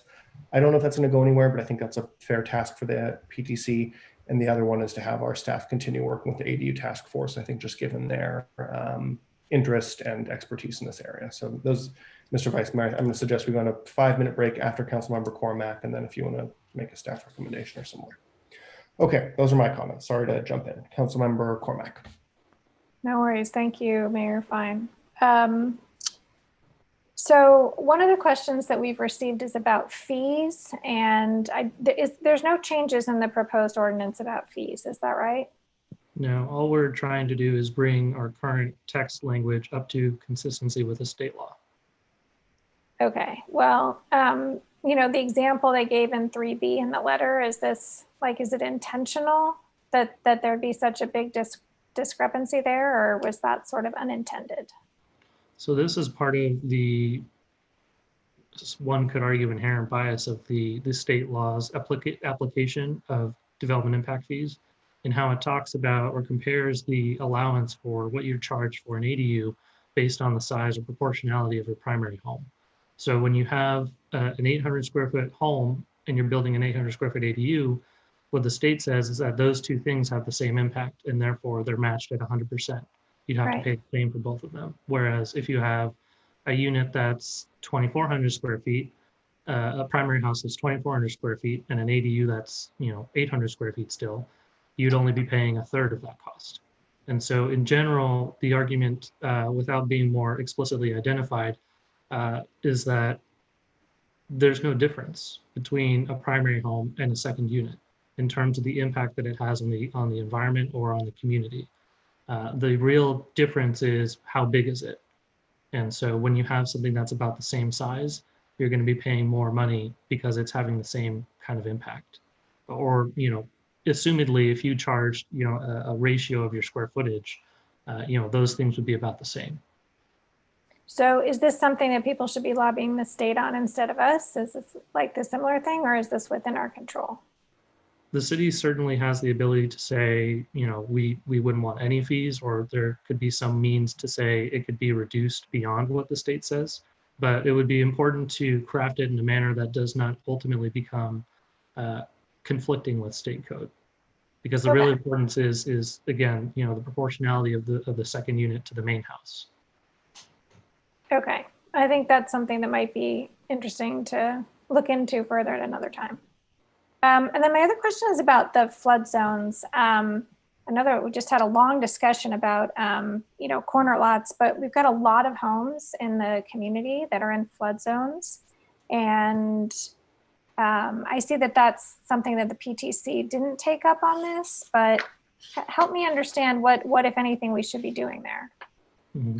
So when the property is within the flood zone and you have an accessory structure, which is a different use entirely than a primary or secondary residence, oftentimes the engineering department will require, or flood zone or FEMA will require you to raise the floor level.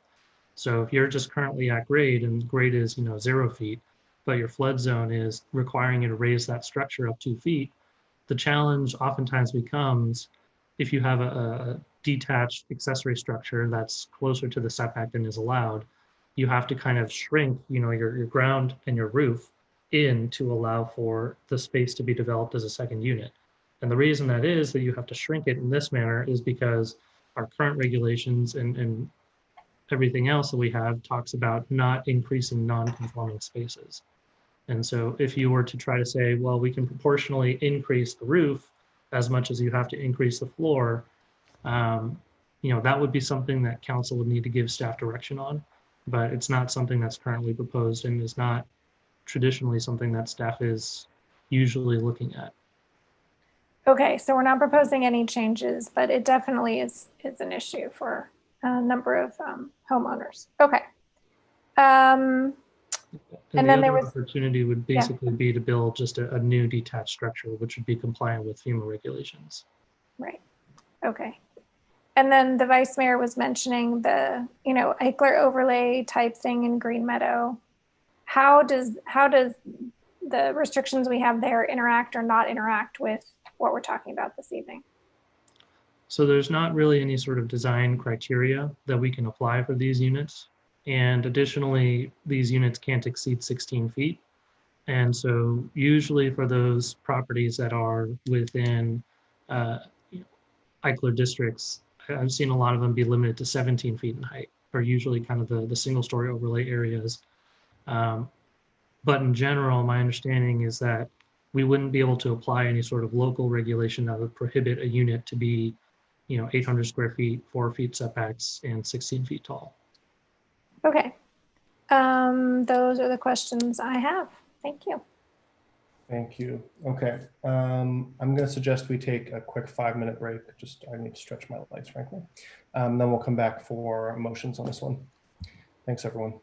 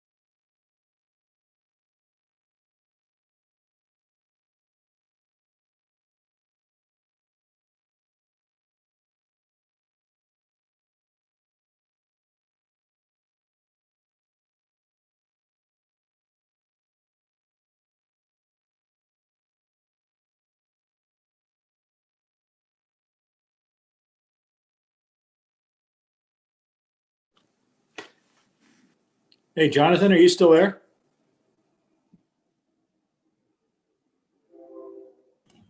Yes, sir. The sewage thing sort of threw me for a loop. If I put a sink in my garage, I can connect it to the main wastewater in the house, right? Yes. If yes, I believe that's correct. So a sink in a garage is okay, but a sink in an ADU is not. Well, but it's not just a sink; it's a toilet too. Well, you could do a so toilet, yeah. Okay. The concern is the blockage that could happen Right. in one unit versus the other. So, but a garage is a different story. Yeah, I know. Yeah. The arcane arts of planning and development codes. Yeah. And building codes, right? And state law and all that. Right. Okay. I see, how many of us? 1, 2, 3, 4. I think everybody, and there's Greg. Great. Okay, let's return to our session. Opening up to motions, and Mr. Vice Mayor, I think you had some in mind. I'll go ahead and make the staff motion with the addition that we would refer back to PTC to look at the creation of, I guess, deed restricted affordable ADUs. Second. Okay. If the clerk could please put that up on the board. So the vice mayor is moving the staff recommendation plus direction to PTC to look at deed restricted or affordable ADUs. Yeah, so again, I spoke to this, I think, last round. The only question I have in my mind, and I don't want to open a kettle of worms because I think this is a kettle of worms if we start going into details. But should we also refer maybe the corner lot issue to PTC? But I'm going to leave that as a question mark and just keep it simple for now. Sure. Councilmember Filseth? Yeah, so I concur with the vice mayor. I think staff did a good balance here. We're counting on ADUs to be a significant part of our ability to meet our housing targets. So I think this all makes sense. This will not be our last bite of the apple. I think some of the other ideas that have floated around are, promising ideas, and it makes sense for PDC to look at them. I just don't think we ought to wing it on this stuff tonight. The corner lot idea, if you want to refer that to PTC, I'd support that. Why don't we see if anybody else is interested? Just to correct the motion there, it should say deed restricted affordable ADUs. Just a quick comment on your question about corner lots. Mr. Alchek, you're still with us. Do you have any comments on? Yeah, I'll just say that there was a discussion at the PTC level that maybe that would be a more appropriate conversation for the Architectural Review Board to have. We're not particularly sensitive to how those changes would affect the relationship of development on a street, for example, as they would be. So I think with respect to that particular question, I think it'd be more appropriate, maybe if you don't mind, that the Architectural Review Board counsel you on that. Okay, thank you. All right, so we've got a motion, a second. I think you've both spoken to it. Going down the hands, Councilmember Tanaka, then Cormac. I wanted to ask about green buildings. So we heard some of the members of the public talk about that. I don't know if either Garrett or Director Late, one of you guys can comment on some of the feedback we got on that and how it can make the project externally expensive. Yeah, so maybe let's hear from Garrett, who I think has been shepherding this project through, but Yvonne Balish might also want to offer some perspective. Garrett, would you mind taking the question? Yeah, I think for this, Yvonne is probably going to be the better person to answer. Planning doesn't deal a lot with green building. It's strictly a building code requirement or process. Okay, this is Yvonne, the assistant building official. So the green building is part of our SCAP and sustainability plan goals. And so these are fairly aggressive goals that we have for sustainability. And part of that sustainability goals is that we've adopted what we call tier 1 and tier 2 voluntary requirements as mandatory for new construction and for additions and remodels for residential construction. So this is way above and beyond what other cities do. I think there's maybe one other city that's adopted such lofty tiers or, you know, tiers and goals as Palo Alto. So as a result, for new construction for new houses, they need to meet what we call a tier 2, which is like the highest level. And so the way the ordinance and the code is written is that it applies to new residential construction. So ADUs are new residential construction.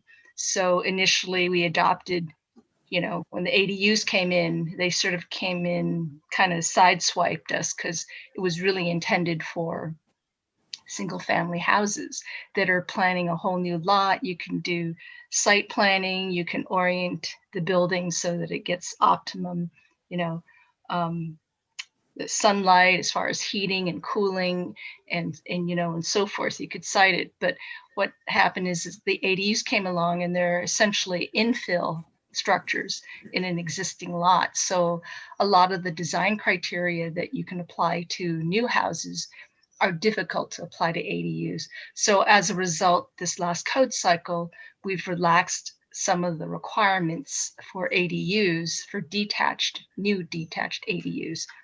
And so that's what people are complaining about, is that if you apply new construction requirements for new houses to ADUs, it gets to be very difficult to meet.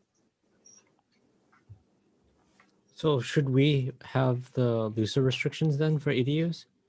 So we have been reducing them, but it's just, you know, it only just started this year, and so it depends on when they submitted for their ADUs. So we've been trying to relax them. We've been getting a lot of comments from the community about it, and you know, unless you want to go that way where you just take out all the requirements for ADUs, but you know, part of the energy reach code ordinance is the next phase is we're considering all electric design for ADUs. So people might complain about that too. So that's also part of our sustainability goals. Okay, yeah, I'm just wondering about if there's just like a certain size that makes more sense, because when it's a pretty small envelope, I wonder like whether it becomes worth it or not. So that's what I'm asking. Yeah. So it's kind of a decision. Yeah, we've been slowly relaxing them, but you could relax it more. Okay. So Councilmember, I mean, that could be, if the maker and the seconder were supportive, that's something that we can take up with the PTC as well to, you know, vet out further and come up with some options. Yeah, actually, I was just wondering whether, because there was we had a lot of public speakers who called in about various items, right? And I was wondering whether we should maybe give, rather than just having on item B, have it so restrictive to just deed restrictions, Commissioner Allcheck could take back some of the discussion points that we had tonight and some of the ones that we got from the members of the public, and perhaps, you know, have the planning commission kind of crunch on it a bit. And that way, when it comes back to us, we have, you know, we could have a more solid recommendation at that point. Right. I would think you'd want to frame that in the form of a motion so that we had clear guidance on that. Okay, so so let me see if the maker of a motion would consider this. So rather than direct Planning and Transportation Commission to look at deed restricted, how about just have them look at the topics that we discussed tonight? So we just broaden it so that gives the commission a chance to kind of explore some of the topics we talked about, and they could figure out whether they make sense or not. I think you need to be more specific, right? Like if there are a few topics. Okay. But, we can listen. I mean, let's not replace B. Let's add a C or a D, because I think there's interest in the specific affordability. I may have a compromise, which is, you know, directing staff to continue working with the ADU task force. Okay. And that kind of, I'm just suggesting that the floor is yours both, but rather than listing off, you know, 8 different, missing 1 or 2. Yeah. That's my suggestion, but it's back to you guys. Actually, I like the mayor's recommendation. What do you guys say about that? I would say, yeah, through the PTC. I think part of the issue is this stuff came to us. It kind of went around the process. We had a public process through the PTC, and then we got massive 6 and 10-page documents emailed to us the day before. So if C could say direct staff to continue working with the community, including the ADU task force and the PTC through the PTC process or whatever. Okay, I'm fine with that. Is that accepted by the maker and seconder? That looks okay. Yeah. Looks okay to me too. I'm just going to note that I think I heard the staff say that they were already sort of continuing to look at green building, electrification, but basically green building requirements and ADUs, and maybe the issue you talked about in terms of construction could be part of that too. So it may be already covered.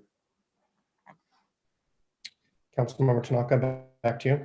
That's it. Thank you. Okay, thank you. Councilmember Cormack, and then Kunis. Thank you, Mayor Fine, and thanks to maker and seconder. I plan to be supporting the motion, but comment and then a potential change. We've talked a lot about ADUs as a way to solve our housing problems, but they're also an option for homeowners, for families who have problems. So I don't want us to be so, focused on the numbers and forget that these are changes that can be really beneficial for families, whether they need the income from renting it or whether they need to provide space for extended family. So let's just not forget that as we're talking about being flexible and allowing people to do what works for them. I guess I'm still concerned about the flood zone situation and also thinking about the green building program and whether that should go with the UAC. So the list on packet page 78 and page 10 of things that the PTC considered but didn't recommend. Of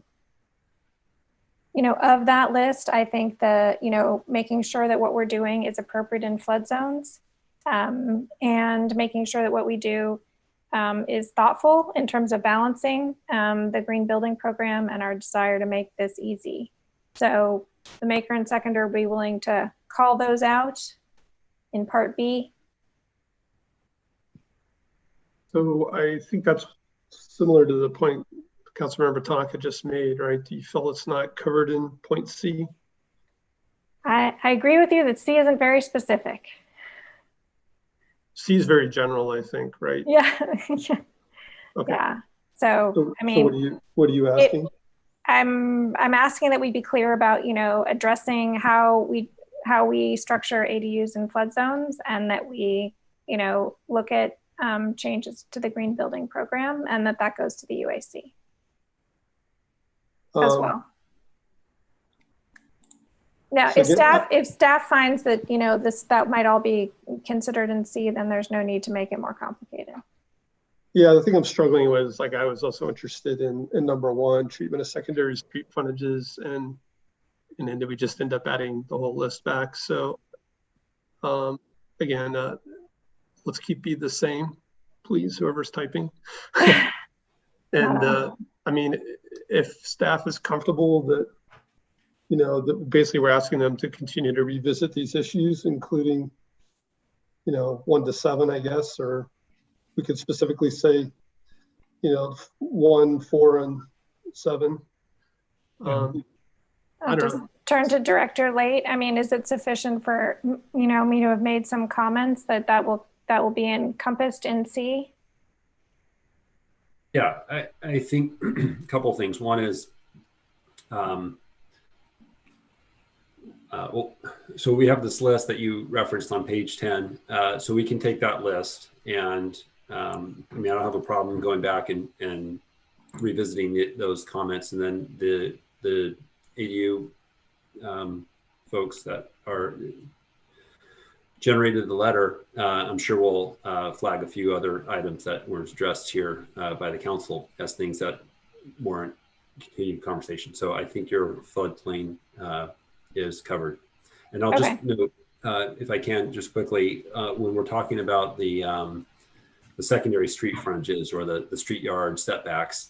I just want to be clear, we'll be looking at incentives that would encourage a owner to not place their ADU at the 4-foot setback, because the other course of action, litigation or changing the setback, is really a council policy consideration. And so if that's so we won't be looking at that unless you direct us to. We'll be looking at the incentives because of what's involved in that.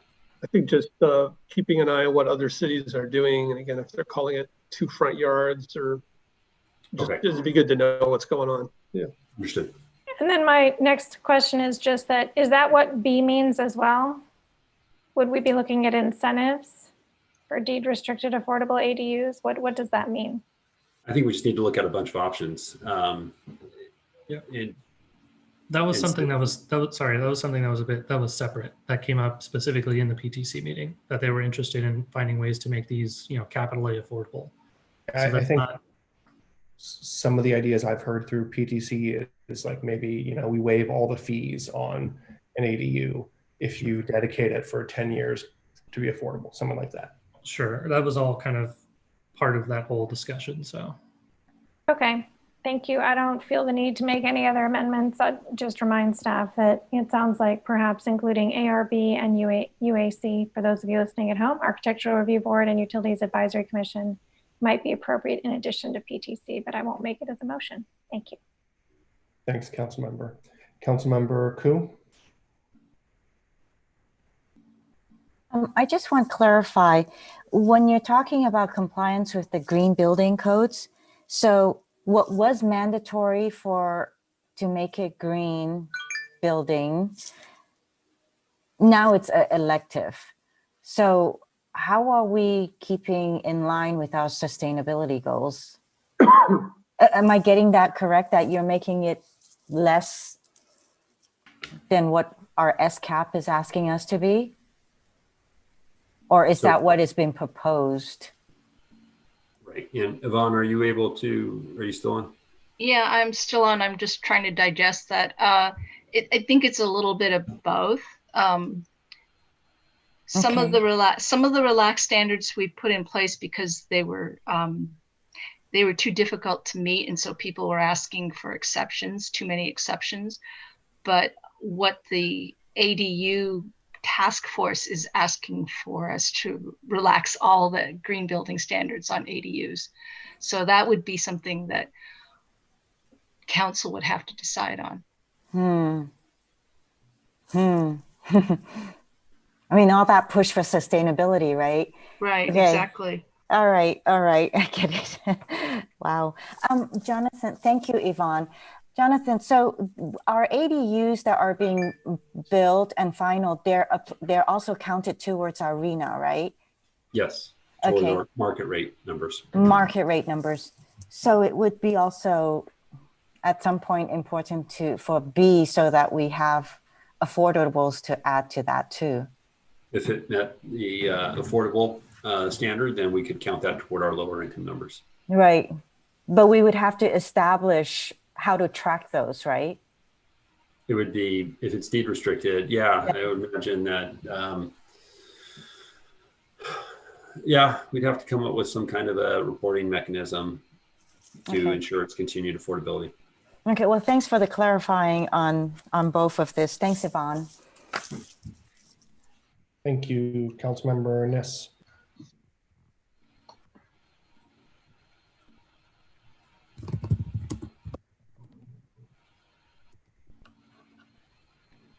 You're on mute, Councilmember.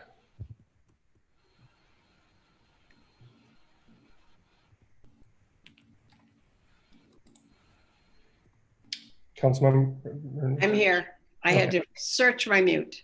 So I want to in particular talk about C, because we had an extraordinary number of communications with the community and particularly with the ADU task force, indicating what the different issues were for them.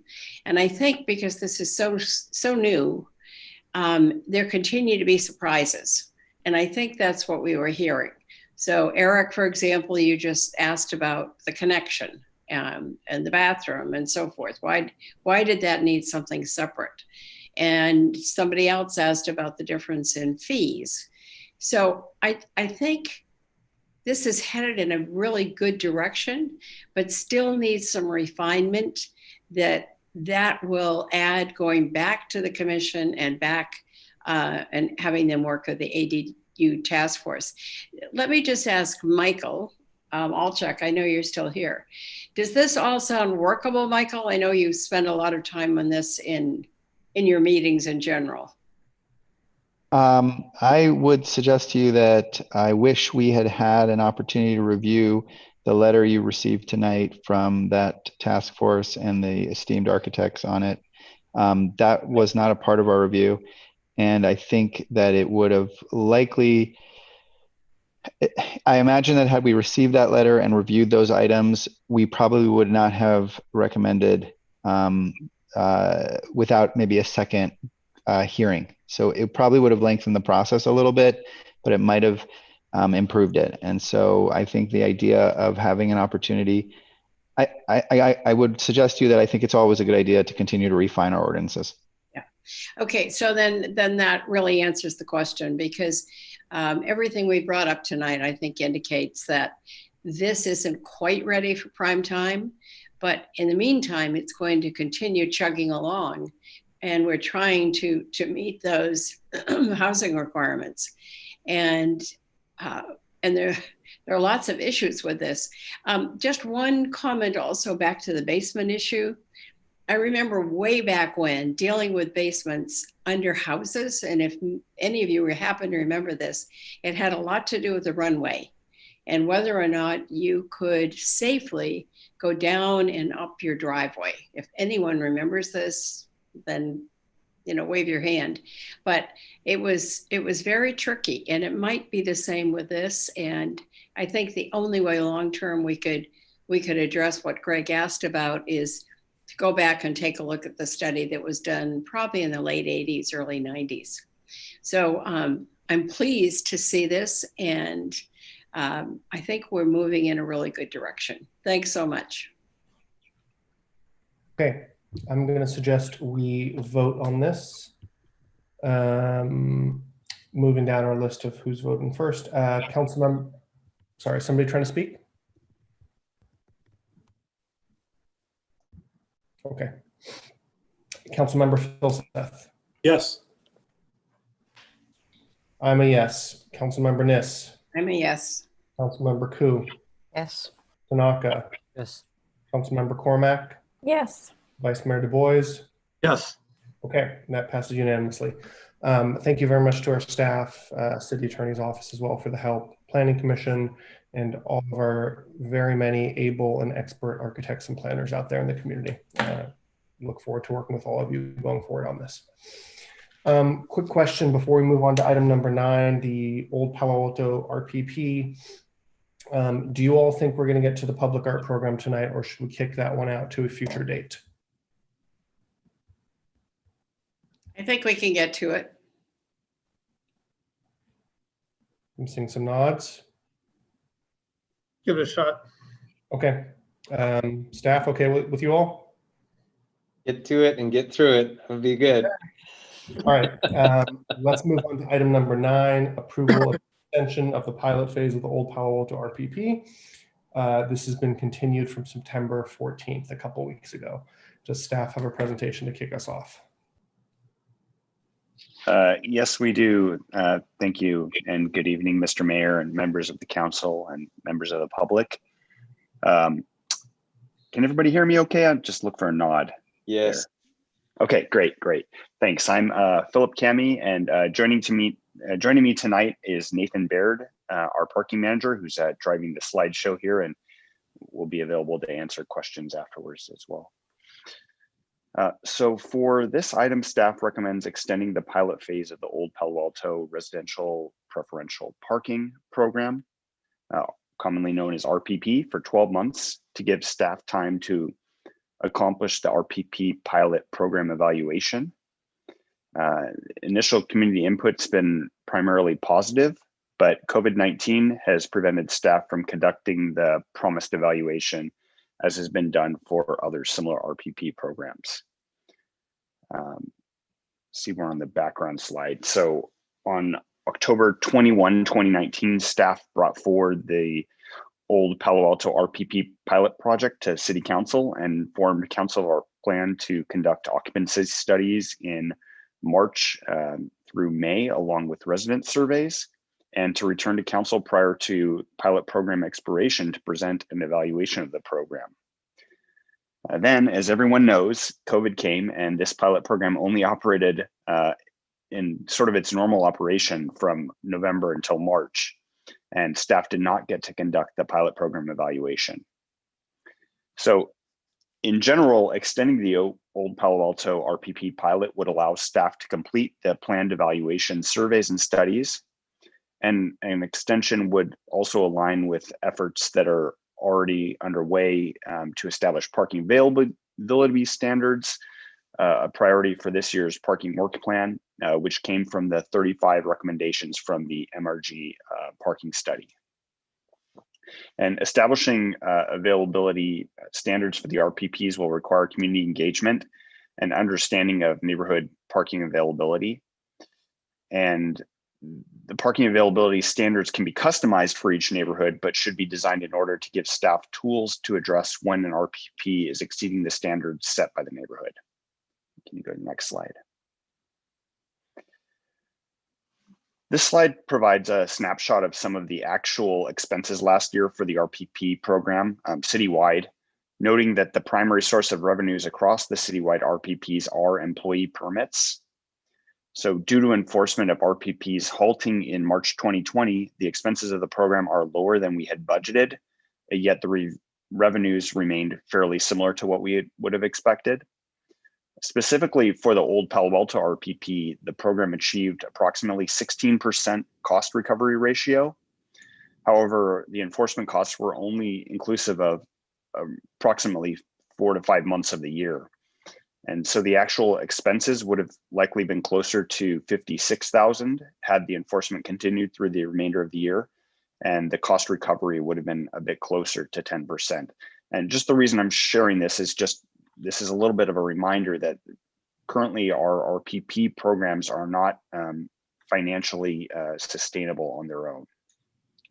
They do receive a subsidy from employee permits, not specifically in this neighborhood. Next slide. Community input. So in early January, some preliminary feedback suggested that there was widespread support for the Old Palo Alto RPP program in line with the program's desired results. Additional information about how nearby blocks not in the program are being impacted would be something that we'd like to have before considering this. And we'd also like to, be able to modify the program based on feedback that we receive.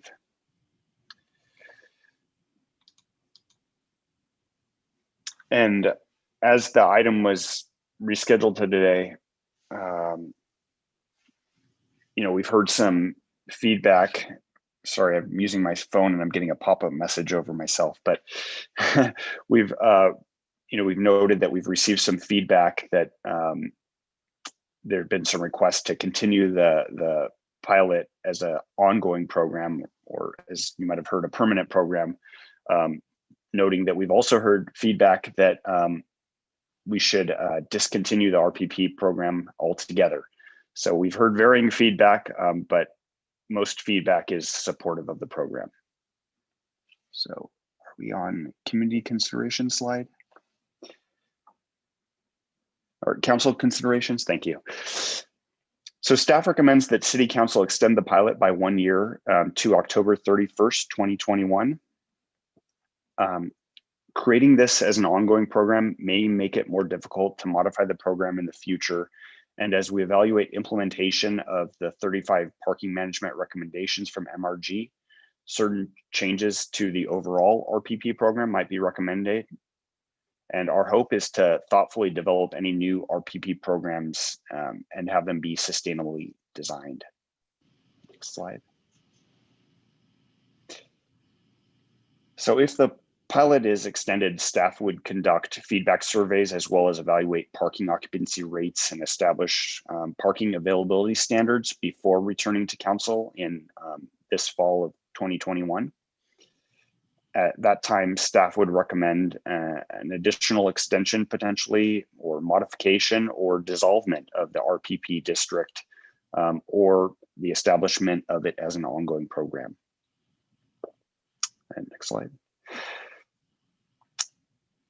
And this slide is just to inform council of the upcoming item about California Avenue. There have been some questions about the relation of the old Palo Alto RPP program to the California Avenue program, the California Avenue new garage. So specifically, staff will be presenting to City Council at an upcoming meeting recommendations for reducing and eliminating employee permits in the Evergreen Park Mayfield RPP, as well as to follow through on previously recommended changes that were set out earlier this year intended to address RPP financial sustainability through the budgeting process. And final slide. So again, the staff recommendation this evening is to extend the pilot phase of the old Palo Alto residential preferential parking program for 12 months ending on October 31st, 2021. And this concludes the staff presentation, and Nathan and I would be happy to take any questions. Great, thank you so much. Let's please go to members of the public who may wish to speak on this item. If the clerk would help me.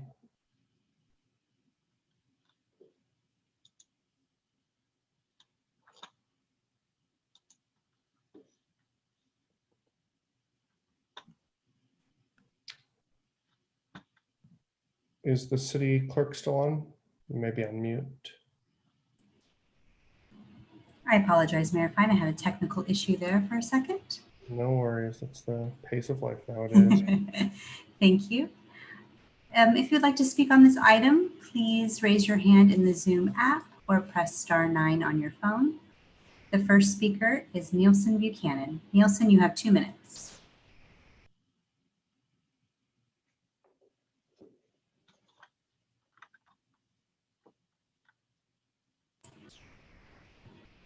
Nielsen, you may need to unmute from your end.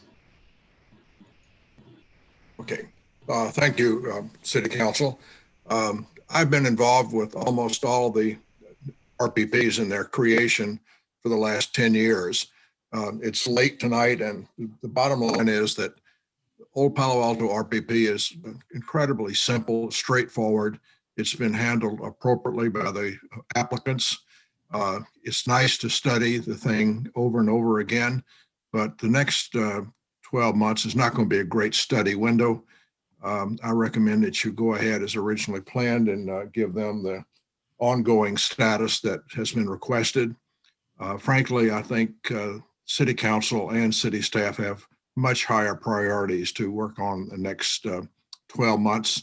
When the other RPPs are summarized, it'll be just as easy to make any changes at that time too. So thank you very much. Thank you, Nielsen. The next speaker is Chris Rebell. Chris, you have 2 minutes. Can you hear me okay? Yes, please proceed. Okay, great. Thank you. So I want to urge council to please approve the old Palo Alto RPP as a continuous program treated like all other RPP districts, and not just extend the pilot for another year or, God forbid, abandon the program altogether. I think you all know we had a serious all-day commuter parking problem. We had strong neighborhood support, over 90% of residents with over 60% participation. We still do. In your packet alone, you can read, you have 24 emails just this week, and I think a dozen or so the prior week. And all of them today are favorable. And there was, except for one person in Crescent Park who's talking about his RPP, but everybody, all 24 of them are positive. Last week, similarly, except from one person that didn't live in the district, and her issues could pertain to any of the RPPs. So our RPP was implemented in November, and the problem immediately was fixed.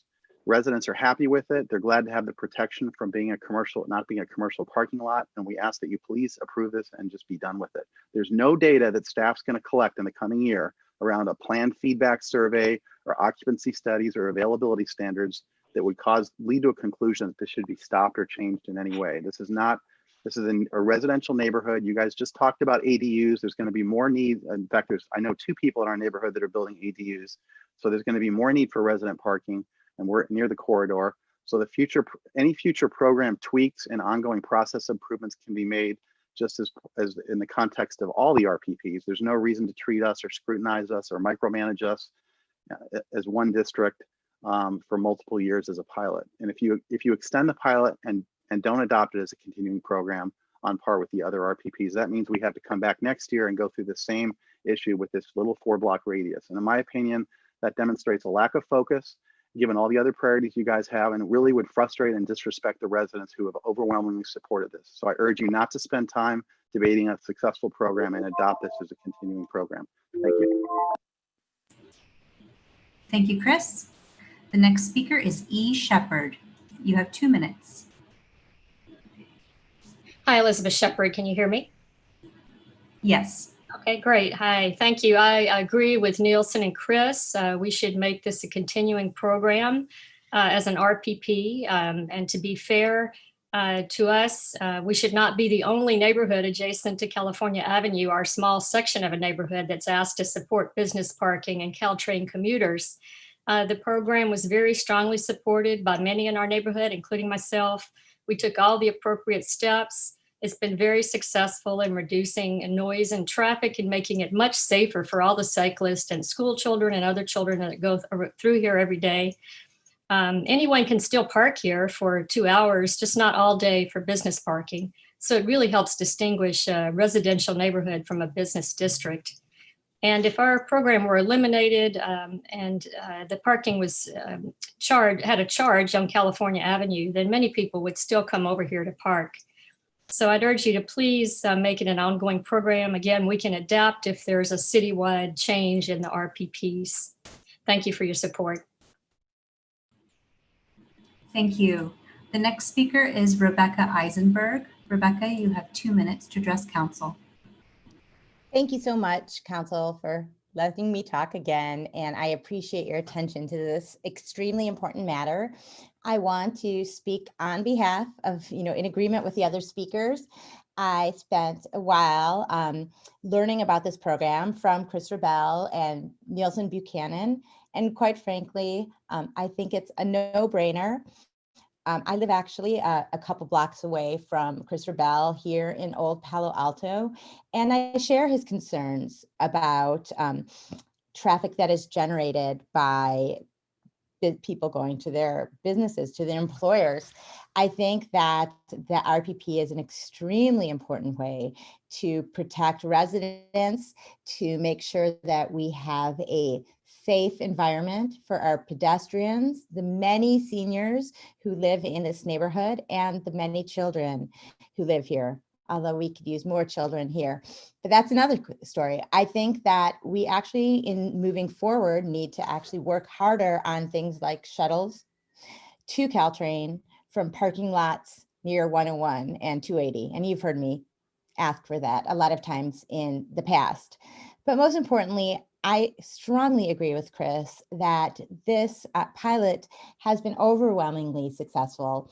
There hasn't been any negative feedback, and I think you'd hear it if there were, and tons of positive feedback. This is such low-hanging fruit. I don't think you want to visit this in a future meeting, and I think it's been working great. So if it's not broken, why fix it? So please approve this as a continuing measure rather than as a pilot, but at very least keep it going as a pilot. Thank you for your consideration.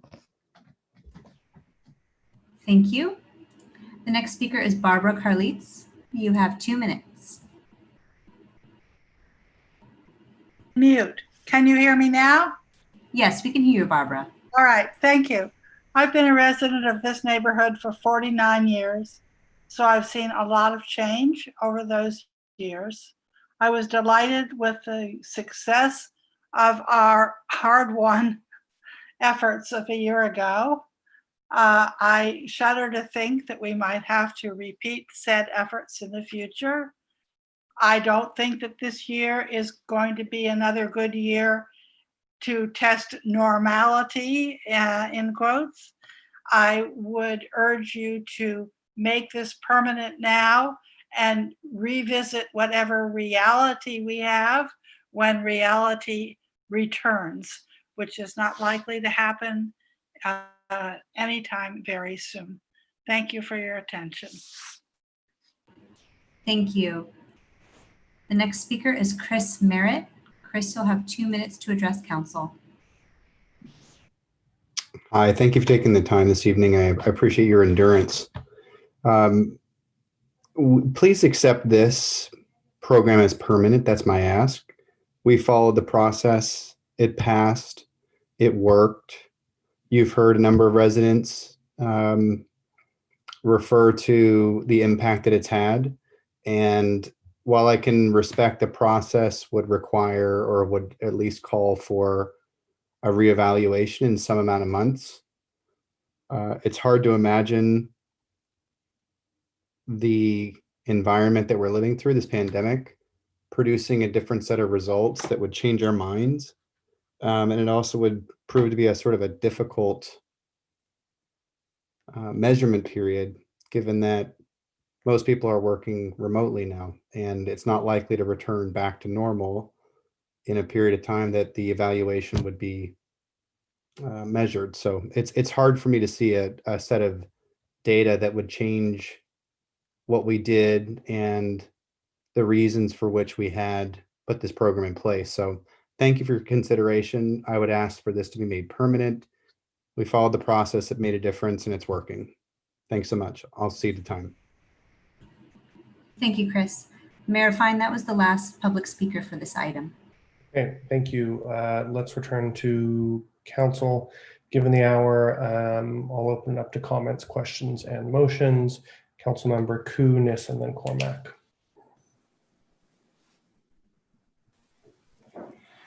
So Philip, you think that in this upcoming time that you'd actually be able to collect feasible parking data?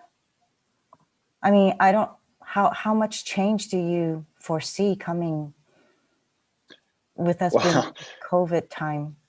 Yeah, so that's a really good question. Is I can't proclaim to be able to predict when everything's going to end, but we are starting to see, the potential of schools going back into session. Businesses are, as you heard in your city manager update, things are starting to maybe return a bit to normal.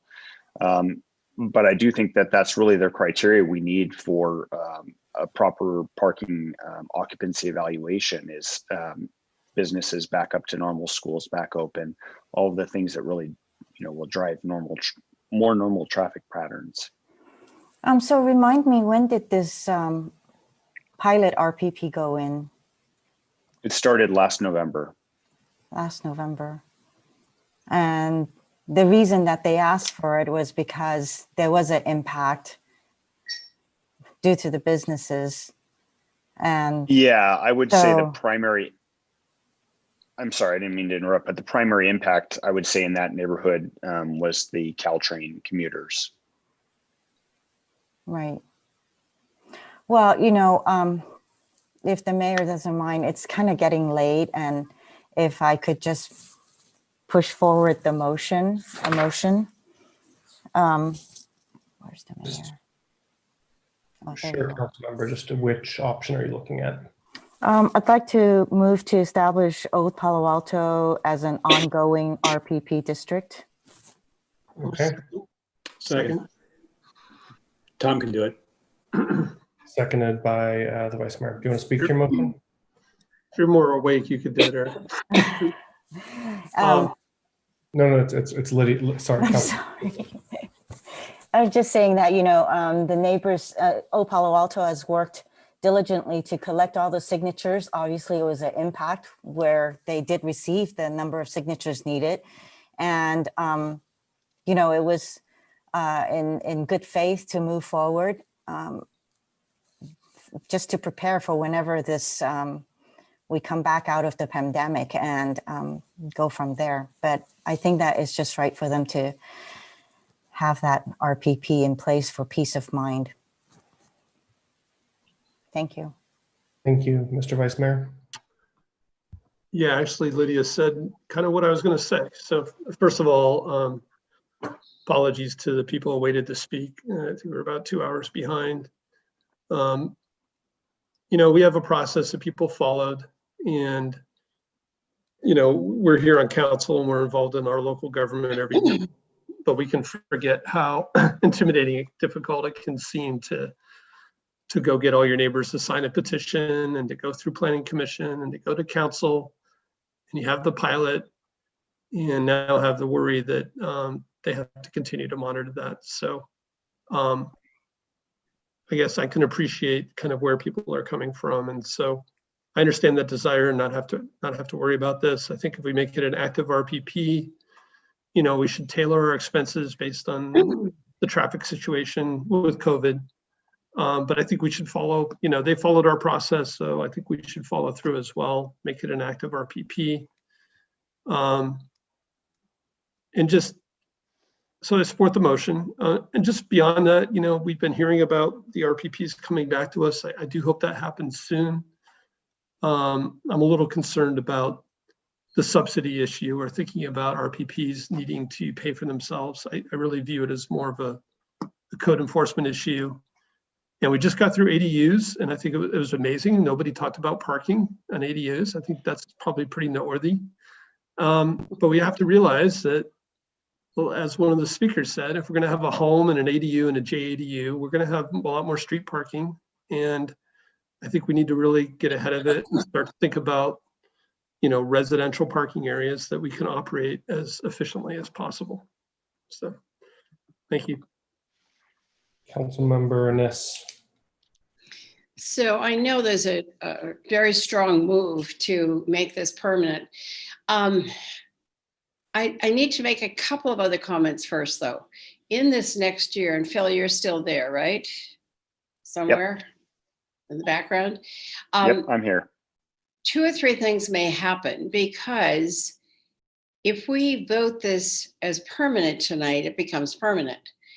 And I'm concerned with the garage opening, with another look at Evergreen, and also a whole lot less train traffic, and the promise that we would keep the pilot going for another year, that we have a number of issues in there. If at the end of another year of a pilot, that neighborhood no longer needed that, and that's essentially my neighborhood, what would be the result then? Would we, if we said we don't need this anymore after another year, would we simply take out all the signs and that would be it, or not? Yeah, so it'd be similarly to the way that district was formed.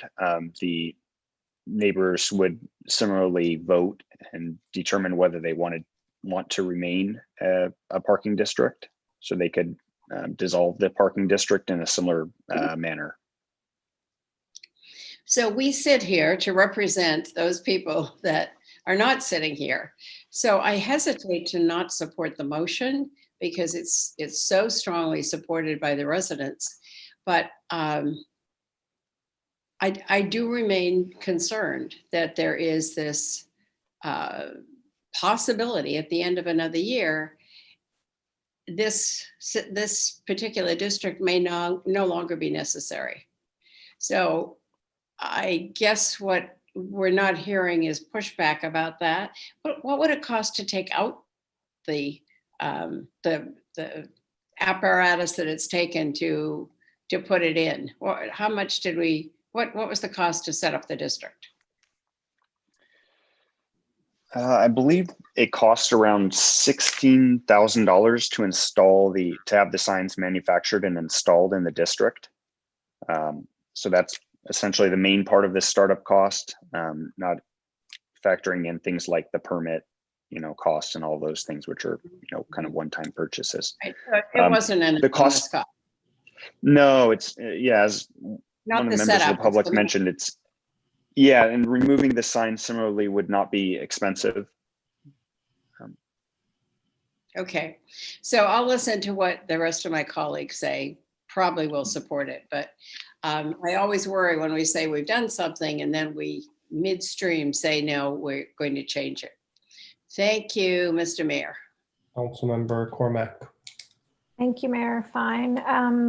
Mr. Kami, I confess I didn't understand the interaction with the California Street Garage. That you mentioned it in the slide presentation, but that's the number one reason I asked for this to be pulled from consent, is that, you know, there has to be some connection between the existing RPPs and what we've got in California Street Garage. So I'd love to have staff explain that to see if that can reassure me.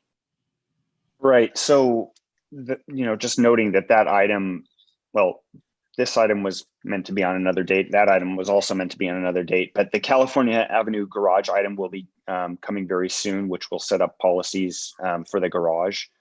Our intention with the item, not to, give you the whole presentation for that item, but our intention is to start to eliminate the employee permits in the Evergreen Park Mayfield zone, which is the zone nearest to the California Avenue, or which is the RPP district, I should say, nearest to the California Avenue new garage.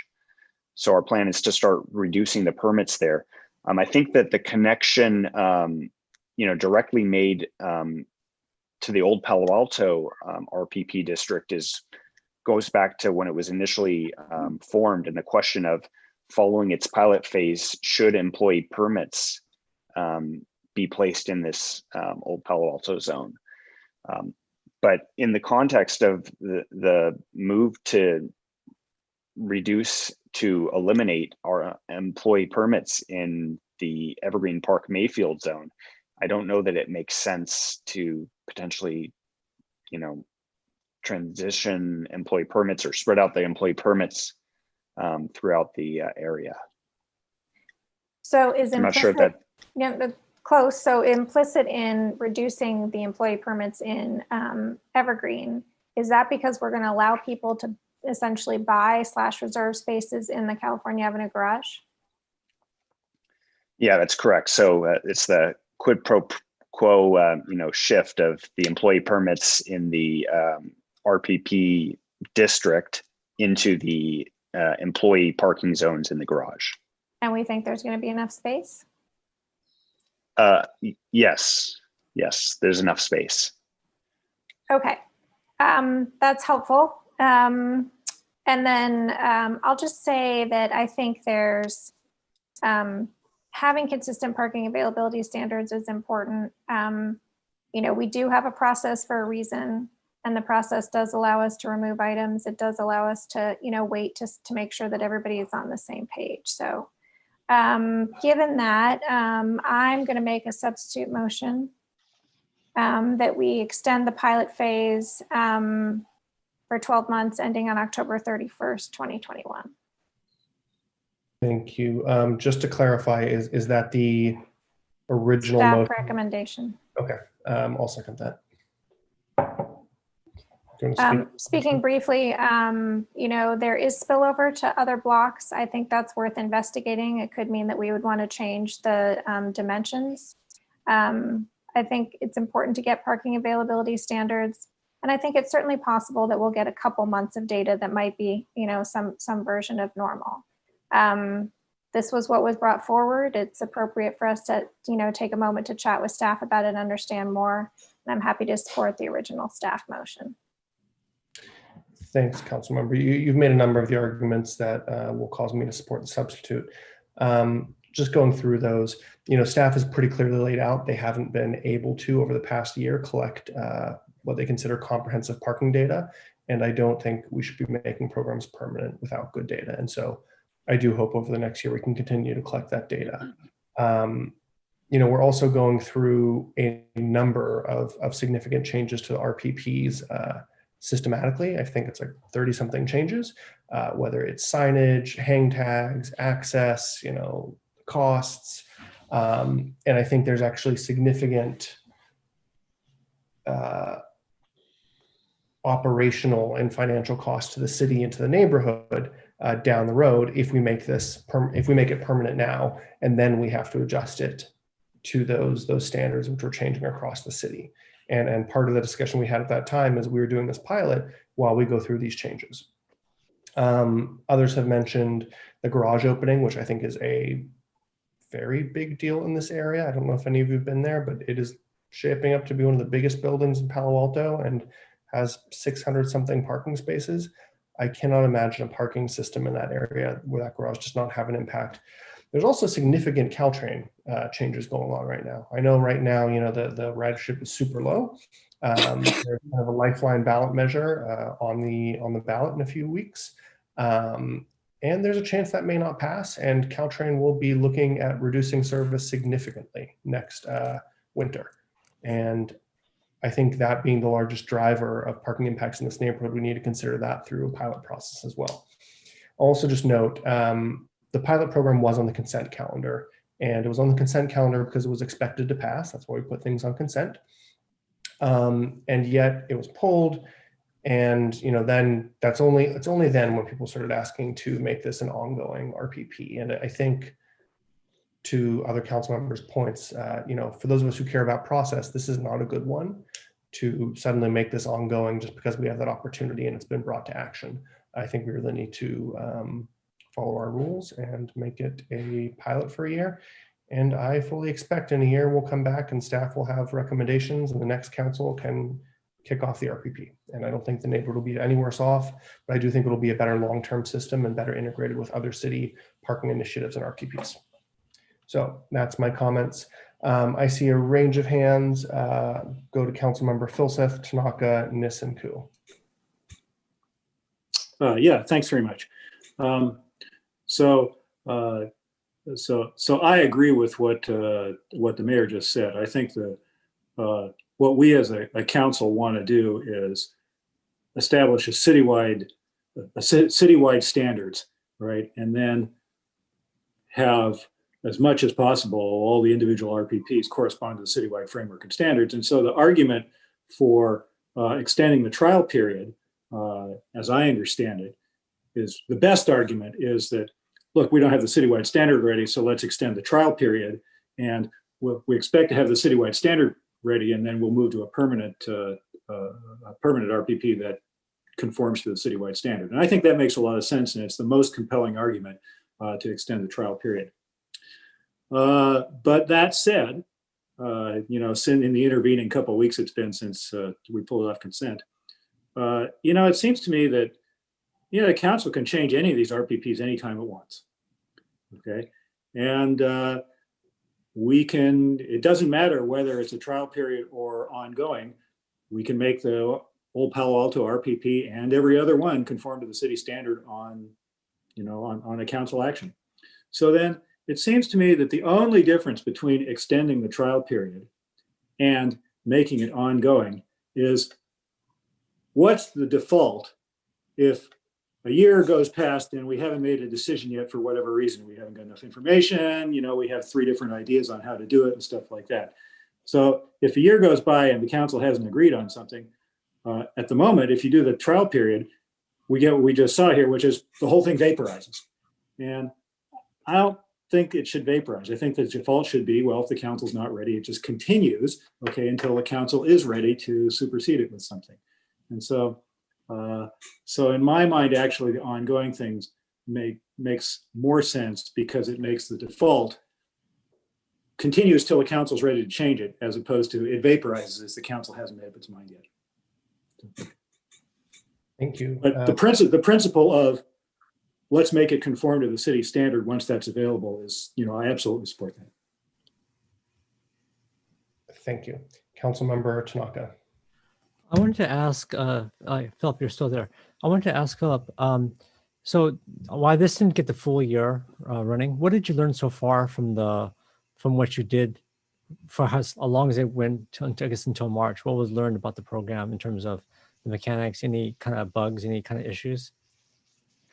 Yeah, I think actually I'll take a stab at this and then maybe Nate, who I've kept from having to say anything so far tonight, can speak, but we've heard some positive feedback early on when the program was first initiated.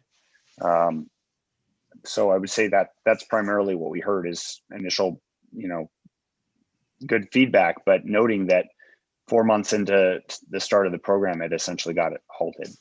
Nate, do you want to add on to that anything? No, I don't really have much to add. Okay. Knowing what you know now, is there anything in the program you would tune to make it a bit better? Any street segments that should be added or removed, or is there anything that you found that could make this program better?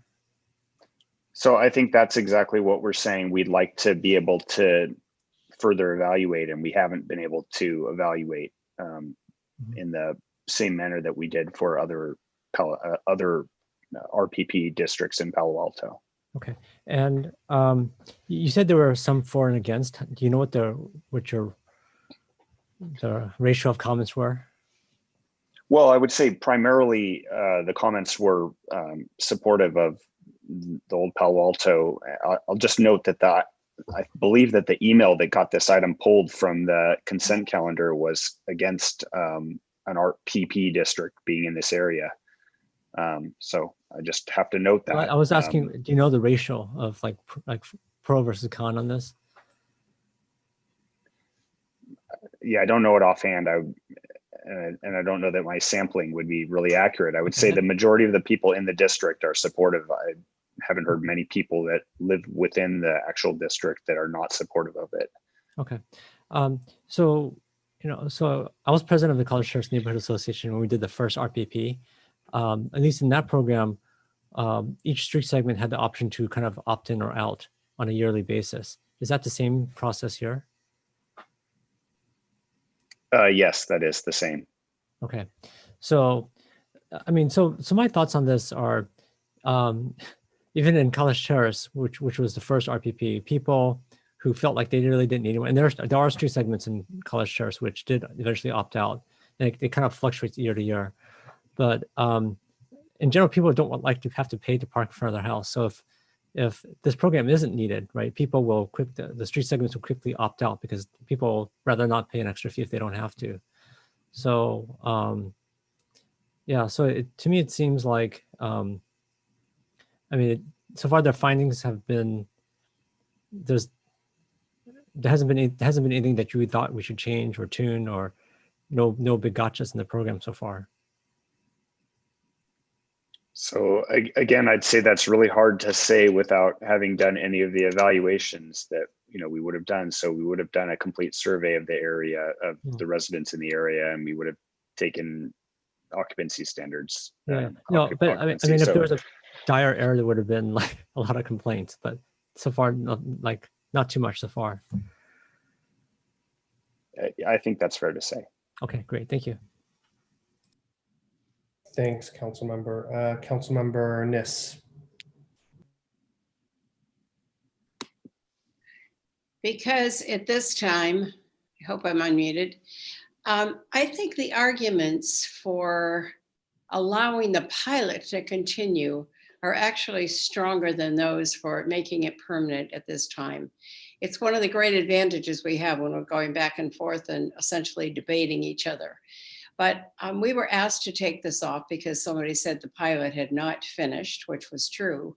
But looking at 3 major changes that are going to take place, 1 being the garage, 2 being the train. If Measure RR does fail, that will certainly alter the train traffic. And 3, the evergreen changes that are going to take place in the permits as well. So at this point, with that explanation, I'm voting for the substitute motion. Thanks, Councilmember. Last on this I have is Councilmember Koo.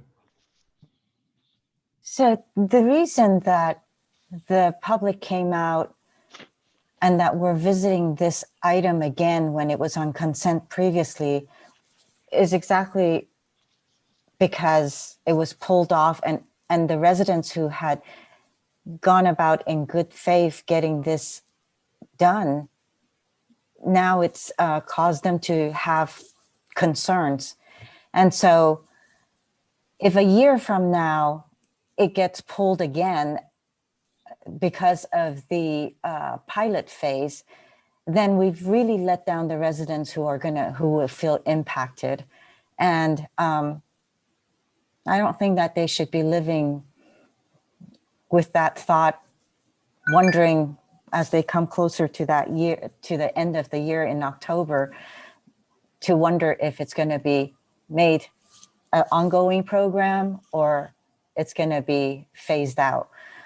So I can't support the substitute. Thank you. Okay, thank you. I don't see any more hands on this one. Let me get my vote sheet. Okay, I'm going to suggest we vote on the substitute. If it passes, the pilot will continue for a year. And if not, we'll go back to the main motion.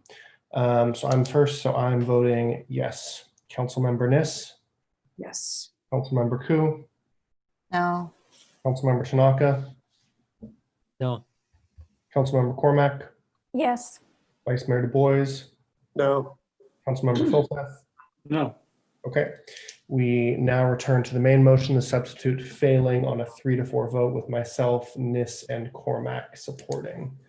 I think we've had a discussion, so let's just call the vote on the main motion, which is just to clarify, actually, this isn't going to establish the Old Palo Alto RPP as an ongoing RPP district. It will be direction to staff to return with an ordinance to do as much. Is that correct? It's a resolution, Mr. Mayor, and so thank you for pointing that out. So just so that the public is not confused, it's routine. It will just implement this direction. It'll come back on consent as a resolution. So there will be a resolution establishing Old Palo Alto as an RPP district. Correct. Okay. Councilmember Niss? Yes. Councilmember Ku? Yes. Councilmember Tanaka? Yes. Councilmember Cormack? Yes. Vice Mayor Du Bois? Yes. Councilmember Filseth? Yes. And I'm a no. Okay, thank you. That passes on a 6-1 with myself dissenting. Thank you everyone for attending. Thanks to staff and thanks to all of our speakers. Thank you. Now we'll return on consent. Do we know when? Because the pilot still expires on the 31st, right? And there's language that it continues in the face of inaction. Phil, do you have an idea of when it'll come back? Sometime in early November, maybe? Yeah, I would think we could pull this together fairly quickly. Not totally reinventing the wheel here. We've got how many of these resolutions already? So I would think we'd be able to pull it together fairly quickly. Right, thank you. And as soon as we have that date, please. Yeah, and again, to clarify, it does not lapse. It will stay in place. Cool. Okay, I hope everyone's still on the call. Just heard that. Thank you all. That concludes item number 9. Let's please move on to item number 10, review and discuss the City of Palo Alto's public art program. This is a referral out of our budget sessions where we had some discussions about the public and private 1% for public art. Yes, thank you, Mr. Mayor, members of the council. Let me ask Elise DeMarzo, our public art program manager, to report for staff. As she's getting set up for that, let me just perhaps provide a little bit of context. This, as the mayor noted, is a follow-up to your budget deliberations as one of the motions that was adopted at that time in the course of the budget. Let's see, the motion was to return with temporary suspension of the 1% for public art for 2 years and reevaluate at mid-year budget check-in. So in response to that, staff does have a presentation that provides some context and some background on the program, the ordinance. Of particular note in the fiscal context is to note that this program does operate under a principle of pooling funds and recognizing that one of the topics of discussion in the budget process was funding for the public safety building, public art. that in follow-up to that motion, it did become clear, and perhaps wasn't clear to the council at that time, that in order to advance that project, the program had to basically run in parallel with the capital project itself, the art commissioning process. And so we could speak to that, and Elise could speak to that in more detail. It's basically been a 3-year project that has required the program to advance some funds in order to get the selection process of the artist selection, the work selection, and then proceeding to the fabrication in a time frame that allowed that to not become the critical path itself. So with all of that, I think that we've got some information that will be helpful for the council just to review the status of the program and to direct us accordingly. So with that, Ms. DiMarzo. Great, thank you, City Manager. Elise DiMarzo with the Public Art Program. So I'm going to walk you through some of the program, the 2 ordinances under discussion this evening, some of the projects that are underway and what's on the horizon. And it's not advancing. Let's try that again. There we go. So here's the recommendation from the staff report, asking council to review and discuss the report on public art and direct staff to return to City Council with an ordinance to amend the Muni Code to temporarily suspend the 1% for art municipal projects and or private development projects for 2 years, or 2, to provide other direction to staff. So let's start off with a little bit of history of the public art program. And pictured, you will see some of one of the frescoes, which is on the Roth building by Victor Arnautoff. While the city did begin collecting artworks around 1973, it was 1975 that municipal ordinances were adopted, creating the Visual Arts Jury and creating the Art in Public Places program. The Arts Jury, of course, later became the Public Art Commission. Greg Brown became the first artist in residence funded by the CETA grant and to create murals throughout the downtown corridor. The city started collecting some large artworks that are still placed throughout our parks and open spaces. And of course, the Coverly Artist Studio program was founded, which is still under the purview of the Public Art Program. Some of the projects in our collection include earthworks, such as the artworks associated with Bixby Park. In the late 90s and early 2000s, the Public Art Program partnered with California Avenue businesses to create the Avenue of the Arts, commissioning murals and artwork throughout that area. In 2005, the city adopted the 1% for art policy. In 2014, it adopted the private percent for art ordinance. In 2015, the municipal percent for art policy was changed to an ordinance. And luckily, in the years that have followed, we've received a number of awards through Americans for the Arts in recognition of our public artwork.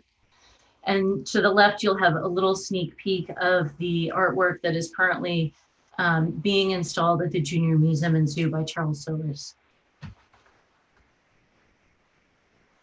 So public art does create a sense of place and reflects neighborhood community. Some of these projects are the ones that are most often cited as being favorites. And in fact, Nude and Steel on the right there frequently can be seen with a flower tucked behind her ear by a community member. We also have quite a few community engagement projects. So we love our public art sculptures and murals, but we also sometimes have very volunteer heavy environmentally focused projects. The one on the left is Foraging Islands by Mary O'Brien and Daniel McCormick, which involved 69 community members ranging in age from 6 to 90, who donated nearly 200 hours to create this island in the hopes of attracting critters that would hopefully bring the burrowing owl back to that area. And then to the right, of course, the blue trees you all are familiar with. It was supposed to take 5 days for us to turn them blue. And we had so many walk-ups and volunteers that it happened in 3 days and perhaps had a few more layers of pigment than were necessary. We've been very fortunate in our online and our social media engagement, getting a lot of feedback from the public very easily, immediately that way. In fact, this week we just posted a Greg Brown scavenger hunt, which has gotten a tremendous amount of interaction.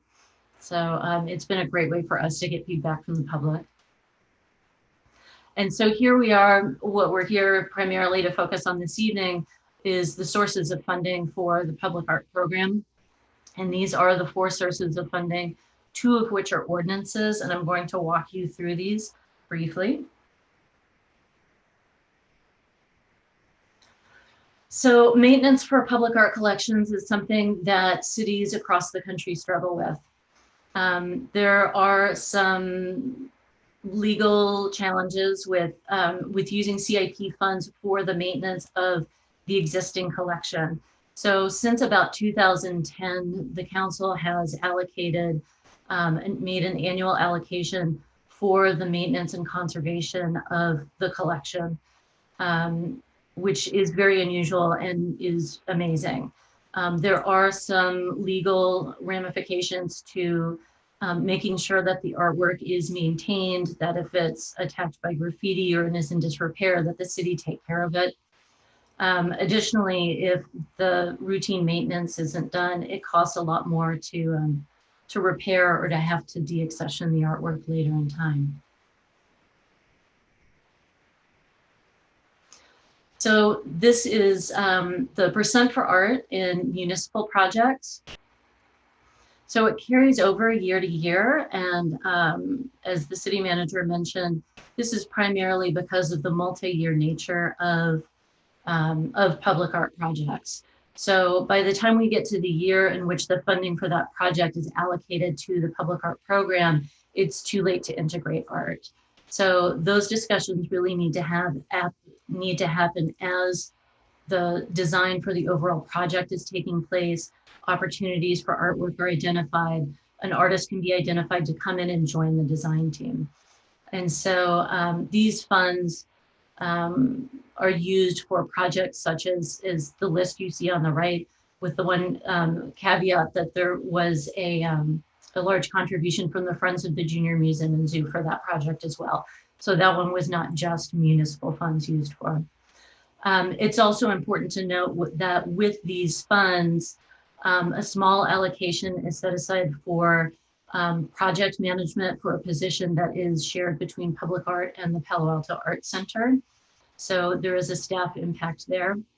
And another piece related to the maintenance budget is that in future years, as we continue to grow the collection, we can allocate some of the CIP funds for the maintenance of the new pieces that are coming online. So that is also something that we've been discussing for the future. So this is just to give you a sense of the historic and forecast municipal CIP amounts. So the 1% is supposed to be 1% of the city's CIP budget, which sounds like it would be a huge number. There are quite a few exemptions to that, as outlined in the staff report. And so this is where the 1% has netted out. You can see as a number of the infrastructure projects have hit that there's been an uptake from 2017 culminating in FY21, primarily because of the public safety building. And then funding levels by FY24 and 25 return back to sort of the baseline that we had seen in previous years of $30,000 to $60,000. Let's see. Oh, and the other piece I wanted to mention is the public art program typically does not spend the funds down because of the fluidity of the way projects run. So if we have a project that we need to take additional funds for, we're able to do that within our percent for art funds and not return to council asking for a new allocation of funds. The other thing is that occasionally there is a budget correction. So for instance, this year at mid-year, there's already $200,000 that is scheduled to be transferred back out that was previously allocated to the public art program for the downtown garage.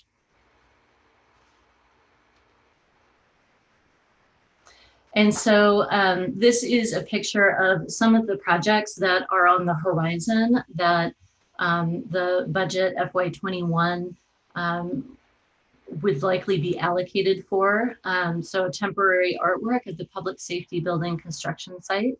If you've been to the CalApp garage and you've seen our little friend there on the left, that he is just one piece of one of the artworks. So there is a plan to do 2 full wraps of that construction site as it takes place. Fire Station 4, potential temporary or permanent work associated with the Newell Street Bridge. And there are a number of bike and pedestrian projects along El Camino and elsewhere through the city that we've been in discussions about integrating artwork with. Upcoming temporary initiatives, we have a couple that are aligned with Uplift Local. So the phase 1 micro grant projects, both for commercial corridors and for neighborhoods. So the Public Art Commission did approve funding in September for those, and as well as we have an open call for temporary murals in commercial corridors. So phase 2 would also come out of this fiscal year 21 budget.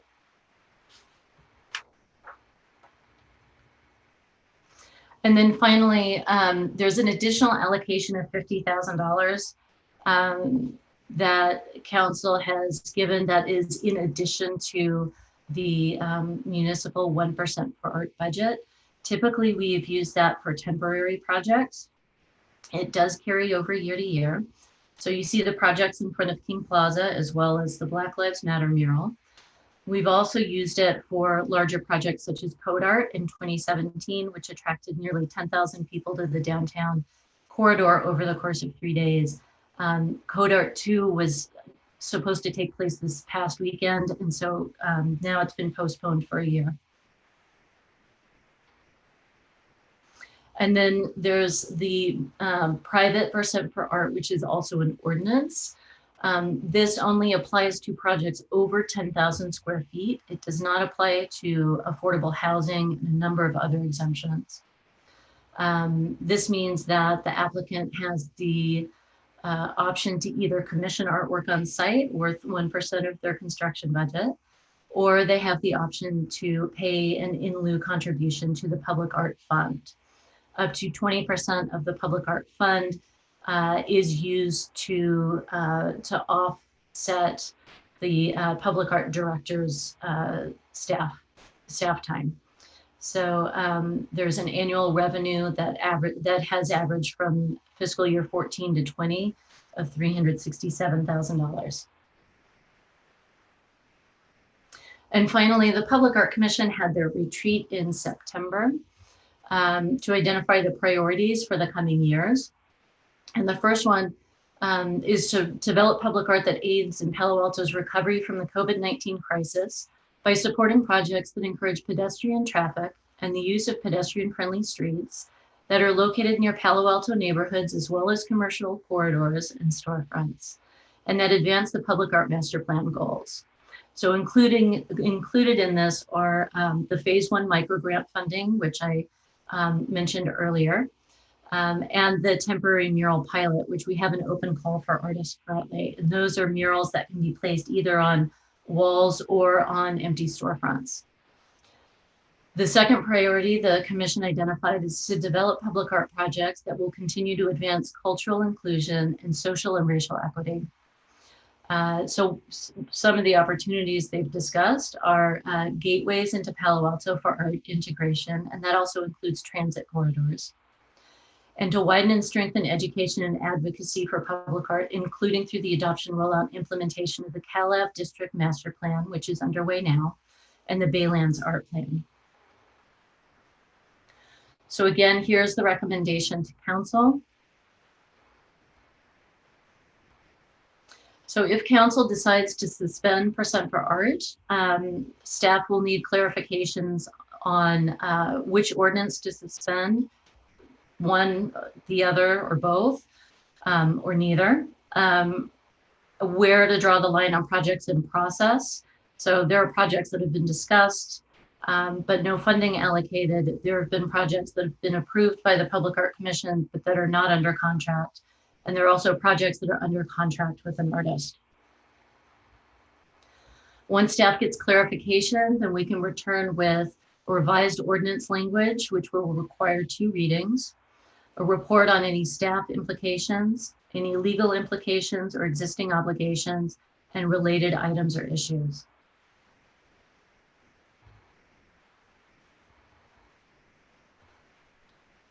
And with that, I turn it over.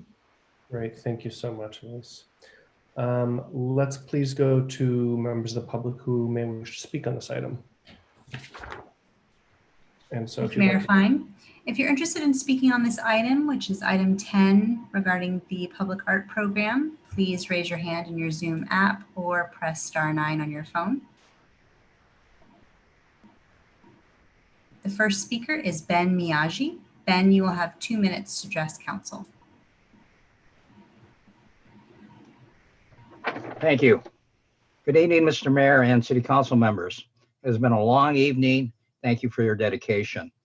During these difficult times, difficult decisions must be made, but it is also a time to look forward. The Palo Alto Public Art Program has flourished and brought national recognition to the city. As examples, the Black Lives Matter mural and code art have brought thousands of people into the downtown area and highlighted the city in a positive way. The financial impact of people spending money on restaurants, shopping, coffee houses, bars, parking, and it is significant and contributes to the vitality of Palo Alto. Without funding, future projects are in jeopardy. I urge you to not to suspend the % for public art ordinances and ensure that Palo Alto has a robust public art program when the pandemic ends. Thank you. Thank you, Ben. The next speaker is Lauren Gordon. Lauren, you will have 2 minutes. Thank you. Mayor Fine, Vice Mayor Du Bois, Council members Philseth, Cormack, Nis, Koo, and Tanaka, thank you. Thank you for supporting public art. By supporting art, you support our community. Public art provides social cohesion and encourages civic engagement. I think of our temporary project, In Search of the Truth by Collective Cause. This international exhibit popped onto King Plaza in 2017. In Search of Truth was a giant thought bubble that visitors entered to share their truth. From Ireland in 2011 to Afghanistan in 2013, Flint, Michigan, and Palo Alto, California in 2017. This exhibit gathered diverse members of our community and allowed them to have a voice. Another exhibit that comes to mind when thinking of civic engagement is one that Elise just brought up, and that was by artists Mary O'Brien and Daniel McCormick, working with volunteers to build foraging islands in the Baylands. Volunteers were delighted to build a natural structure intended to be a place of food and shelter for the animals living in the Baylands. Recently, 18 artists created the Black Lives Matter mural. The day the artists were creating their letters, many volunteers were there in support, and many more Palo Alto citizens and visitors stopped in awe of this beautiful mural coming into being right before their eyes. So many enjoyed this mural that the street remained closed for months. As you are aware, the Public Art Commission recently gathered on Zoom for our annual retreat. The focus of our commission was outlined by Elise, and I see that I only have a little more time to talk. So I will tell you, the commission is focused on developing public art projects that will continue to advance cultural inclusion and social and racial equity. We need funding for these important projects. Thank you. Thank you, Lauren. The next speaker is Mark Weiss. Mark, you have 2 minutes. Good evening, Council. My name is Mark Weiss. I live on Bryant Street in downtown North. And excuse me if I think outside the box or cannot color within the lines tonight on the exact direction of staff, but I have a couple kind of random questions or items.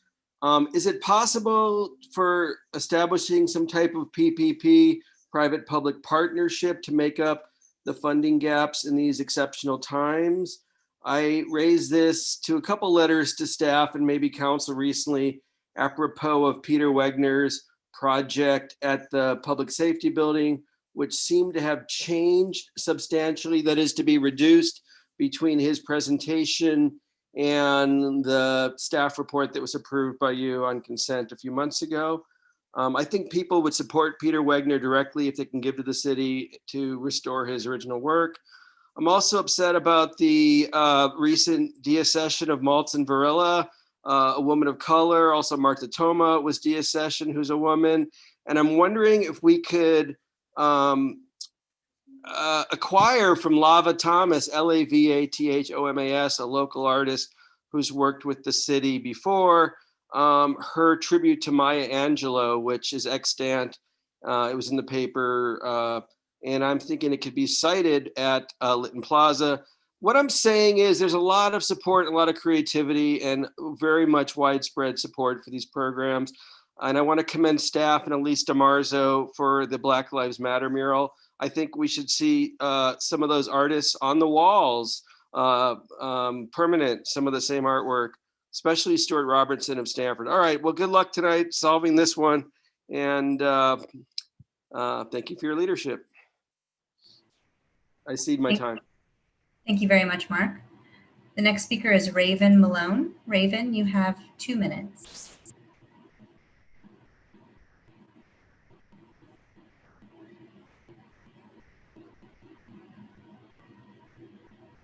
Raven, go ahead.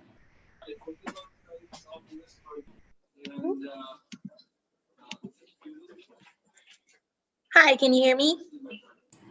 Yes, we can hear you. Okay.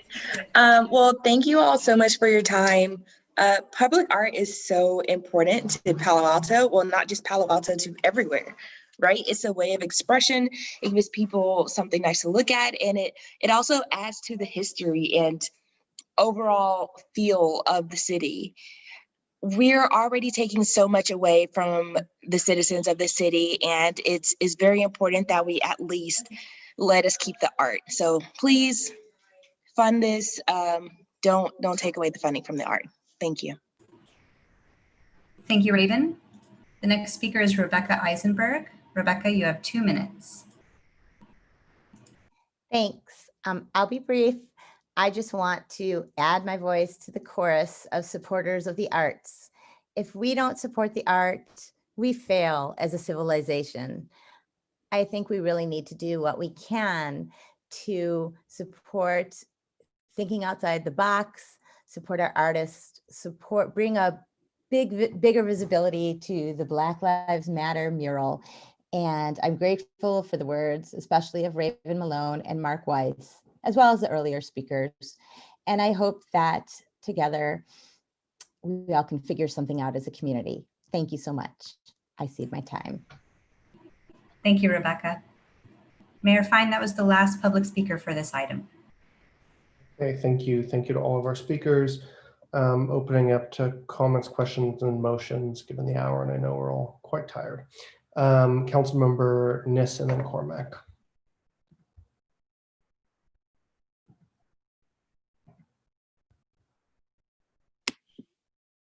Thanks everybody for speaking who is still on the line. So without wasting any time, let me move that we not suspend the 1% for art in municipal projects or private developments for 2 years, which is the direct opposite of directing the staff. So thank you for the second.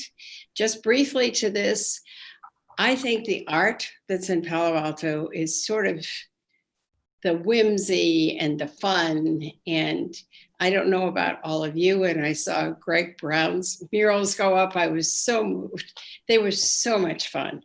And all over town, we see art, we argue about it, we fight about it, we admire it, and it's such a great conversation piece. So I can't imagine what we were thinking that we thought about not continuing it. So obviously I am moving that we stay the course. And thanks for the second, Councilmember Cormac. Thank you, Councilmember Cormac. Thank you, Councilmember Niss. I didn't agree with this at the time, and I don't agree with it now. I'll just give a few examples. Those of you who read the Post know they have, I can't remember what the title is, but it's like a "Where is this photo taken?" It's almost always art in Palo Alto. And it's fun to see it and to think about where it is. It goes along with the destinations that Ms. DeMarzo was talking about. Let's use the BLM mural earlier this year. That provoked some really difficult conversations and a lot of learning, and none of it would have happened without that art. And we have an art commission that was prepared to do it, and they had the funding to do it. That was actually a really big deal for our community, and it did exactly what it was supposed to do. My grandfather was a farmer, and I think what the people who put this on are trying to do is close the barn gate after the horses left. I understand that it's a lot of money. It's a lot of money to put public art on the public safety building. But I think that this is an important part of our community, and we certainly heard that throughout the budget, all kinds of arts, not just performing arts, but also studio arts. So happy to support. Thank you, Vice Mayor Du Bois. Yeah, just want to say thank you to staff for the update. I think this item was created, I know this item was created during the budget when we were faced with some really deep cuts, $40 million in all. We're getting a budget update in a few weeks, and I don't think we've heard that we're going to need to make another deep round of cuts. So things seem relatively stable right now, which is great. So I also support and then leaving this program as is. Okay, I've got a quick couple council members, Tanaka and Ku.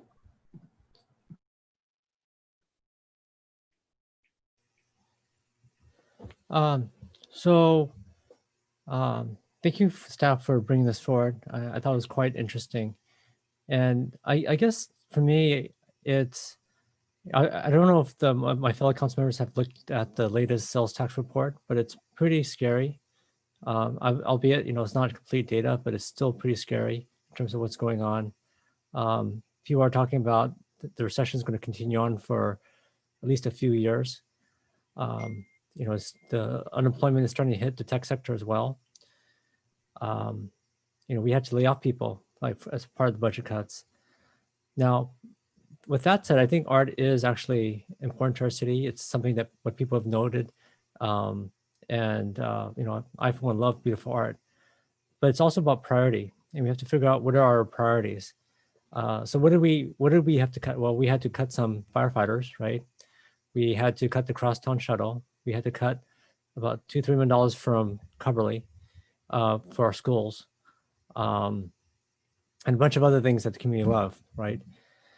And so I wonder, and I don't know if staff could talk a little bit about this, but what about the route of looking for corporate sponsors, looking to do some sort of public-private partnership to try to see if there's a way to make the ends meet?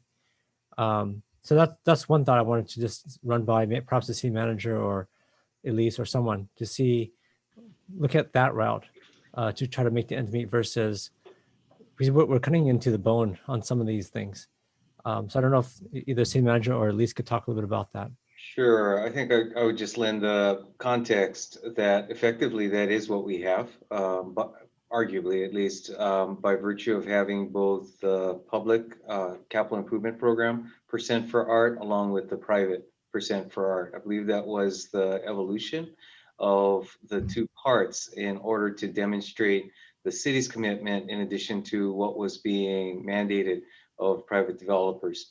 Beyond that, with respect to the public program itself, as I'm sure the council can understand, it's the need for stability and predictability to the program, recognizing that in addition to the individual works, there is the need, as Ms. DeMarzo pointed out, to both manage the delivery of the program, to maintain, and to also operate as a program. This effort on an ongoing basis. So with that, Mr. Barnes, if you'd like to add, please feel free.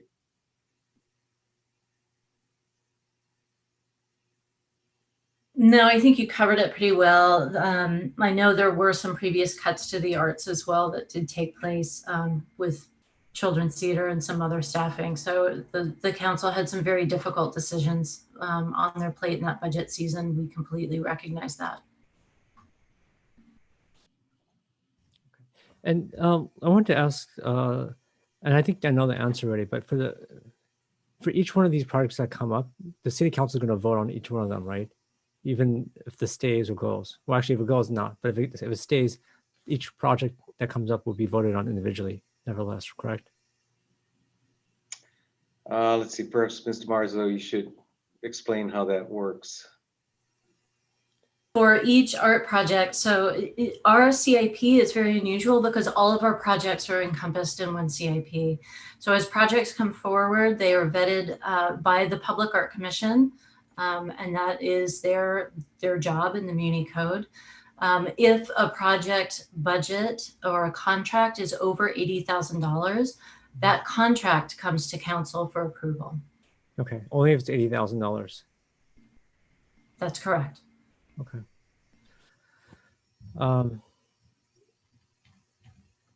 Okay, great. Thank you. Councilmember Ku. Mr. DiMarzio, does this program also involve art classes or art involvement of kids, youth? So the public art program itself does not have classes, but as in the example with the community engagement project out at the Baylands and with the Blue Trees, we frequently do have projects that are volunteer heavy where families and children are welcome to join us. Would it be possible to specifically say, for example, involve or engage those youth at YCS or, YCS? So I'll give you an example. Currently, our call that's open for artworks for the temporary murals in the Cal Ave and the University Avenue corridors, that is available for youth artists. So they are allowed to apply for those kinds of opportunities. And what kind of outreach does the art program do? We have a lot of followers on social media, so that's how we get through to a lot of the youth, and also advertising opportunities through our community network. So we push it out through the Art Center and the Children's Theater networks as well. Okay, well, that's great to know, especially at this time when there's so much isolation. Please include them. Thank you. Thank you. Just a quick couple comments and then let us all go to bed. I'm going to support the motion. I think it's really important we keep this program going. We didn't stop it in the last recession, and I actually think it's something I never really realized I'd loved about Palo Alto. I always knew that, but I've learned so much more about it over my years on council. And people mentioned the Black Lives Matter mural. I think that was a cultural high point for Palo Alto, and I've rarely had so many discussions around something like that. Even this morning, I went on a jog. I went by the wagon wheel, which didn't seem to be out there. Some of the sculptures at Rinconada, the willows, some of the Greg Brown paintings on Lytton. And just one thing I'll point out, a long time ago, back on March 4th, I don't know if you'll remember, it was the State of the City. One of the final photos I showed was actually the hotel guy or whatever it is, letting some aliens up into a door painted on a building. And I brought that up because I said, I really think it's important in Palo Alto that we have a little bit of whimsy. And I think that's what some of this art program brings to us. And it's largely, self-funding. And I think supports some real joy and education in Palo Alto. So I think we should keep it going.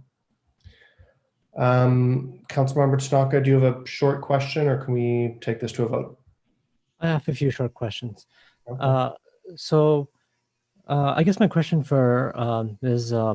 DiMarzio is I wondered, is there a correlation between the money spent and good art? Or because I see that some great art pieces that weren't terribly expensive. And so I wanted to understand, like, why 1%? Why not 0.5%? Why not 2%? Like, why 1%? Why? Because I think there's, what I wonder is, can we get art from perhaps maybe artists who aren't quite as established, or maybe more local artists, versus try to buy, name brand art. Perhaps, art from artists who are perhaps are up and coming, that don't have the reputation and thus the price tag, could be just as good in our city versus ones that are perhaps more name brand type of art.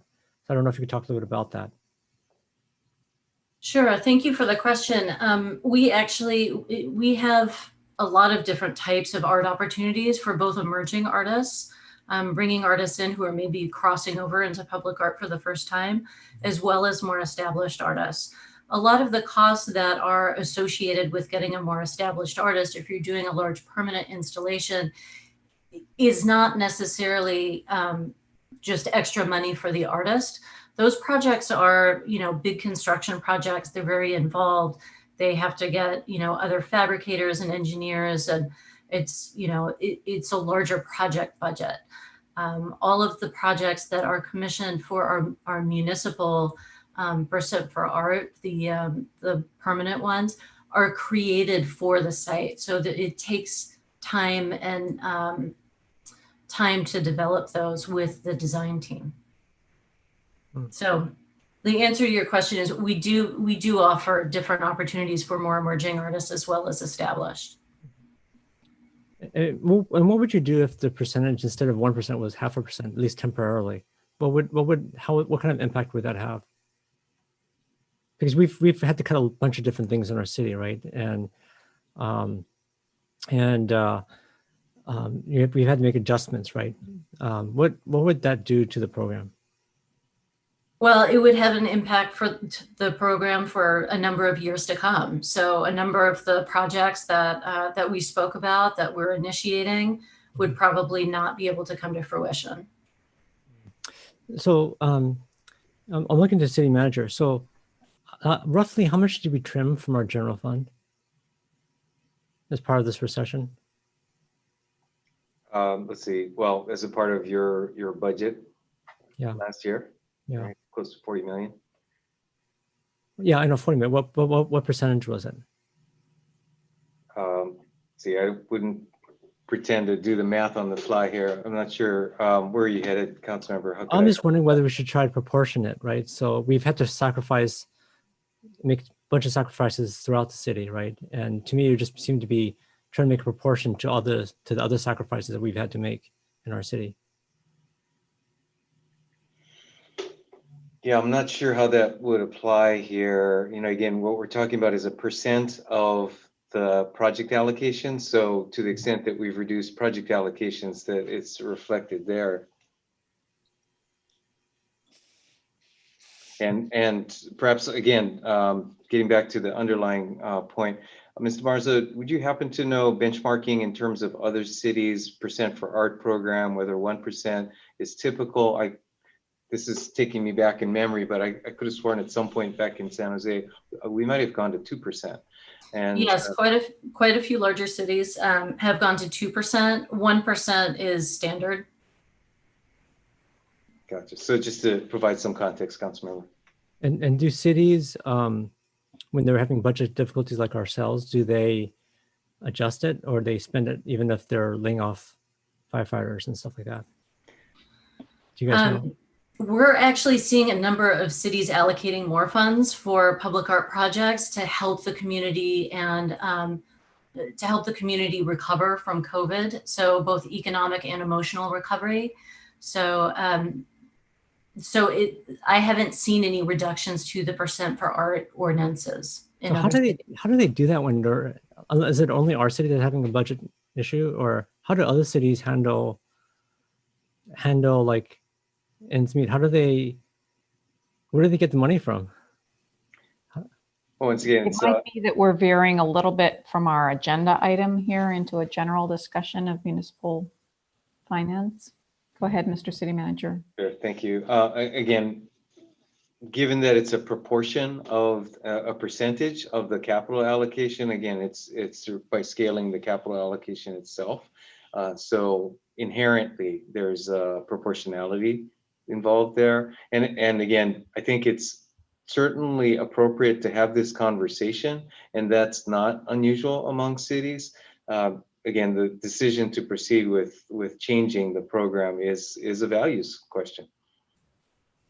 It's 5 minutes. Okay, great. Thank you. All right. I don't see any other hands, and given the hour, I'm going to suggest we vote on this. I think last this one first. Councilmember Ku, Yes. Councilmember Tanaka, Yes. Councilmember Cormac, Yes. Vice Mayor Du Bois, Yep. Councilmember Filseth, Yes. and then me, Councilmember Fine. I'm a yes. Sorry, got a little confused there. That passes unanimously on a 7-0, and so no changes to our public art program, but thank you to staff for bringing forth that report. We now move to council member questions, comments, and announcements. I just have one really brief one. I spoke with council members Cormac and Nis today, and we've decided to end the business support ad hoc. As you all know, we have a lot of ad hocs running this year, and I think that one has run its course, although we continue to do business outreach activities. If you have any comments or questions, please hit your light. Seeing none, I'm going to adjourn our meeting, 11:37. Thank you, everyone. Good night. Good night, everybody. Night.